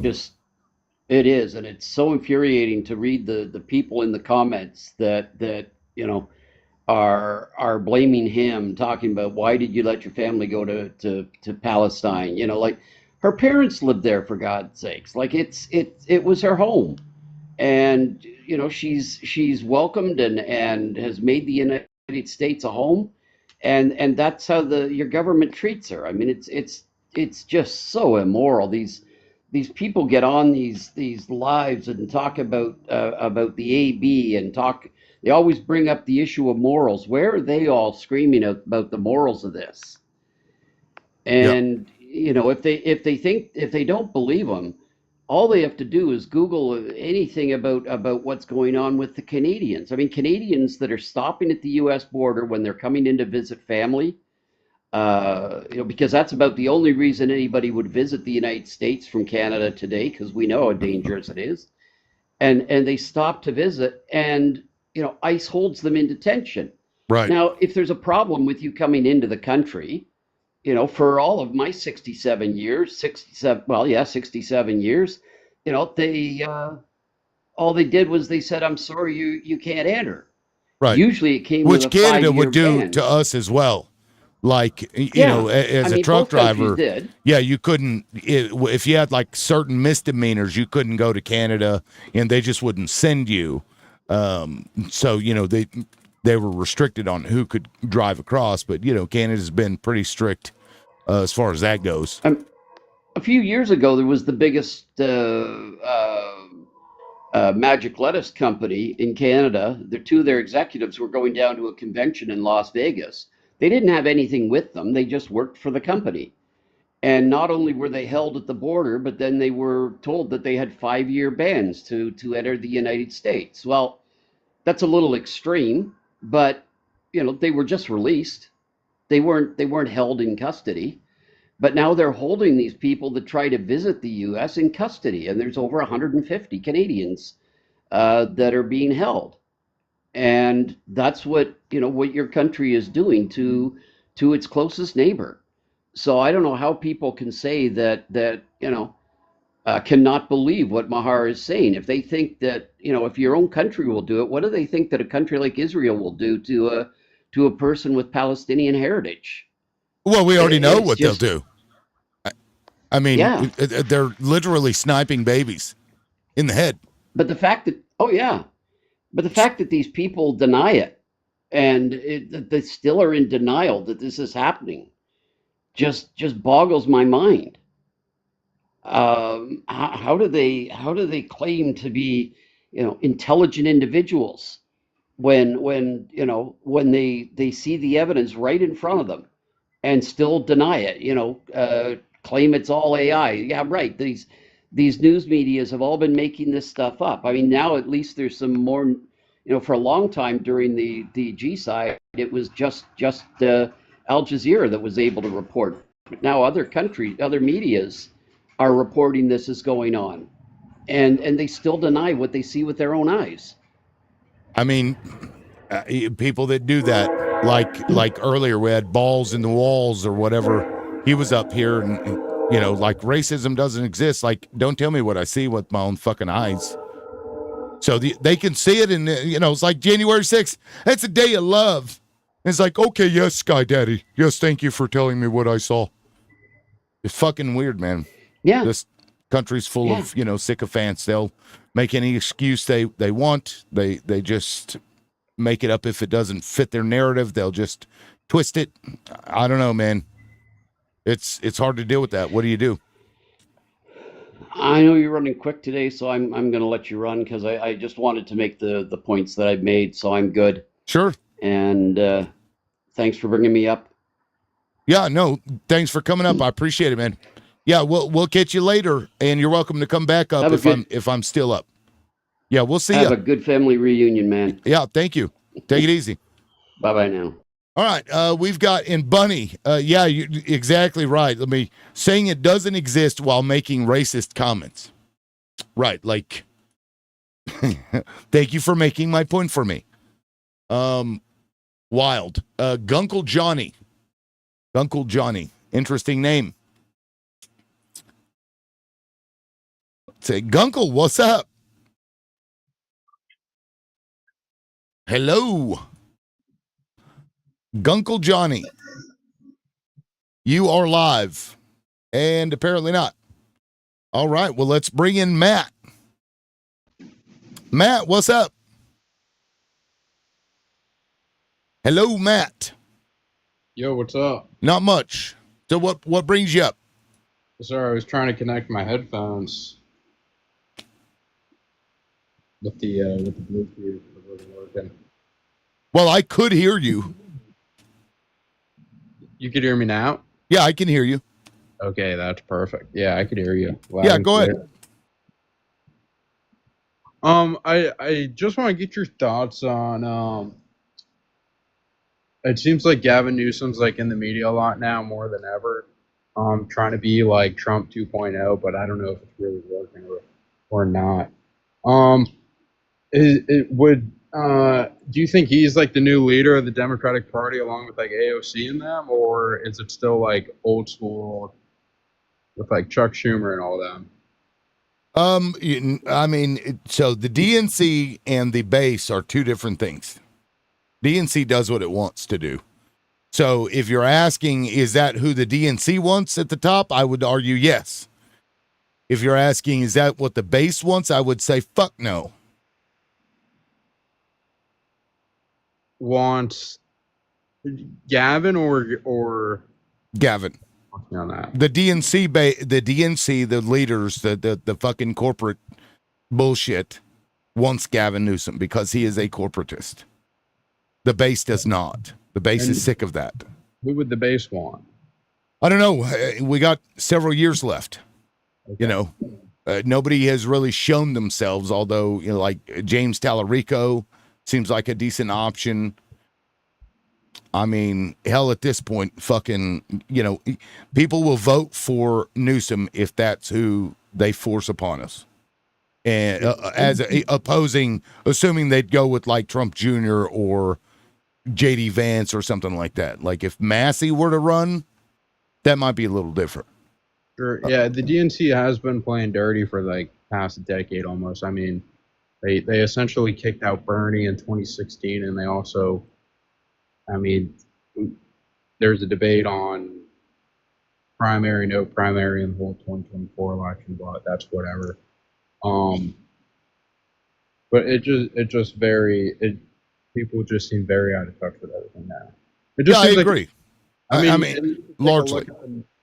Take a look at the numbers. I mean, I think with new registered voters, the GOP is killing it with the young people, and I think it's almost at a 2 million lead almost. It just seems very. It just seems like people can't get their point across, or it's not touching with people. So it's because they just like they're can kickers, in my opinion. And granted, you know, listen, like I am. As far as policy goes, I'm as progressive as you could probably find that isn't a communist, right? But when it comes to the fucking leaders, I look, I'm so sick of them pushing these people. Oh, you got to vote for Biden means the only viable option. I'm fucking done with that shit. I am so sick to death of that. Were you angry in 2016 when they essentially kicked out Bernie Sanders? Yes. Yes. And I was angry with them again when he was winning in the fucking primaries, and then all of the other Democrats running, resigned from the campaigns and then put their fucking name behind Joe Biden. I thought that was a mistake. Yeah. It'll be very interesting. I mean, Trump is out of the picture, and essentially, I mean, give it 2 years, and then it'll be election season. I mean, people are on the grind. But we know him; he'll probably never be out of the picture. But who? Trump? Yeah. So that, I mean, he's definitely going to take the. I mean, essentially, like when it comes down to that second year, your second year in the presidency, after those midterms happen, and then you kind of just lay low if you're getting out of office. But we know that won't happen for him because he's Donald Trump, obviously. So it'd be a very interesting next 3.5 years. So it would be very, even midterms. I'm not sure on midterms. I don't know what's going on in my home state, but. Well, aside from any kind of like, gerrymandering shit and vote purging, which they did, in the last election, because we can't really talk about that. Aside from that, it's not going to look good for Republicans. It's just not. I mean, what Donald Trump is doing is just not popular. Yeah, historically, it seems like in the midterms, the president does lose. Whoever is sitting in office of that party does not really win the midterms. Right. Well, and I mean, you look at what they're doing, across the country, and people don't like that. You got people been here 10, 20 years or going to their asylum hearings, and they're getting snatched off the fucking street and shit, snatched out in front of the courthouse where they're going to their, immigration hearing. You've got fucking ICE, and I'll play this video. This is fucking nuts. I'd pulled this up earlier because somebody was talking about something else. I can't play too much of it because of fucking copyright shit, but let me.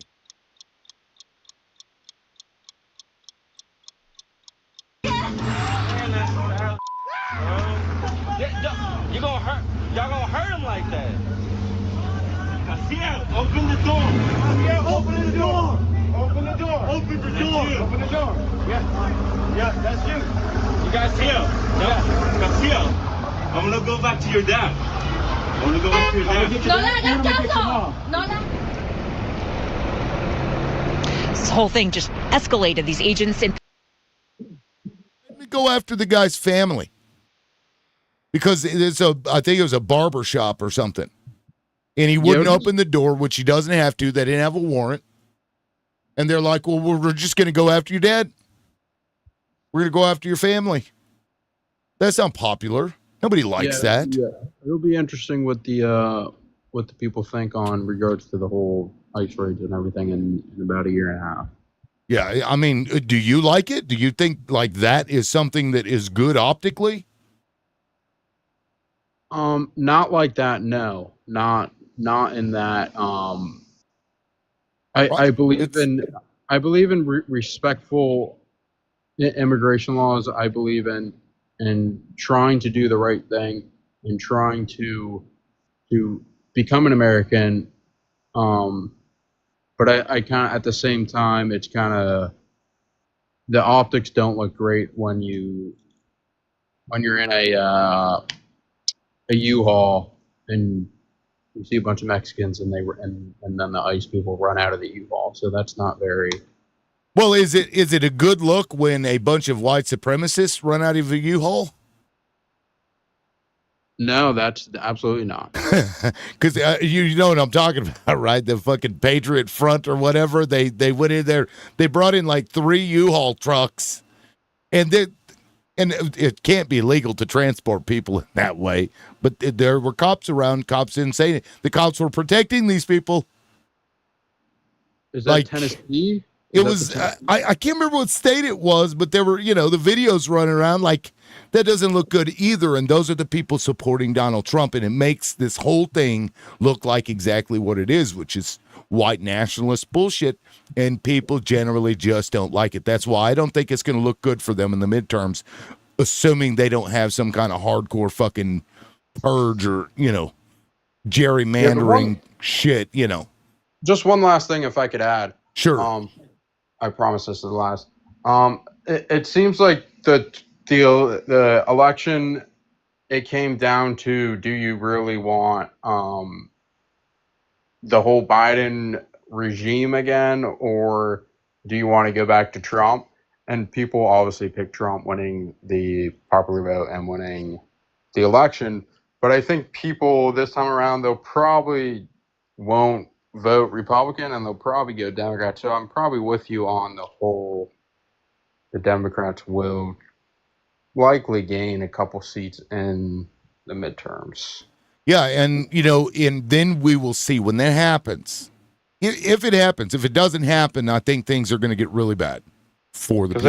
I think historically if that happens, we're really going to see the fascists come out in Donald Trump.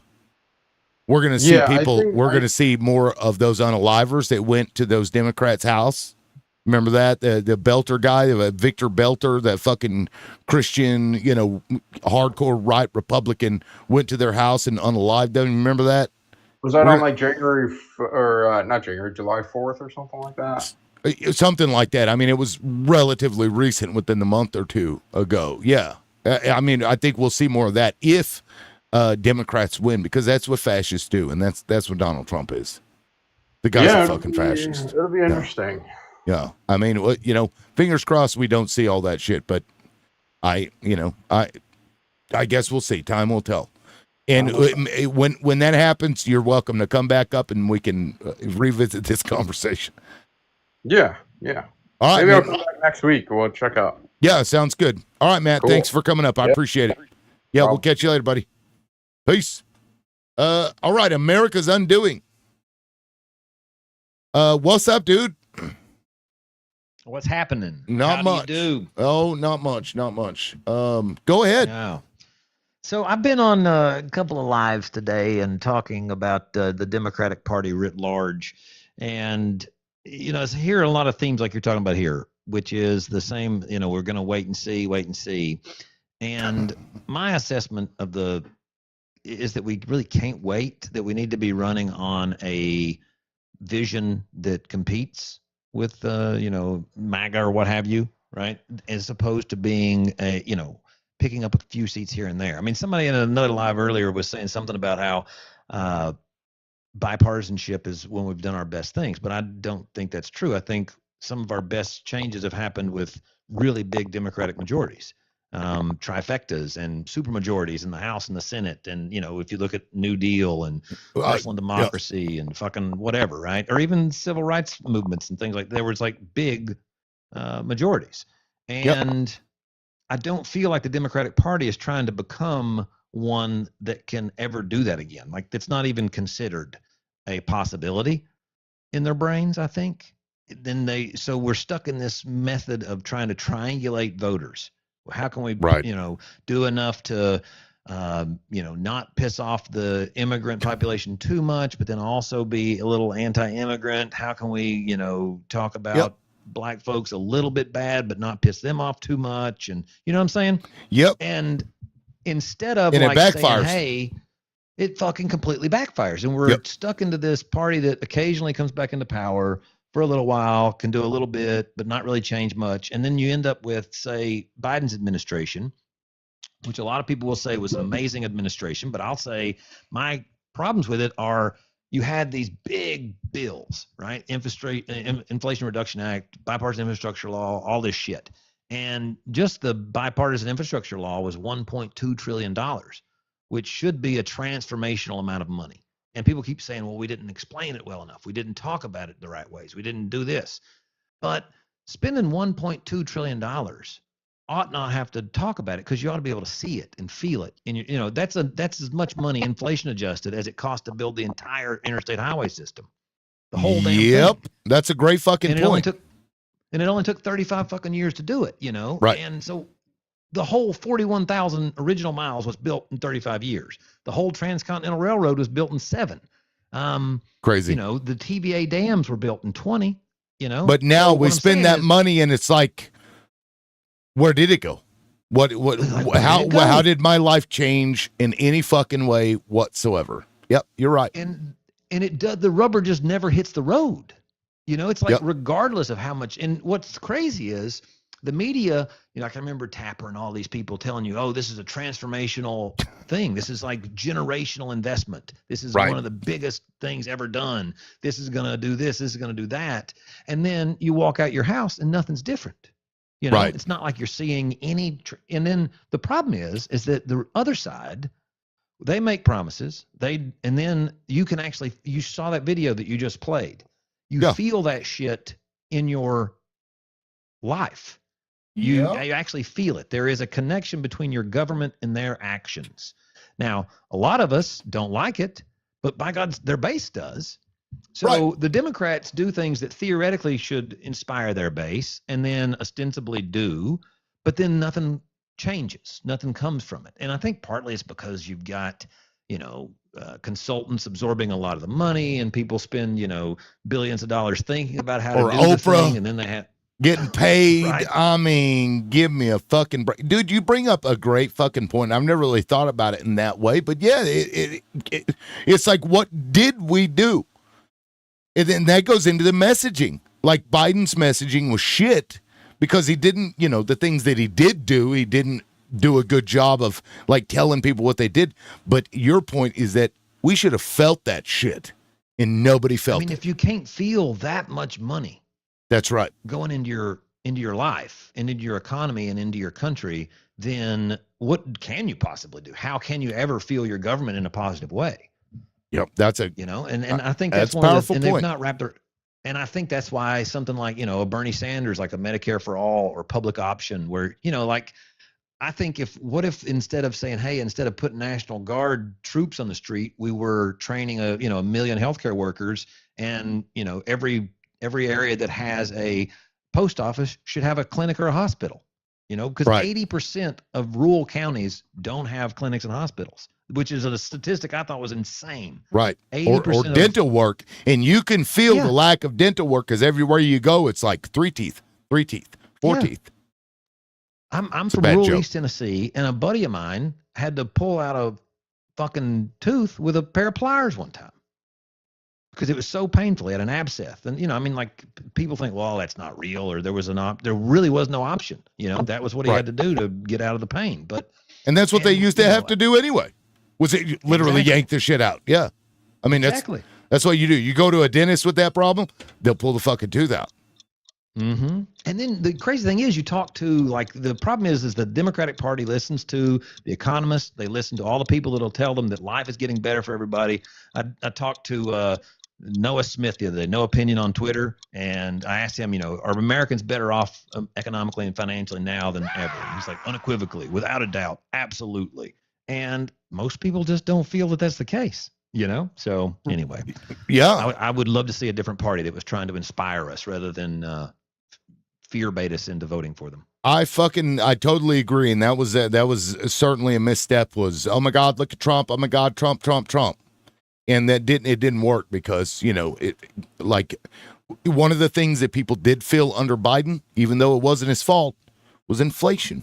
You go to the grocery Right. store, you're paying fucking $7 for a dozen eggs, and you ain't never had to do that before.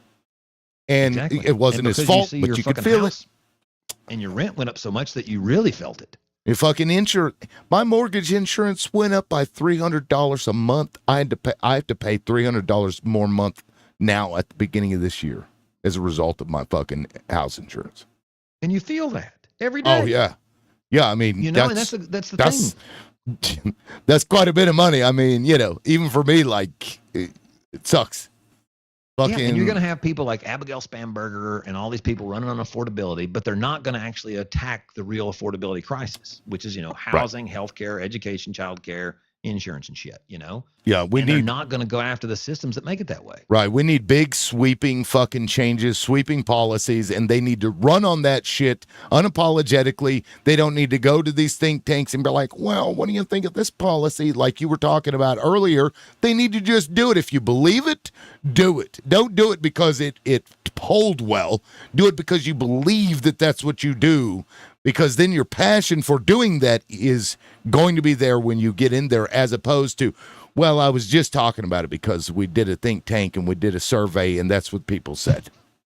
Absolutely. Donald Trump believed what he said about immigrants when he was coming down those stairs. Yep. And tariffs. It's wrong, He'd been but he talking by God about believed tariffs for years now. Long years. before he was, president. So Yeah, exactly. And that's, I think, if we can get back to one that can see the vision of America and then articulate it to people and then show how you can deliver it and ask for a majority and then a supermajority and start, that's what Newt Gingrich did with the Contract for America. I mean, it's been tried and true, Yep. And they say, oh, people don't want change. Well, why the fuck do they vote for Trump twice? Right. Why'd they get excited about Bernie? Why they get excited about Obama the first or time? George Bush when they're, that's a guy I'd like to go have a beer with. I'm like, yeah, he's also a fucking idiot. But okay, because our children's do learn America. Our children. Do you remember that shit? When he said that? Oh my God. I remember they used to have that calendar. Fuzzy math. They called it Bushisms. Do you remember that shit? That little desk, or not a calculator, it was a calendar. That desk calendar. Every day they had 365 of these Bushisms, this stupid shit that he would say. And they loved it. I think he also played the moron up real good too. I think he you're leaned probably into right. that shit. He was like, oh yeah, I'm gonna be the fuck. He's Because a I've seen him fucking- post and talking and in front of like crowds and stuff, and like there's a little bit less of that dunce. Either he got smarter as life went on, or it was a role he played. Yeah. No, and he played it pretty well. I mean, he had me fooled. Well, man, I really did you change your name? Now it says Corbin Trent. Is that what it always was? No, it was America's Undoing, but I decided to put my actual name. Okay. Well, hey man, it's good to talk to you. I appreciate it. Always a pleasure. What microphone are you using? I'm using a Shure. Okay. Like SMB? Yeah, I believe it is. Okay. Yeah, sweet. Yeah, the 7B. No, it sounds great. Do you have it's also just my smoking. It keeps or whatever, Oh, with the right, yeah. No, you got a radio voice for sure. Yeah, I appreciate it, man. Yeah, I'll going through a Rode Pro and all this. I do some lives and stuff, but nice. Yeah, I invested. This thing is like, I don't know, like 10 years old. I bought it when I was making money on my YouTube videos. I bought it with the YouTube money, and I mean, they've been making this since like the 60s.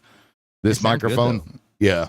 You got to fuck with it because it's much more pleasant. It's not, it's not a powered or whatever. It's, you got to do phantom power, so it's kind of a pain in the ass. But yeah, I mean, it's tried and true. But anyway, figured out. Well, check me out on Substack. I'm at americasundoing.com. That's where I'm mostly. I write. So nice. Yeah, I'll check that out, man. I appreciate it. All right, thanks, Lee. All right, we'll see you. Peace. All right. All right, we got another one coming up, and guys, again, if you would keep tapping, we're almost 50K. I say almost. We got 18K left, but shouldn't take too long. We're dropped down to 59 people. I wonder if when I have a large panel, a lot of people join because they see their person that's live, and maybe that'll drop the numbers. But I'm going to try this for a little bit because I'm sick of I'm sick of those large panels just getting crazy out of hand. Pink, what's up? Hey, Liberal, how you doing, man? Doing fine. Go ahead. That's good to hear. I thank you for accepting my request. I don't know if I can really talk for 6 minutes. I've heard America a couple of times today. Corbin, I guess his name is. I forget. Yeah. Right, and I just want to ask, how is $20 million per state going to be reflected in individual lives when we're talking about volumes of money that are literally incomprehensible to everyday people? When you talk $1.2 trillion, I think the number was, that equals out to roughly $20 million per state, right? And so that's minimizing and dismissiveness, because it's clearly shown in so many states that what were they referred to, straight to shovel contracts and projects put tens and hundreds of thousands of people to work, and there was direct infrastructure improvement from that bill. And those things were touted during the run-up to November 24. But there continues to be a dismissiveness around those very real, impactful legislations.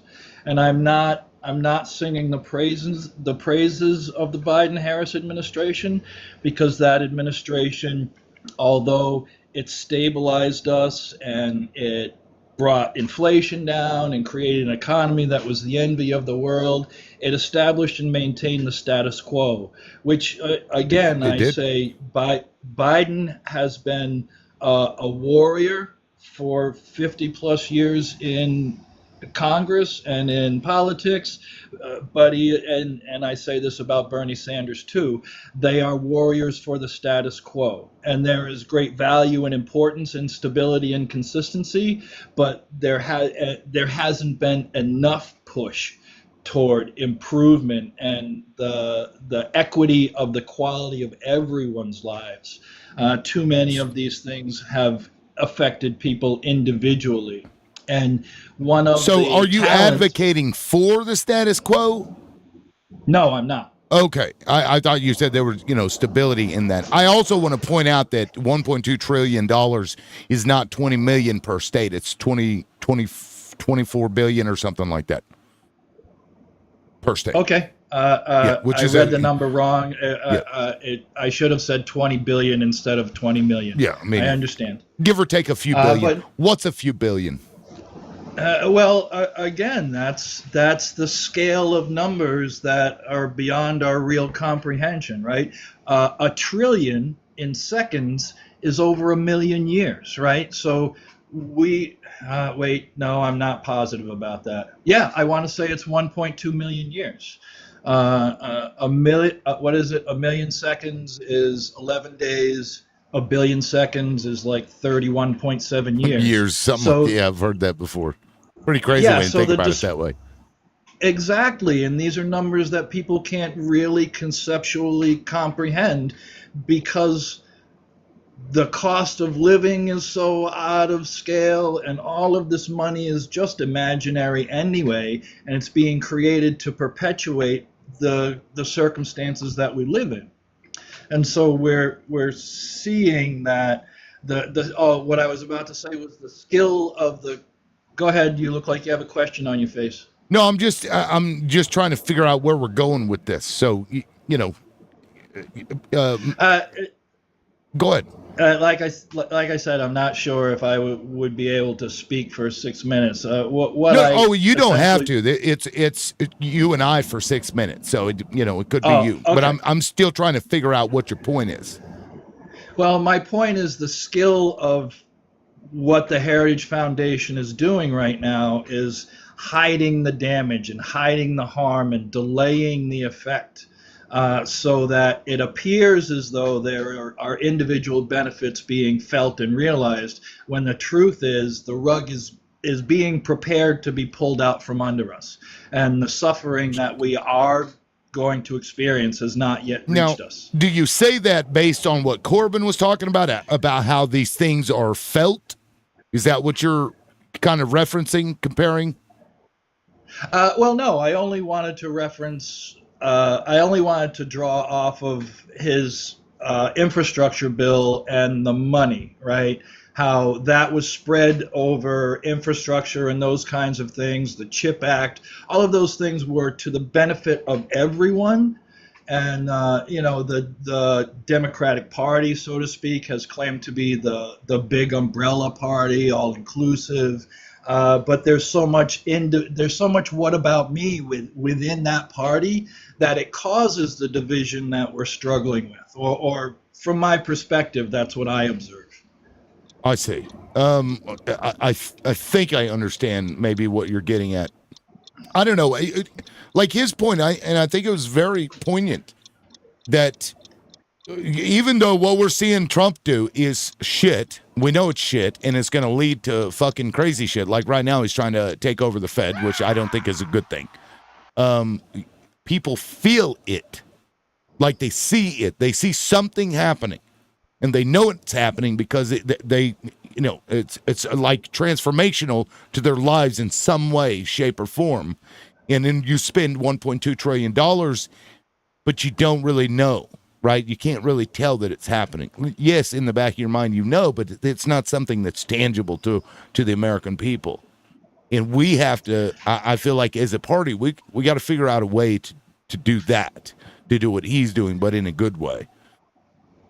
I don't disagree with that, but I believe the Democratic Party is a failed party. I believe it's a party of complicity and capitulation. I believe that they consciously contribute, and that was kind of my reference to the status quo too, right? Right. They're willing to maintain this level of our existence hovering around the line of desperation. We don't have a government of representation when the clear majority of Americans support common sense pew control, and yet the people that we authorize to represent us are continuing to vote it down, right? We do not live in a nation of actual representation. No, I agree. Well, it's like this right here, the paid to influence thing. I don't know if you heard about that. Did you hear about that with the Democratic I did hear influencers? About that. And I think it's the same thing as the tenant media issue. back last year. Kind of. I mean, a little different, but no, I take your point. Oh yeah, the volumes of money are different and those kinds of things. And I understand that. was funding it was much different. It's Russia trying to push Russian propaganda, a foreign government pushing this, as opposed to I think this was the Democratic Party that really pushed this, put Brian Tyler Cohen's name on it. Well, the problem is the requirement of secrecy. When you engage in a contract on a corporate level, I certainly understand the non-compete clauses and those kinds of things, but if you're championing and platforming democratic issues, why are you requiring secrecy behind it?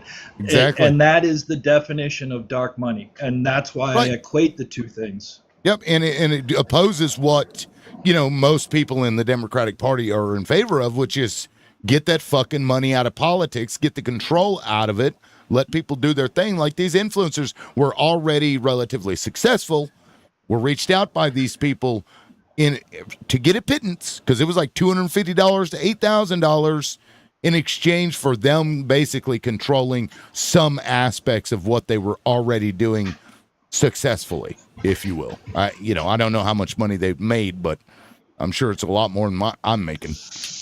Well, yeah, you heard the numbers. Many were paid $8,000 a month, right? And that's up to, yeah. Right. And so, right, the amount of money isn't equivalent to the tenant media issue. The source is not, although I'm not sure what 1630 is, but the funding does seem to come from an organization that's identified as 1630. Right. And it's the secrecy. It's the definition of dark money. And what's the motivation behind that? Why is that required? And that's the stumbling block. Even if it was with good intentions, the moment that you made it secret and the donor secret and this, that it was happening secret, you put it in a bad light. You made it look like something shady was going on. The road to hell, my friend, paved with good intentions. Right. Yeah, no, I think this was a way, because I think the Democratic Party, after this last loss, because Biden kind of shunned social influencers for traditional media, because we've got, fucking geriatric city in Washington, D.C.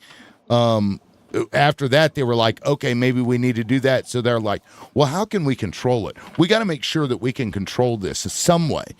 We don't have to tell them what to say, but we need to make sure we control it. So they come up with this fucking shit.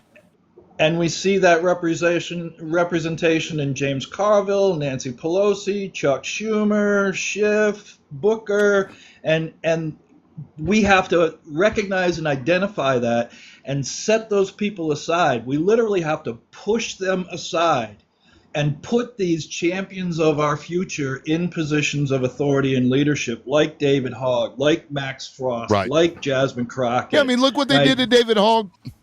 Because he was like, we're gonna go into the primaries, and they're like, no, because we control that. We get to pick the primary candidate.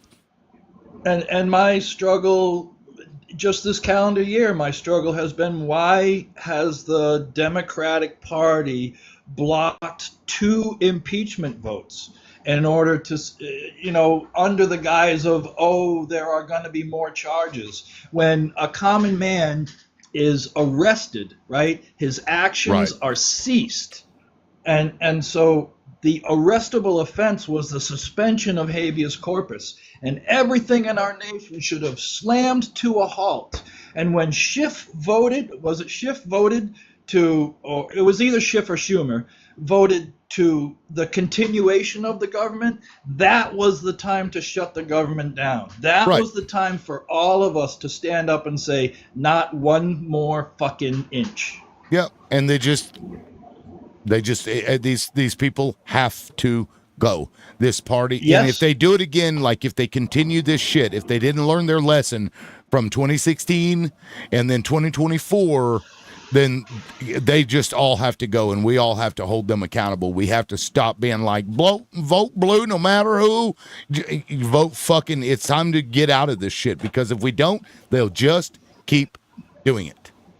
And that's the status quo, right? The Right. status quo is keeping us at this line of desperation. Right, but if you say that on this panel, like if somebody suggests you vote for third party, oh my God, you can't do that. You're a fascist. You're this. You know what I mean? Like, it's like, no, you've got to figure something out, because what we're doing isn't working. It's not working. You got to do something else. I fully agree. I fully agree. What we're doing is not working, but it's working the way that it's designed, right? It's working as intended. And this is how I can identify and call out the Democratic Party as being complicit and capitulating, because they maintain the status quo. They block progress. They literally stand in the way of progress. And I mean, I certainly champion and support the response that Newsom is putting forth. I completely champion and support that. Right, and there is a response from that too, just from the tweets. He no longer uses caps locks, and that was a clear indication of response. But also think about this, because I believe what Gavin Newsom is doing is manufactured by the DNC to push Gavin Newsom as the leader, the viable candidate for 2028. And I say that because this dude, if you go back through his policies, this guy is a corporate shill all the way. So him, like, the tweets, fucking funny. It's great. More Democrats need to start doing that shit. Yes. But it doesn't actually change anything.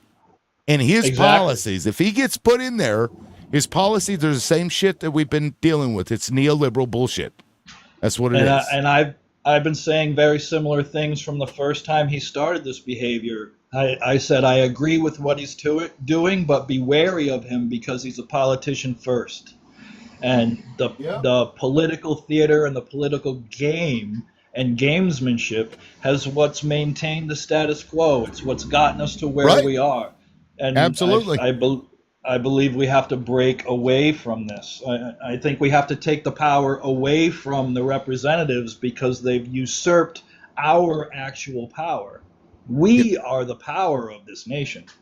I agree. And we're so arrested and paralyzed by fear that we don't understand how to wield that power in this moment, because we're relying on our false representation in order to tell us what to do, when there are literally voices telling us this is where we are, this is what's necessary.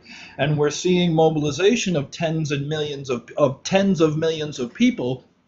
And all of those people need to know what to do next. Right. And not enough people are championing the economic power that we have to wield in order to arrest this administration. That's a big one. Arrest the actions of this government. And my suggestion to people when it comes time to vote in the president is the candidate that you see being propped up by CNN, MSNBC, etc., the one that they're like, this is the only viable option, do not vote for that person, because that is the corporate shill. They are the ones promoting those people that do for that corporation. That's why, like, their corporations first, our news media is. So when you see that should be a red flag for everybody. Okay, maybe this isn't the guy I want. Maybe I want somebody else. I fully agree. And that's why I champion people like David Hogg and Max Frost and Jasmine Crockett and Ayanna Presley, right? And I'm highlighting these champions of justice, Judge Zinnes and Judge Boasberg, who are continuing to stand up and say, no, this is not legal, this is not lawful, this is not allowable by our Constitution and our legal system. Right. And we're seeing the overreach of power by the removal of these actual champions and warriors of justice. Yeah. Well, with that, sir, I'm going to go ahead and drop you. I've got somebody now that's trying to get, we got three somebodies that are trying to jump on. So I appreciate it, man. It was good talking to you, and you're welcome to come back up, although I'll be ending it in like 20 minutes anyway. So I appreciate you. Stay safe, everyone. Yep. We'll see you. Peace. In Dragon Chains, I did invite you Because you said, so you didn't vote for Kamala. Yes, I did vote for Kamala. I did not vote for Hillary Clinton. I voted for Kamala because I wasn't going to vote for Donald Trump. I didn't want Kamala, but Kamala ended up getting shoved down our throats in the way that Biden was, in the way that Hillary Clinton was. But at that point, there was no other fucking option. We didn't have a primary to speak of. So what do you do in that sense? Do you vote for Donald Trump again? No. Let me bring in maybe Davies spot. Give me just a second. I'm gonna look this up real quick. I'm gonna make sure I don't have any trolls on the loose here. Well, I'll figure it out. Maybe Davey, what's up? How's it going? Pretty good, pretty good. I was just listening to what you were saying before about these corporate-controlled politicians, and I think it is a case that, American politics has just become controlled by the corporations. It's just been controlled by the mechanisms of power, right? And I think that this is a case that we need to start looking at socialist candidates. We need to start looking at our Zohran Mamdanis. Yep. We need to start looking at that guy from Maine. The name is blanking on me right now, but it's these politicians that are actually going to speak truth to power. The ones that are actually like not even your Bernie Sanders and your AOCs anymore. Like they have also become shills for this same Democratic Party mechanism that. How do you think AOC and Bernie Sanders have capitulated? Expand on that, please. I think when you look at what they've done with Israel is a great example. They can't save the Palestinians and you expect them to save America. I think that that's a great example right there. How do you save the Palestinians as two people? I think that it would be somewhat of a symbolic effect, right? But I think that, AOC signing in being one of the yes votes on sending, I don't know if you could say the M word, to the Iron Dome is a great example of her sort of capitulating to the Democratic process, to the Democratic Party's nonsense. Well, I mean, she's called it a G-side. She's voted against supporting Israel. Yeah, but then why would you supply to the Iron Dome if you were against G-side? Did she? She did, yeah. I'm not sure that she did. What vote was that? I forget the vote off the top of my head, but it was supplying more aid to Israel in forms of supplying their Iron Dome system.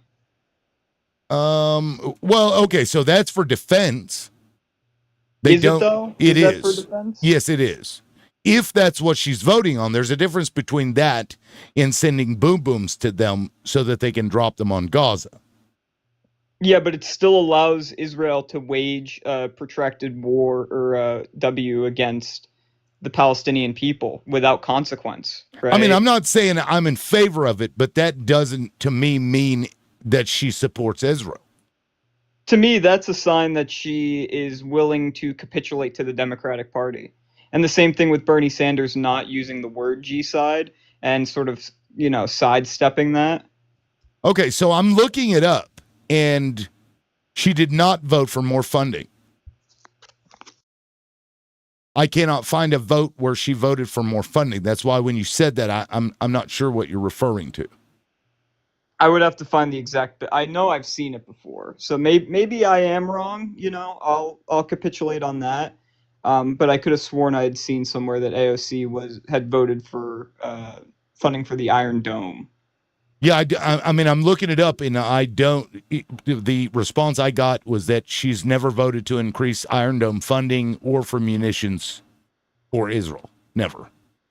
So if you can find that, I mean, please, shoot me a message or pew me a message with that link, because I'd like to see it. That's why I stopped there when you said that, because I wasn't sure what you meant. Yeah, I'll after I'm done here, I'll definitely try to find something for you. Yeah, sure. Anyway, you can continue. I think we've cleared that up. Go ahead. Yeah, and I just think that, it will be, the future will be socialist candidates. I think that we need to stop barking up these trees of the Gavin Newsoms. I think we need to stop barking up the trees of these Pete Buttigeg's, these corporate-controlled shills, you know? Yeah.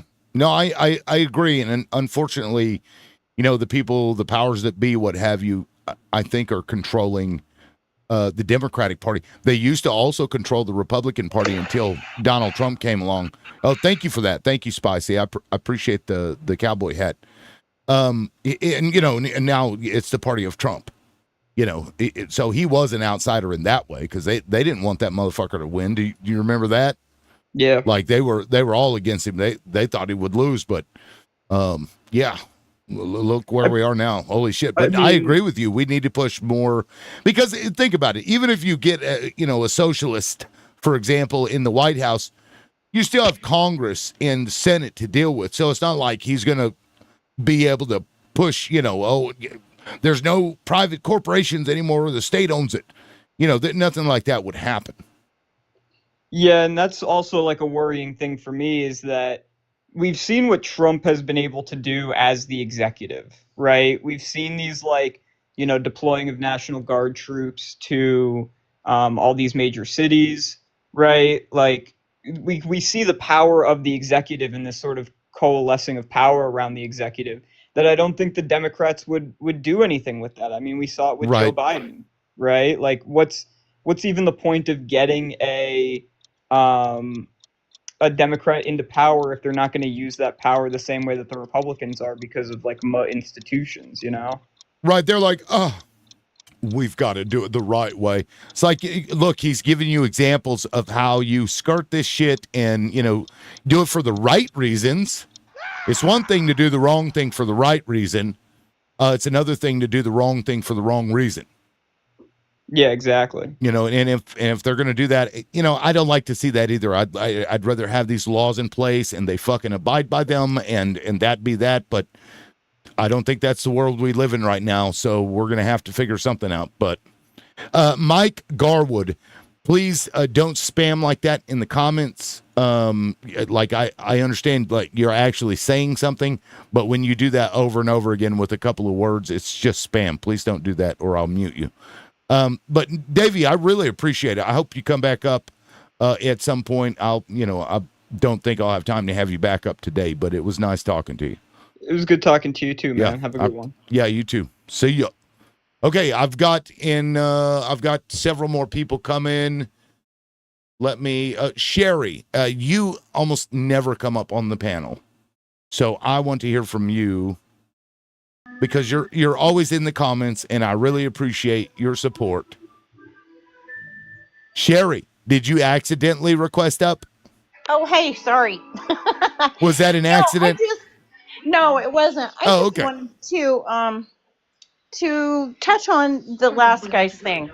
And Yeah. I'm saying don't let perfection be the end of progress. And usually I hate analogies and all that, but we're traveling in the same direction. Like you're liberal, I'm liberal, but we're not the same kind of liberal, Right. But we're going the same direction. Yeah. You might go further than me. I might stop before you. But that's what I'm saying. We all have to travel together and we have to stop insisting liberals be these superhuman, 100% pure people. That's unrealistic. Let's get real here. We are in a fight for our country's life, really. Even if we got the presidency back, I don't know if we can stop the damage that's being done right now. It's going to take some hardcore boots in people's backs. Like, no, you're not going to be a racist. No, you're not going to do this. No, we're not going to accept this anymore. Because, there was a period of time, maybe 20 years or so, where systemic racism did still exist, but it was kind of, you didn't see it all the time every day. And then Trump empowered this shit. So, there's a lot of damage that happened. If I'm understanding what you were trying to say, and forgive me if I didn't. Well, like I'm just saying, yeah, I believe 100%. It was Obama's election. I've watched these people in real time lose their minds. My family, my community. I can't unsee that. He's I can't not unknow that. American. He's Yeah, not I mean, crazy. I had a literal bin that I got so much mail that was anti-Obama that, like, insane stuff. Like, it was crazy. Like in the mail, like flyers and stuff, like Yes, during the yes, campaign. I never yes. got any of that. Of course, I'm in Oklahoma. I don't think they needed to worry about that. You know, fucking red as red can be. Well, and Facebook, everyone told me who they were, and okay, I believe you now. And we're not the same. We are not the Right. same people. But what I'm saying about you, like your stand on the V is 100% different than my stand on the V, but we're both liberals. On the V? On the V card V issue card. for medication purposes, preventing illnesses. I don't want to get you in trouble. The vaccines. Oh, oh, okay. Yeah. Yeah. So, I mean, we're 100% different on that, but we're still liberal. We can still work together. Yeah. We can still travel together and make some progress. Well, Sherry, Don't- I was Right. unaliving grandma. Okay. That's what they told me. While I was wearing my mask, hunkered down in my house, I was still unaliving grandma. Well, I'm it's- sorry. That's what people would say to me, you know. Yeah, Go I ahead. understand Yeah. that. It's kind of science, you know. I kind of read a little bit about the first pandemic we had with the Spanish flu and stuff, and how our country reacted and what we had to do after that. And I guess that gave me a different perspective. Also on immigration, language barriers. But I don't want to go off on that tangent, but I just want to say we can't expect perfection in an imperfect world. We can't expect them not to participate in capitalism when we live in capitalism. Sure. No, I mean, I agree with you. Like, it'd be, for me, it's like if, you know, Bernie Sanders, for example, I believe at one point had voted in favor of the Iraq Afghanistan money, the funding, even though he had opposed it at the beginning. That's something I can criticize, but that wouldn't have kept me from voting for the guy, right? Things like that. But like for Gavin Newsom, for example, I mean, the people that donated to his campaign during C-19 got no bid contracts with the state. So it's that, you know what I mean? Like there are certain things, surely we have a level where during the primary we can say, guys, this guy is not the person, but you also don't want to unalive them so much during the campaigns that if they were to win the primary, it looks bad. I know there's a balance to be had there, but I don't know. We should expect better, but I understand what you're saying. Well, I see it too. I don't want a corporate interest Democrat. I believe we, the base, all want progress. We want progressive policies. I want national health care. I want corporations held in check. And there's going to be no people that's in leadership that's going to do that. We have to lead ourselves that way. Right. And this comes into the primaries though, because that's where the corporations are getting us in those primaries, because then we only have these couple of choices, you know.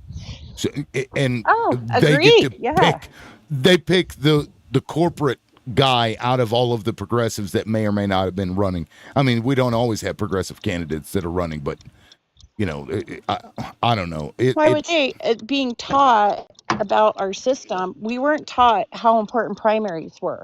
We were taught, hey, show up for the big one, you know? Right. And your local politics are more important, if not the most important part of our system.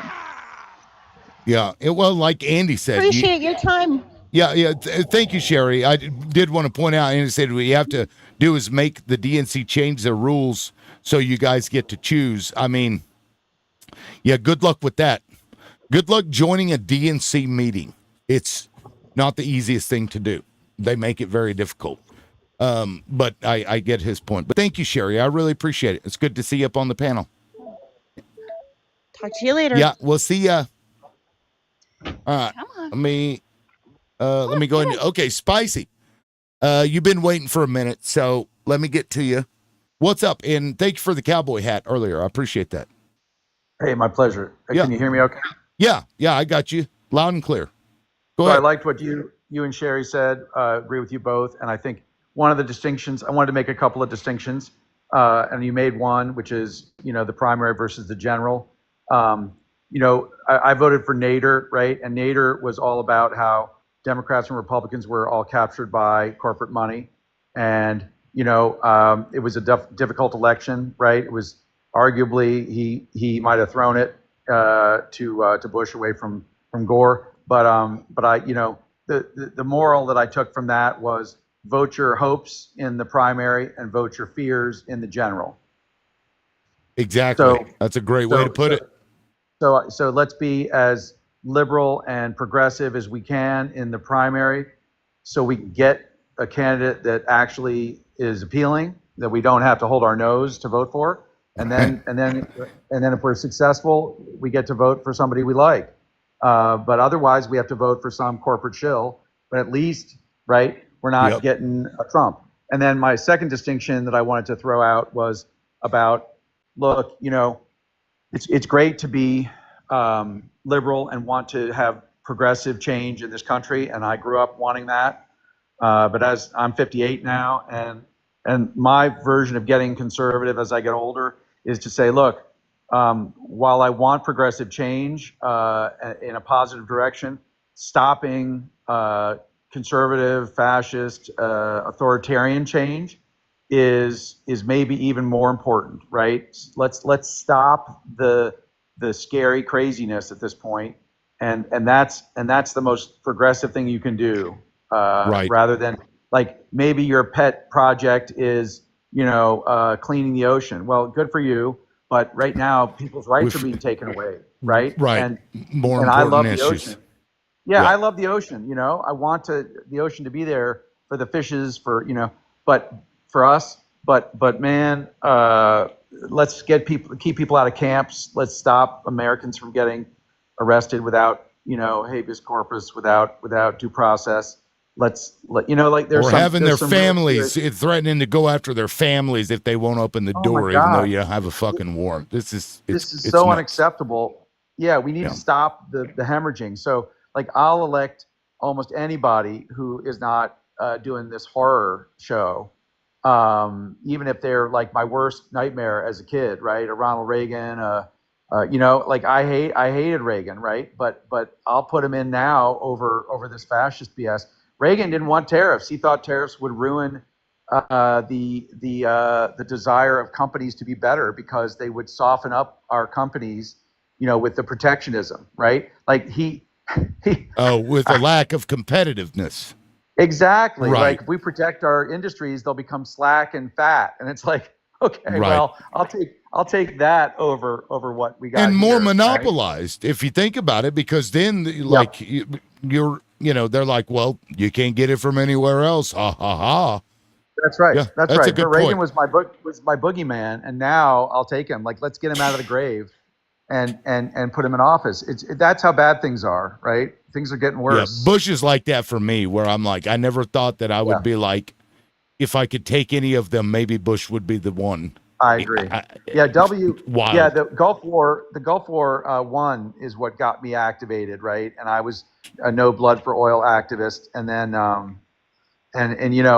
just led me down a long path of activism and protest, and I'll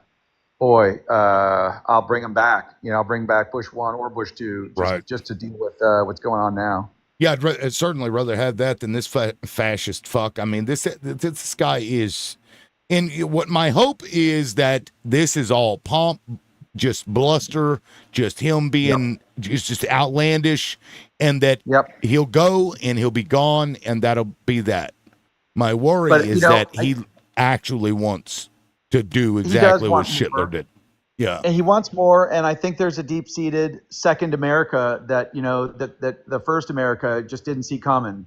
Like, they couldn't imagine Trump getting elected, and he did, and then he got elected again, and this is not a fluke, and we got to worry about the second America that is that is angry. They had to put up with 8 years of Obama, and apparently that was a problem for them. Right. Oh my God, it's a black man. Well, and you know, it is. They're so cyclic scary. thing. I mean, we're going to benefit from the cycle, you know, the horror of Trump. Now we're going to push back against that, but it's not over, right? When Trump's gone, nope, it's not going to be over. And so we just we need like a proper Truth and Reconciliation about the Civil War, and like we never got it. And, I'm not sure it ever ended. It just kind of, you know, it was like a not even a peace treaty. What do you call it? A fucking armistice or whatever. And I'm not a great historian, but I trace it back to the Puritans in the Northeast became the abolitionists, became Democrats, and the Southern plantation owners who came here to make a buck off of other people's backs, they became, you know, the Tea Party, and they became Trumpers, right? Like, like you just got two Americas, and suddenly we're all aware of the other America. And they're fueled by hate. And when you're fueled by hate, that leads to violence and absolute selfishness. Yeah. All right. Thank you. Yeah. Me, mine. Yeah. Thank you, Spicy. I appreciate it. It was great talking to you. I hope you come back. Yeah, man. All right. We'll see you. Drop me down. Thanks. Yep. Appreciate it. Yeah. Good conversations. I know my numbers are low, but that may be attributed to the fact that I don't have other people whose followers will join in the live. But if you like this format, please let me know in the comment section, because again, I'm just testing it out. I may do this for a week, see how that goes. If you like it, also please gift. You know, you don't have to do the gifting goal. You can gift in another way. And otherwise, please keep tapping. Let's get to 50K before the live shuts down. I'd appreciate that. Let me bring in Blue Wiznat. Blue Wiznat, interesting name. Let's see if that translates to interesting conversation. What's up, Blue? Blue. Pebbles French toast. Fruity Pebbles French toast. What's up? Are you trolling me? What's going on? And have a good day. Okay, next. All right, John McLaren. You would be next. John, what's going on? No, not much. Hey, you invited me over. I just wanted to listen to what you all were talking about. That last guy about the Second America, I think that's a bunch of horse crap. That's an idea of an apologetic approach to where we are politically today. That Second America thing. Hey, it's not my fault. It's everybody else's fault because I followed what they were doing. And I think that's where we're at politically today. I do believe that we are in a fascist state. I live in the state of Washington. And 2 weeks ago, I noticed that when I was coming home from work, there were trains loaded with military equipment. No, this was 3 weeks ago. And guess what happened around that time? You had military troops all of a sudden appearing in D.C. And you said you're in D.C.? No, I'm in Washington State. Okay. And there's a major trailway, a railway. And every day when I was getting off of work at about 8:30, 9 o'clock in the morning, I'd see these trains loaded with military equipment headed east. Right. And then that same week, D.C. happens. We've got troops being deployed. Okay. And this happened every day for about 3 weeks. Now we're looking at Chicago and Denver, where there are troops that are supposedly going to be deployed. Isn't that funny? And this was all taking place when our president was having a high-level meeting with one of our greatest traditional enemies, Putin. We're removing all of our military resources from the West Coast, sending them east, and talking with Putin. Do you think that he would go so far as to make it easier for Russia to invade? Surely not. I don't Surely, know. surely he's not idea what's that. going on. I have no idea what's going on in that cheesehead brain of his. I have no idea. Because I do know that that's an ironic thing that we're moving military assets east from our west coast during and shortly after a meeting with Putin. Yeah, I mean, that is interesting. I mean, it's the first time I've heard that. And, you know, because we see military stuff being transported across the U.S. all the time, so it may just be coincidental. But, I mean, you bring up a valid concern. If you're seeing that, and then you got Putin in there, like, imagine if Trump were to do that to make it easier for them to land and put people on our shore, which I don't think he is that stupid. I don't think he would that blatantly make it that easy. Forget about that aspect. Now we're talking about investing in American companies that are selling technology to China. And we're bolstering our technology to China. And at the same time, China is diversing from other countries like Korea and Japan and Vietnam. India. It's possible that he is a straight up Russian asset. I mean, this is not something that I've ever said couldn't be true. And it's possible that he's doing a lot of things to purposely destroy the country. Just economically in whatever way subtly that he can without just, you know, tipping off his hand. You know what I mean? Hey, and you know the most thing that sucks about this is anything I might be saying right now could be considered conspiracy theory. And I think that's the whole shield that the new era political movement is looking at. They're doing crap at such an overt nature that if you question it, you can literally be placed into a conspiracy theorist attitude. Yeah, well, conspiracy theories are only theories until they're proven true. And we've seen over time a lot of that shit, you know, has some truth to it. So I think it's fine as long as what you're saying is, you know, this is my thoughts or my concerns. I'm just wondering if there are any other people on the West Coast that have noticed a lot of military assets being shipped east. That's a great question. That might be something that you can put out there. I mean, yeah, I'm just in the Washington State. I don't know. I'm not in California. I'm not in Oregon. I'm not in Utah. I just don't know if there is that happening, that all of a sudden we're starting to transport. If people have noticed train loads or convoys. That's crazy. Of military equipment headed east. God, could you imagine? But here's the thing. If Russian soldiers were to step foot on this country, we have so many pew-pews. I don't think they would, you know, they would have bit off more than they could chew. But that's not what I'm implying. Oh, okay. What I'm implying is it's a show of, hey, looky here. Here's my hiney. Come get it. Come get it.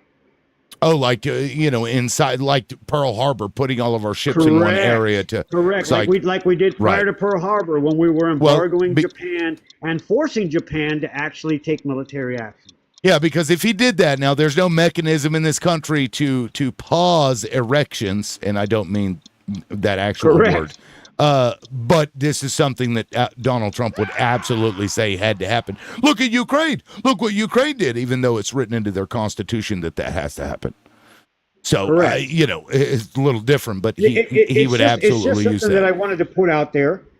I mean, hey, TikTok is probably not the place to do this, but I'm telling you, this is what I've witnessed. This is what I've seen, and this is what I think. I think it's fair to point it out. If you've seen that with your own eyes, then you know, it is what it is, and I think it's worth pointing out to people because if something does happen, now there is a record of this conversation having happened, that this happened. Look what they did. You know, look what they did prior to this. So they knew something was coming. It's reminiscent of what was taking place in Europe at the time. You remember that post WW2, a lot of the major powers were shifting all of their military assets west as opposed to east, with the exception of Russia. That's crazy. Yeah, I'll look it up and see if I've seen other people talking about it. I may even do a video about it and just ask people. Of course, my platform isn't that big, but and thank you, John. I appreciate the hanging lights. Yeah, I mean, I'll put that out there because that's something that people do need to know if it's happening. Yeah, that's pretty wild. This is the first time I heard about it, but I'm glad you came up and let me know. It's kind of crazy. Thank you so much for having me. Yeah, thank you, John. I appreciate it, man. You're welcome to come back anytime. Yeah, we'll see ya. Peace. Bye-bye.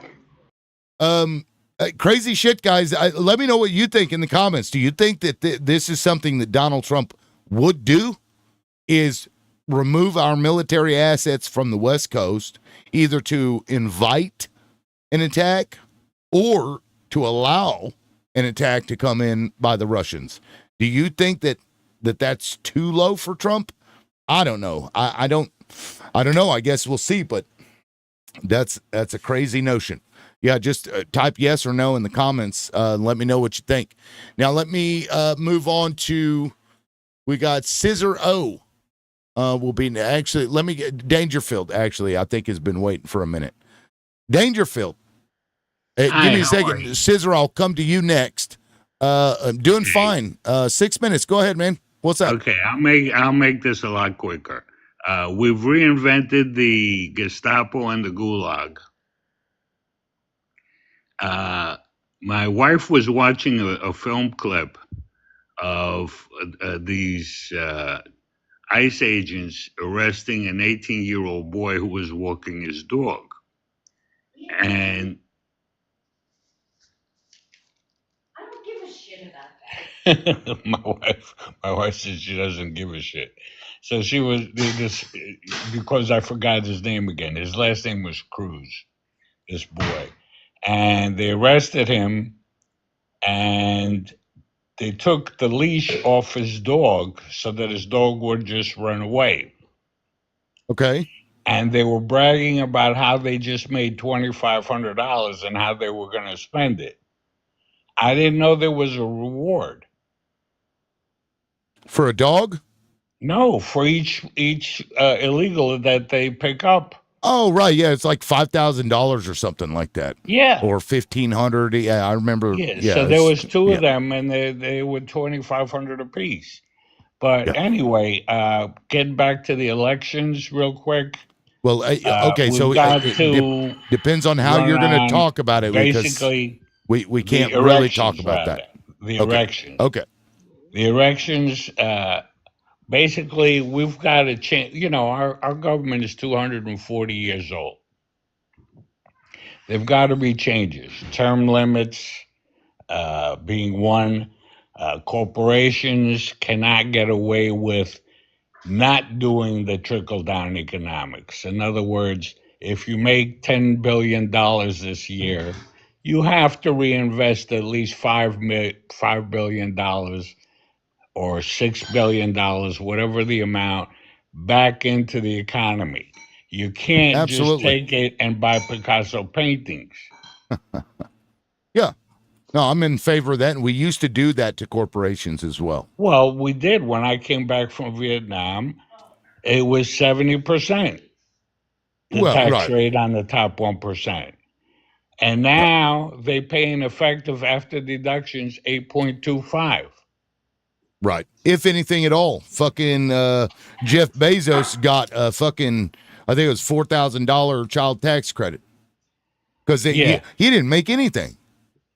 These motherfuckers are, they think they're slick, but, they always get busted, and it's fucking gross.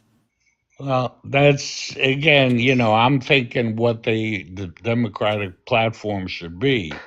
And the Democratic platform should be to make the changes that need to be changed, and especially term limits. There shouldn't be anything more than 12 years each. The House, the Democratic Party. What about cumulative? The Democrats and even the Supreme Court. Supreme Court definitely needs fucking term limits. Oh, they all do. Yeah. And it's a shame because, these guys are just getting to be fat cats. They're in on all the insider information. They get money from the companies under the table. They get all these lavish trips. Yep. And about and people stop talking about that. Yeah, I remember John Oliver on his show. Did you see that RV that he Yes. offered fucking Clarence Thomas? It's like, if you resign, it's all yours. You can have it. I just remember poor Mitch McConnell. He ran the first time in Kentucky, and he ran and he said he didn't have a dime. And now he has got $35 million. And a his turtle. wife has $30 million. Well, how the hell did that happen on we know. an average of 120 a year? Yeah, we know. And see, this is going to be a difficult one to prevent them from trading stocks because they're the ones that'll vote on it. Like, you're going to have to vote against being able to become millionaires. Go. Well, that's, I you know mean, what? good luck. Maybe it's about time that the Democrats bit the bullet too. Yes. Well, they did that with gerrymandering. They did that in some states with gerrymandering, and now when Trump is like, "Hey, I need this many seats instead of votes like he did last time," now they're having to go through multi-step processes in these states to fight back against that because they've written it into their laws and their constitution to keep from being gerrymandered. So, they end up, when they do that for themselves for the right reasons, they end up fucking shooting themselves in the foot too. So, well, maybe if states want to have their own laws, they should secede from the union. Man, maybe California should stop sending them fucking money. That's all of us. Yeah. I mean, just, I'm sorry. Well, if you're going to treat us like that, well, then we just won't send you anything. If you're not going to send federal money back to the state for whatever reason came up your ass, then we just won't send any money to you. I wonder what they would be able to do. That'd be interesting to see. Fuck them. Yeah, Anyway, fuck this all right, fascist I'll state. let you go. Thank you very Well, much. thank you, Danger. I appreciate it, man. Yeah, we'll catch you later. Okay, bye. See ya. All right, now let's get to Scissor O and Fadi. You'll be next. Technically, the live should be over. I do need to get, but let me get through these last couple of people. Scissor, what's up? What's up, man? How you doing? Doing all right. Got a new format here, but we'll see. Go ahead. Oh, it's cool. Yeah, I guess I got thoughts galore. I saw the background there, and I did want to say I think one of the best ways we can probably cut down the rancor is to elevate, moderators who want to have a good conversation like yourself. So to that, I would say, one of the things we can do, folks, is definitely follow Liberal Loudmouth and tap that screen. My other thought is, to what other guy was saying here about troops and everything in DC and what have you. To me, it kind of goes deeper. To me, it's kind of like, I'm a Southern boy. My grandfather, used to tell me, if you got a mad dog coming after you in the woods, don't run. First off, it'll outrun you. Okay? Right. Also, be ready for the fact that you're gonna get hurt. So Right. what you need to do is when that dog's coming after you, you put your arm out. You let it bite down on that arm, and then with your other arm, you start raining blows down on its head. And while that dog is distracted by that one arm you give it, then you can really do it some harm and fight it off. Right. And to me, that's how Trump is approaching this situation. This is not so much to me about what he's doing in the news and what's causing outrage every single day, as much as all the heinous shit he's doing in the background that gets no press. That's true. So this is designed to outrage. That's why it seems like he doesn't care about the outrage, because he truly doesn't. The more outrage, the better. To him, yeah. I mean, he's an entertainer, a showman. I mean, he fucking loves that shit anyway. And, on a more surface level, I think it's just a big trial balloon. If he can do this in D.C. with nobody actually doing anything meaningful to stop him, then he knows he can do it in any other city that he chooses to. Right. Yeah, and Democrats are, what do we do? And I don't even know what the answer is. Like, what do you suggest in terms of that? Like, the sit-in is a good idea with veterans, because, put that on camera. A bunch of fucking military Gestapo going after veterans. Do that and see what happens. Watch what might happen here in the coming weeks with the whole Tyree Nichols thing. Because I think there was something there where the officers are, I forget exactly what's happening. They're not going to be indicted or something of that sort. Someone correct me in the comments if I'm wrong. But basically, it's not good in terms of the fact that you're probably going to see some civil backlash from it.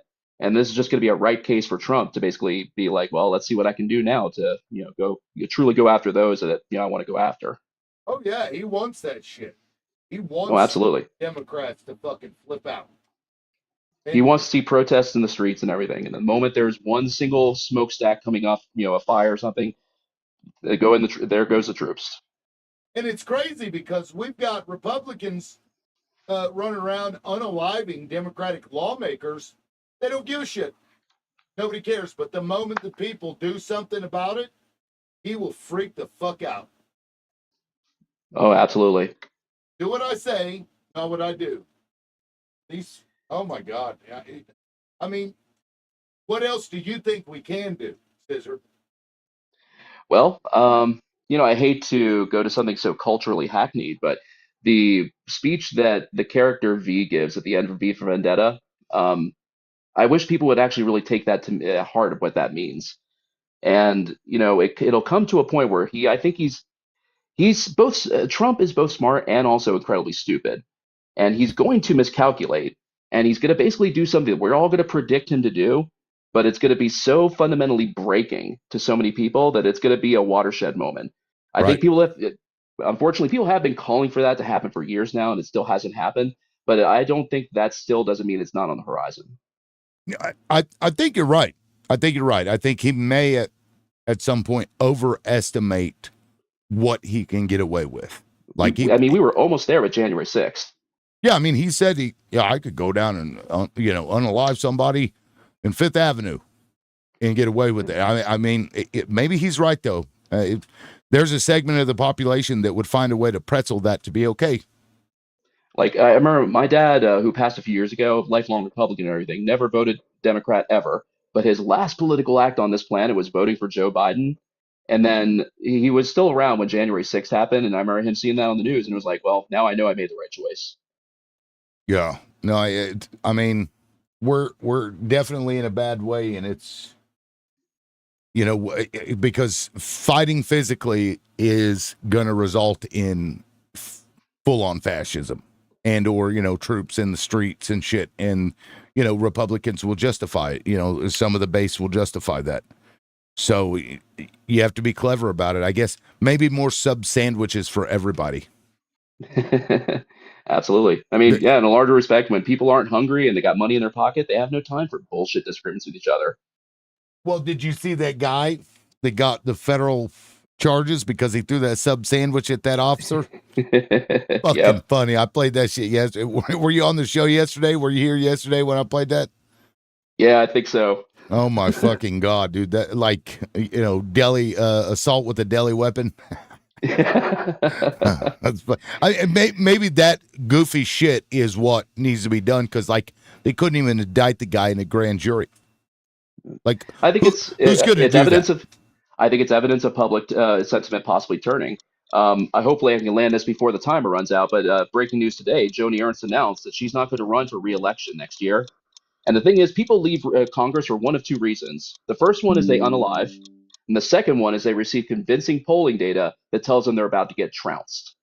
Yeah. Now, where is she from? Iowa. Joni Ernst. I know the name. I'm not so familiar with the politics. She was the one who some years ago put out the political ad saying she castrates hogs. And that means that, it'll make her a great leader in Washington to castrate the Democrats or something like that. Well, hell, look at Kristi Noem. Fucking goat unaliver and a fucking dog unaliver. Jeez. Iowa is one of those weird kinds of states as far as how liberals operate there. It's kind of like a weird kind of country style liberalism. And that's why it's always kind of weirdly been in a weird tipping point occasionally. Maybe this isn't a bad idea. There are separate rules for like rural America. Because, you know what I mean? They're trying to apply their lifestyle and their culture into a completely different type of lifestyle, which is urban. You know what I mean? People should live in both places or at some point in their life. You need to live in the city at some point in your life, and you need to live in the country at some point in your life and experience both. Because then, we will really have a lot more understanding. Because it seems like a lot of folks on their side, and even folks on our side, fundamentally misunderstand each other because we've never had that experience on either side. Yeah, that's crazy, man. That's and fucking it's fun nuts. too when you see people who are out of place in those environments too. When you see conservatives living in like a liberal bastion, like San Francisco, or you see some liberal guy in middle of Alabama, and it's awesome. I wonder if that stresses them out, like being so out of place. Somebody that grew up in a town of fucking 300, 400 people, trying to make their way in the big city. It's like Beverly Hillbillies. Yeah, definitely. I mean, I know a lot of Southern folks around here that like, diehard Trumpers. They're like, dude, you're a commie and a pinko, but I like you. You can come to the barbecue. I'm like, cool. Well, you're a fascist, but I'll definitely try your ribs. Oh my God, that's funny. I mean, maybe that's what we're gonna have to do, but we got to stop what we're doing. That's for damn sure. I think people want change. I think people want unity, and if we stop and listen to each other, I think we're going to find we have a lot more common ground than differences. Absolutely. Well, with that, I'll go ahead and drop you out of here. Scissor, I really appreciate it. I appreciate you being up here all the time. And let me know what you think of the format. This one at a time, what do you think? Is it weird? No, I think it's cool. I think it's going to definitely help move conversations forward. And, you can always mix in open debate later in the future, too. So I think it's a great change. Yeah, no, I appreciate it, man. Yeah, and anytime. you can Thanks for tell having me me it up. sucks if you think it sucks. Y'all don't hold back. I won't. All right, man. All right, we'll catch you later. All right, peace. We got one more. It was somebody else, but that person dropped, and now we've got Taco in Chief. I'll be interested to hear what you have to say, sir. Go ahead. Yeah, it's interesting. Your last panel member there was just talking about Iowa. And I was just reading a little piece about the grain belt right now and the economic problems they're going to have as a result of the tariffs and the deportation policy. Apparently, 45% of the farm labor in Iowa is represented by immigrants. Crazy. Iowa has and Nebraska both have seen about a 6% decrease in their GDP. Farmer bankruptcies is now exceeding the levels during C19. Grain and soybean are sitting at depots right now. They're not moving out because there's no buyers. Yeah, because they found somebody else. Like, we're not the only people that can produce food. Well, of course they did. Also, the funding to USAID was a huge hit on the farmers because a lot of that, of those, products, the grain and the soybean, especially, as well as the pork, come from American farmers. All those orders were all canceled. Wow. And they actually had already grown all that livestock, right? So they have a surplus of livestock, so they had to destroy most of it. So there's going to be some comeuppance. I wonder how long it'll take to really kind of set in where people really start feeling it. A year?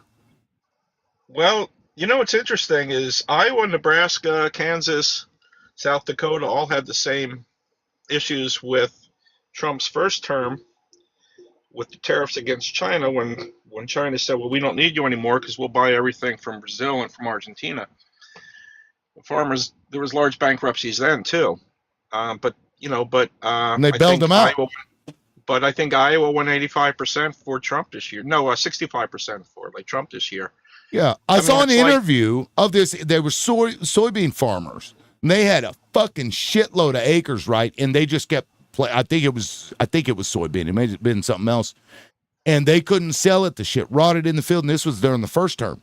Yep. And they had to bail the farmers out, and then they voted for the motherfucker again.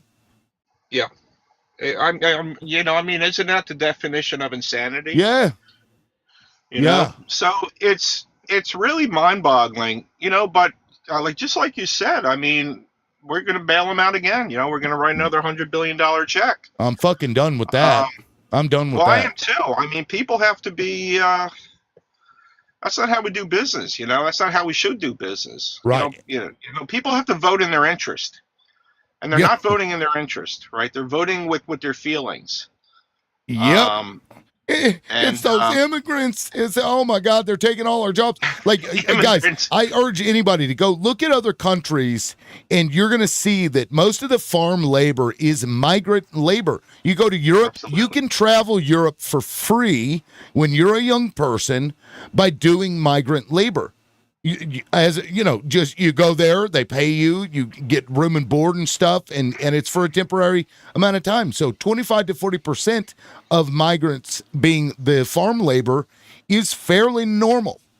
So it's not like this being the case in the U.S. is some crazy things like, oh my God, we can't be having like it's normal. Yeah, I mean, so the orange juice industry right now is suffering down in Florida because there's nobody picking the fruit. Good. So a lot of the orange juice that we're getting now is being shipped in from Mexico, where they also have orange groves. Now, how does that help us, right? So how does that help the economy?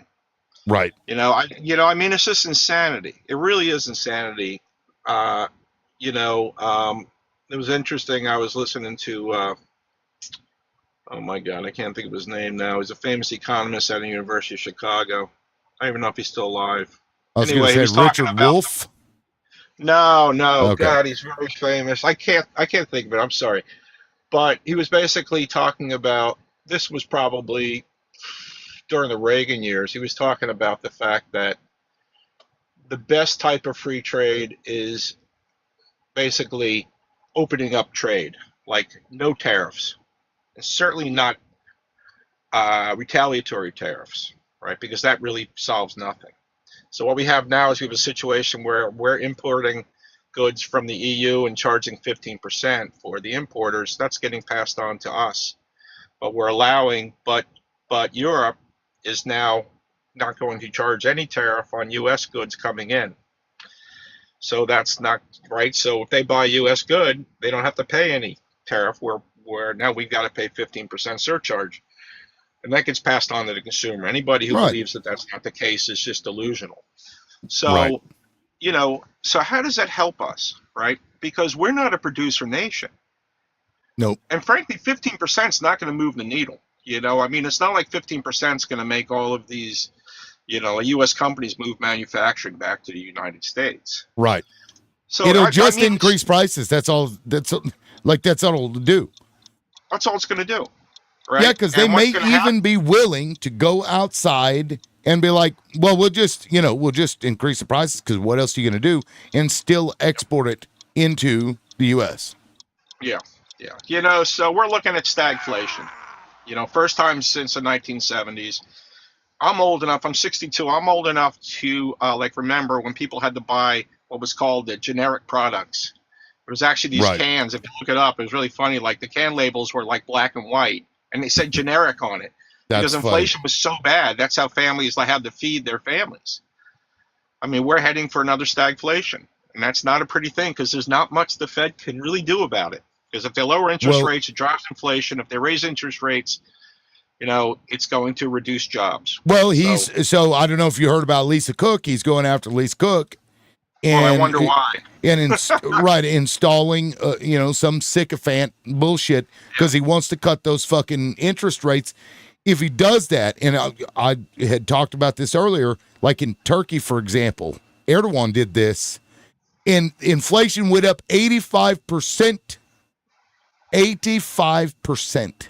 No, it's terrible because what happens is once you take the credibility out of your central banking system, okay, people no longer want to buy your debt.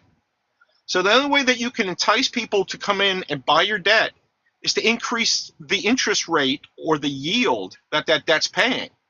We're already seeing that in our we're already seeing that now in our bond auctions. Our bond auctions are like anemic now. Like nobody's buying our debt. Right. And and good luck. Good luck. And our dollars are selling off, right? Because nobody wants to be in a market that they can't trust and is going to be manipulated. Yeah, because we've been able to do what we've done because of the fact that we're the world's reserve currency. But when you isolate and piss everybody off, they're like, fuck these people. We can't trust you. Every 4 years, you turn into a crazy people. So we're going to have to back away. And it's going to take a little bit for them to do that, obviously, but they're going to do it. And it's a certainty now. They're I always thought that this post-Trump. I always thought that this BRICS was kind of like, kind of like unhinged. Oh, it's never going to happen. I think there's a much higher likelihood that BRICS is going to actually move forward. I think it's inevitability at this point because you rely on the world for what we do. They're like, oh, America first. We can't be helping it. It's a global economy and it has been for a while now. You can't just exit out of it and expect that your lifestyle is going to be any different. But for the rich people, they're like, We don't care because we can just travel to those countries and get all that stuff. But if we control everything, all the resources, all the land, all the food, all the water, everything, I mean, it's better for them. It's essentially Russia. Turns us into Russia. This, full-on oligarchy that No, Russia I mean, has. there's so many signs of that right now. It's unbelievable. Yep. All right, Yeah, I'm going it's to let you go. fucking- I'm going to land my plane. I want to stick to your rules. Yeah, no, I appreciate it, Taco. Thanks for coming up. It was a pleasure talking to you. Hope you come back. All right, buddy. All right, Yeah, I man. will. Thank you. Yep, we'll catch you later. Peace. And now, guys, I know there are people that are waiting to get on, but I do have to go. Again, I won't be on maybe until Wednesday of next week because I've got a family reunion. So I won't be live tomorrow, and I won't be live probably not on Tuesday either. So just FYI, and we'll catch you when we catch you, but I do have to run because we're going to have to start driving here pretty soon. I do appreciate everybody's support, and please shoot me a message if you have thoughts about the change in format. If you have ideas, I'm welcome to hear you gripe about it or tell me you like it. I'd love to hear the feedback. Thank you so much, and we'll catch you guys next time. Peace.